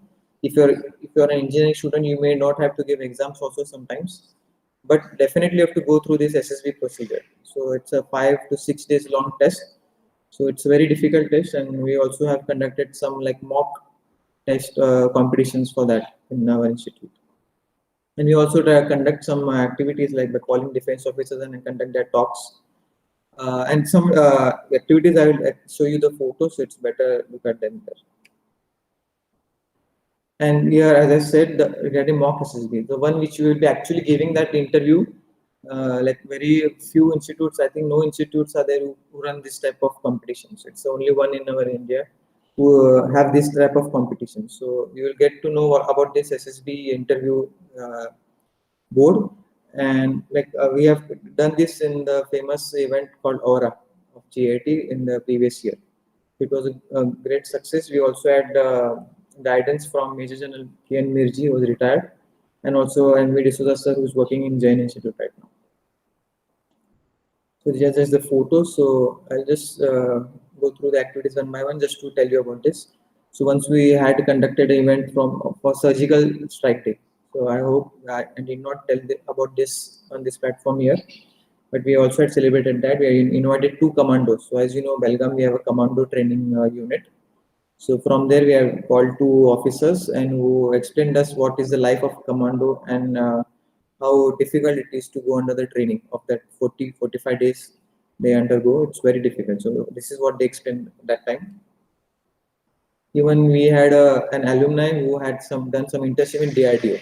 So some students were interested in that. So students come up with this idea of conducting a session from our alumni itself. And we had a good session on DRDO. We explained as an engineer from different branches how you can serve in DRDO. This is a very common event which we have per year. It's called weapon exhibition. So here we try to invite the NCC units and the army units, Air Force units nearby, and they bring the weapons to our institute, and our students and all the members get to interact with them, and also they get to feel the weapons in the hand. So this is basically to motivate you all. And as I said, this show review, this is what I was saying about this mock interview. So in the images you can see, the students are undergoing some psychological test. And here, next to that, you can see the students sitting for group discussion. And also on this right side, you can see the students undergoing physical tasks. So, and yes, of course, these are the members in the middle, and they have created some like exhibitionary models for that event. We also had a talk from an ex-officer, Colonel Shivaji, who had spent some years in Siachen Glacier. So he was also sharing his experience with us, like how difficult the life is in Siachen. Just you want to spend 1 or 2 months, it's very tough there. The life is very rugged. Again, the same last year we also organized the same session. Again, it was well appreciated by the students, and they enjoy this event a lot. These are some of the photos for that. As you can see in the photos, we have the NCC unit and the army unit had got some models for different spacecrafts and some ship models and Vikramaditya, I guess, and some rifles and guns. So in this year, we had organized one session on the Independence Day. It was taken by Colonel S.N. Chandrasekhar. So he explained how it's the structure of armed forces. So at what different levels and what different, basically focused more on the engineering services. So as an engineer, which unit you can join, how you can join, what are the exams to be given for that. This is all what he explained. And lately we organized one session by our alumni who went to this SSB. As I told, it's a very important stage of interview. So two of our students went to SSB, one went to the Allahabad Center and one went to Bhopal Center. And they also shared their knowledge with us regarding this. So that's it. Just a short, brief introduction about the club. So you can take a screenshot of your screen right now and you can visit our Instagram page, Facebook page. Also on the GIT website, we have a club. And you also can join. We have also given a link for this membership. So different groups are created on WhatsApp. And also if you see the chat box right now on your YouTube channel, so I've also shared the link for the WhatsApp group for your this year, for the freshers. So you can also join over there. Thank you.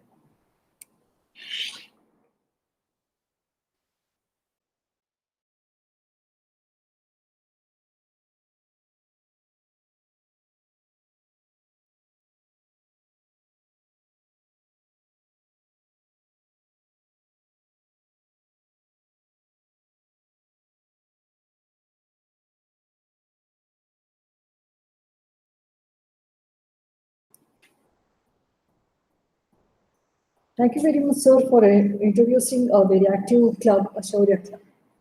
From astronomy, Shaurya Club, and the next one is NASA Club. I welcome Pratiksha Navelkar, madam, from Department of Architecture, to introduce about NASA Club. Over to you.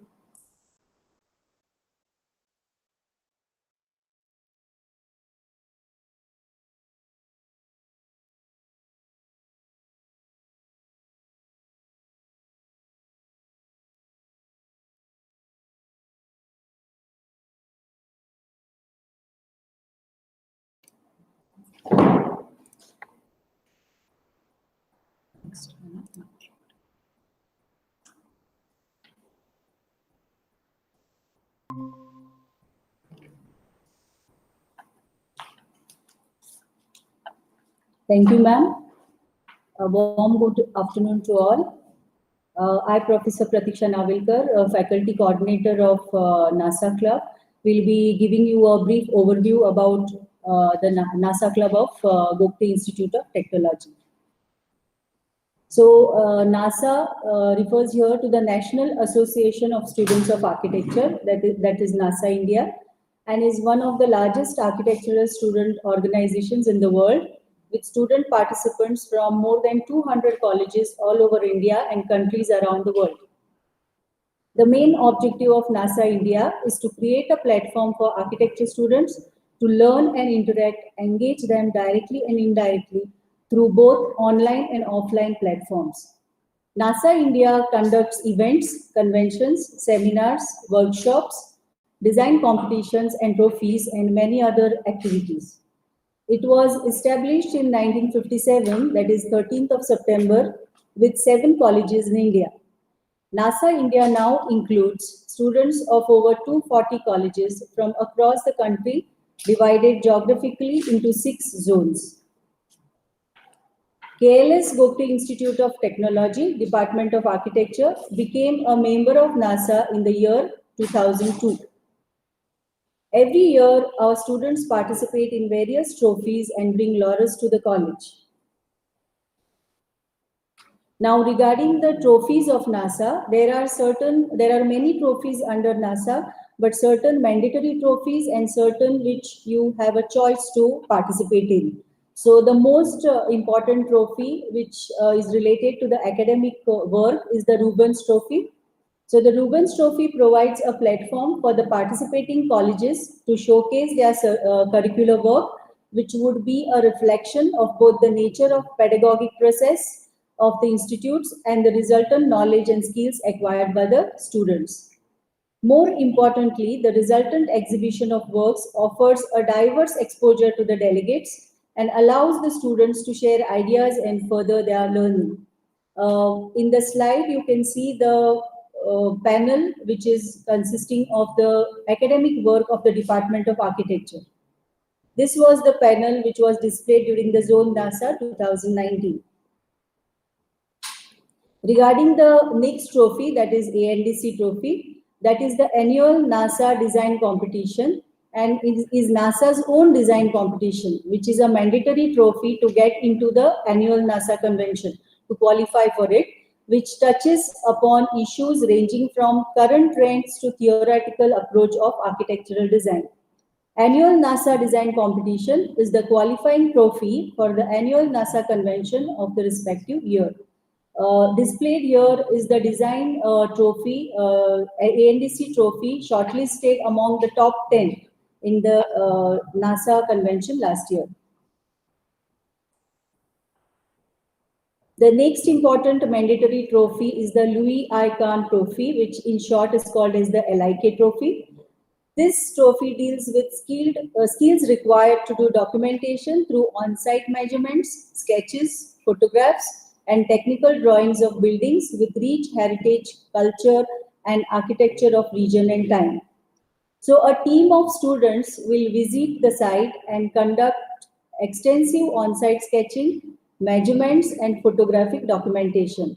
Through this trophy, students will learn about high-quality drawing techniques, measurement techniques, cultural heritage of the region, and history of buildings.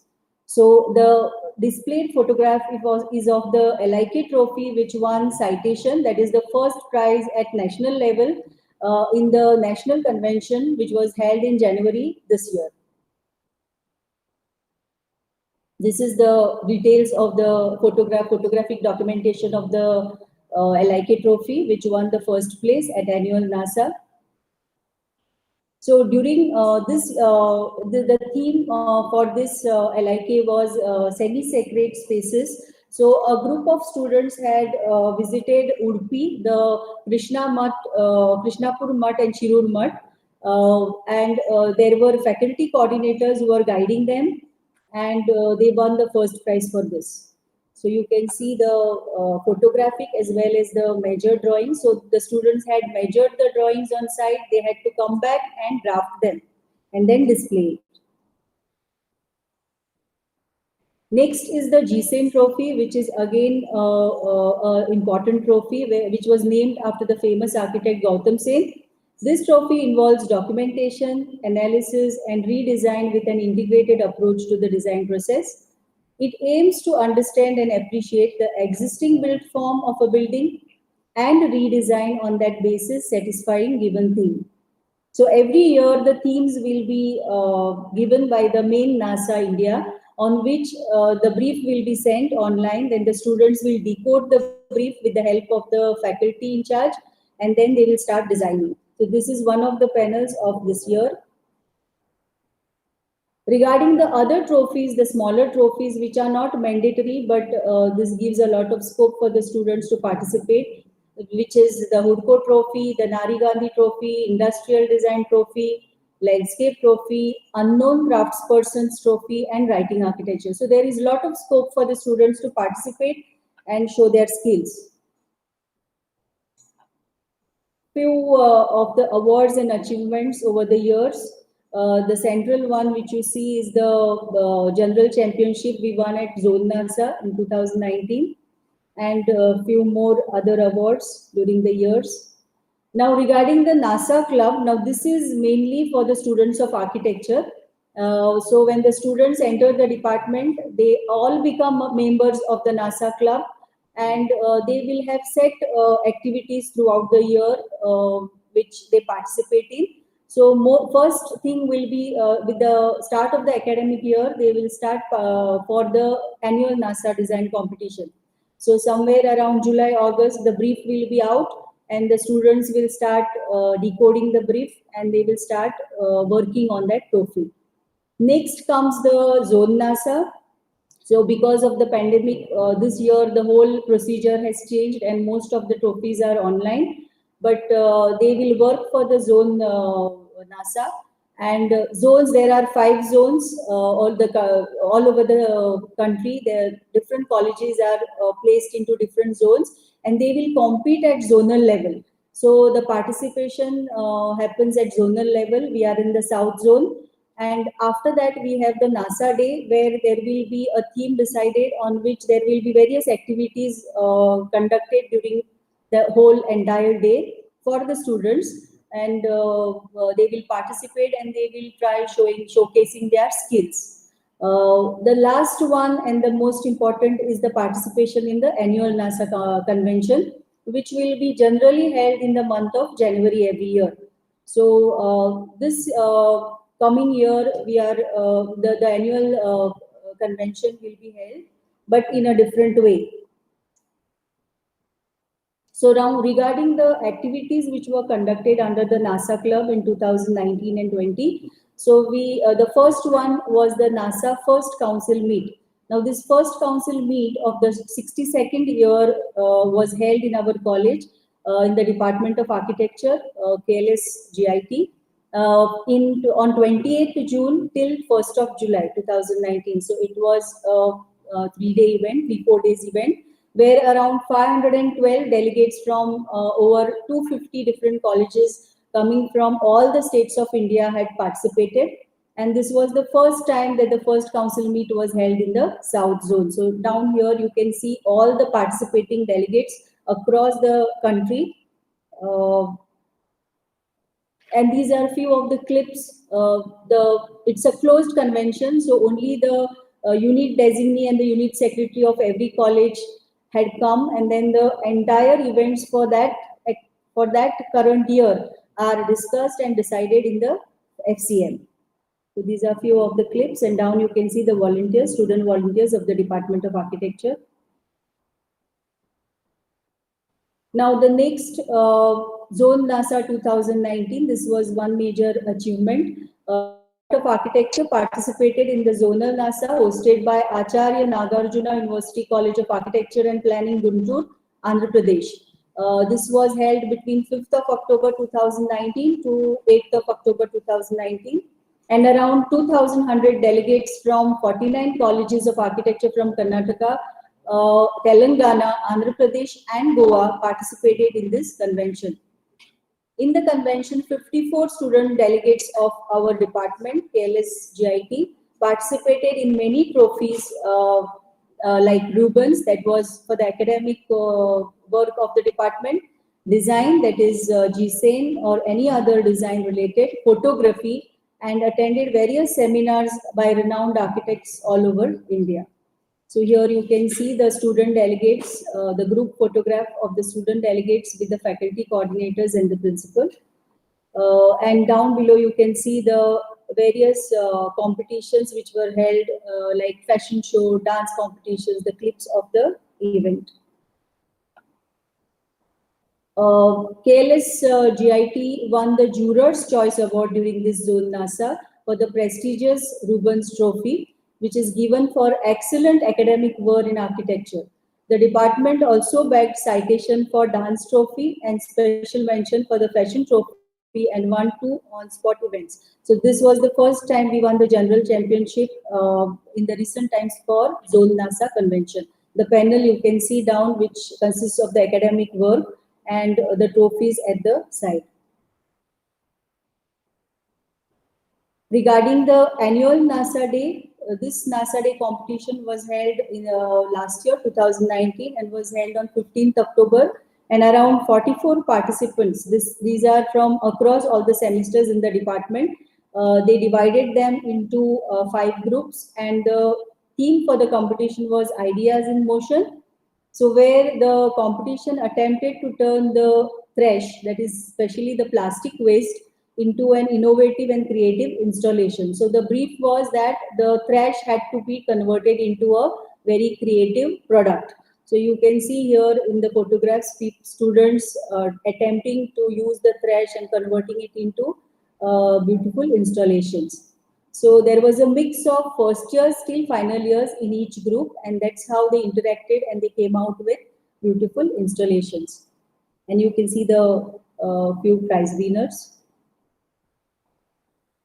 Now, regarding the executive council, every year the student executive council for the NASA club will be formed, So this is the last year's the executive council. The unit secretary is Mr. Prajwal Kambalimat. Unit designee is Ajay Betgiri. Then there will be student coordinators for every trophy. Every year the students will be, every new student will be given a chance. Generally the second years will take the lead. So Mr. Arun Kumar, who is coordinator for the Louis Kahn Trophy. Then Mr. Ashish Lalwani, who is the coordinator for Design Trophy. And Ms. Amulya Atkoli for Ribbons. And Manjunath Kopert is the treasurer. Regarding the annual NASA convention, the 62nd annual NASA convention was hosted by Council of Architecture, New Delhi. This was held from 7th February to 2020, this year to 10th February. And this was at Innovative Film City, Bidadi, Bangalore. Around 250 architecture colleges from India and also the SAARC nations participated in this convention, having more than 4,000 delegates. This was organized by the council itself this year. Generally, it will be by one of the colleges who win the bid, and they will be conducting it. Department of Architecture won the first prize, that is the citation for the most coveted Louis Kahn Trophy, which I have already discussed about in the earlier slides. And our college was competing with 40 architecture colleges across India. The Department of Architecture participated in 4 trophies such as Rubens, Louis Kahn, GSAIN and Landscape Trophy this year. So this is the detail of the LIK trophy. So the theme for this was Architecture of the Semi-Sacred, to relook at the architecture located between civic and sacred. So following the theme, the students, around 25 students across the semesters, documented Shirur Mutt and Krishnapur Mutt at Udupi. So generally the students go there on site, they stay for some days, do a photographic documentation, they also sketch, they measure, and then they come back, they discuss with the faculty coordinators, and then they come out with this work. So this year, earlier it used to be painstaking hard handwork. So students had to draft with hand, but now it is turned into software based. So students will sketch and then they will transfer it into the softwares. So you can see the sheets and the photographic documentation. The trophies this year were guided by Professor Yamuna Kadolkar and Professor Nikita Manvi. The activities conducted during this year, the students of architecture participated in the annual NASA Design Trophy. As usual, it begins with the annual NASA Design Trophy. And this year, due to the pandemic, the objective of the trophy was to introduce the students of architecture to envision the post-pandemic reality on mobility spaces. And to engage the students in redesigning a basic space like a bus terminus, which has huge implications on today's situation and further similar scenarios. The students had to identify and analyze all the issues faced by the various stakeholders by developing a safer and healthier environment. Our students have redesigned the existing Belgavi city bus terminus by identifying, analyzing, and comparing their design in a world pre- and post-pandemic through their presentations. Around 17 students were working on the design. So these are a few of the sheets which were completed as per the theme. So you can see how the presentation is done. First, since it was a pandemic situation, the local bus terminus was selected. So every year the themes change and accordingly the students will be working on it. And the last one, that is this year we had, first time we had one online sketching competition, but this was for across departments of GIT. This was not only to the students of architecture, but it was for all the students of Gopte Institute of Technology. And the theme for the competition was positive part of the lockdown experience or hometown pride. So we had a very good response from students across the departments, and these are few of the winning entries. You can see, and the poster designs. This year, since it was pandemic, we had to go for a online competition.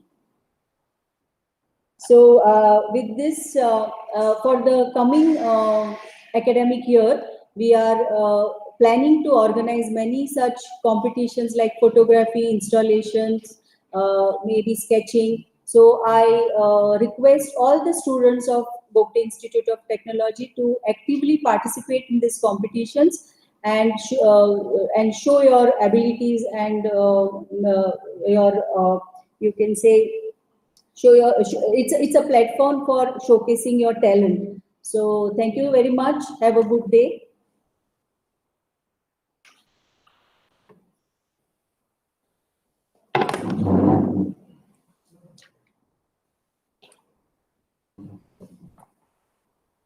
It was on time or is it shorter?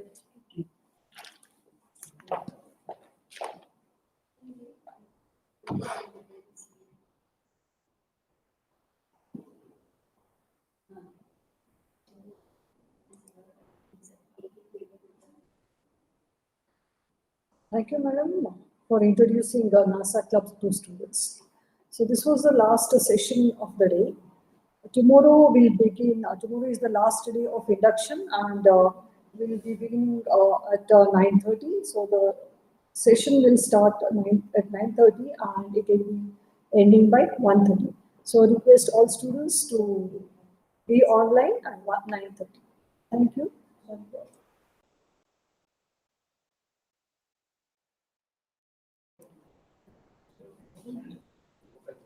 Tomorrow's link will be shared in college website. You can check it.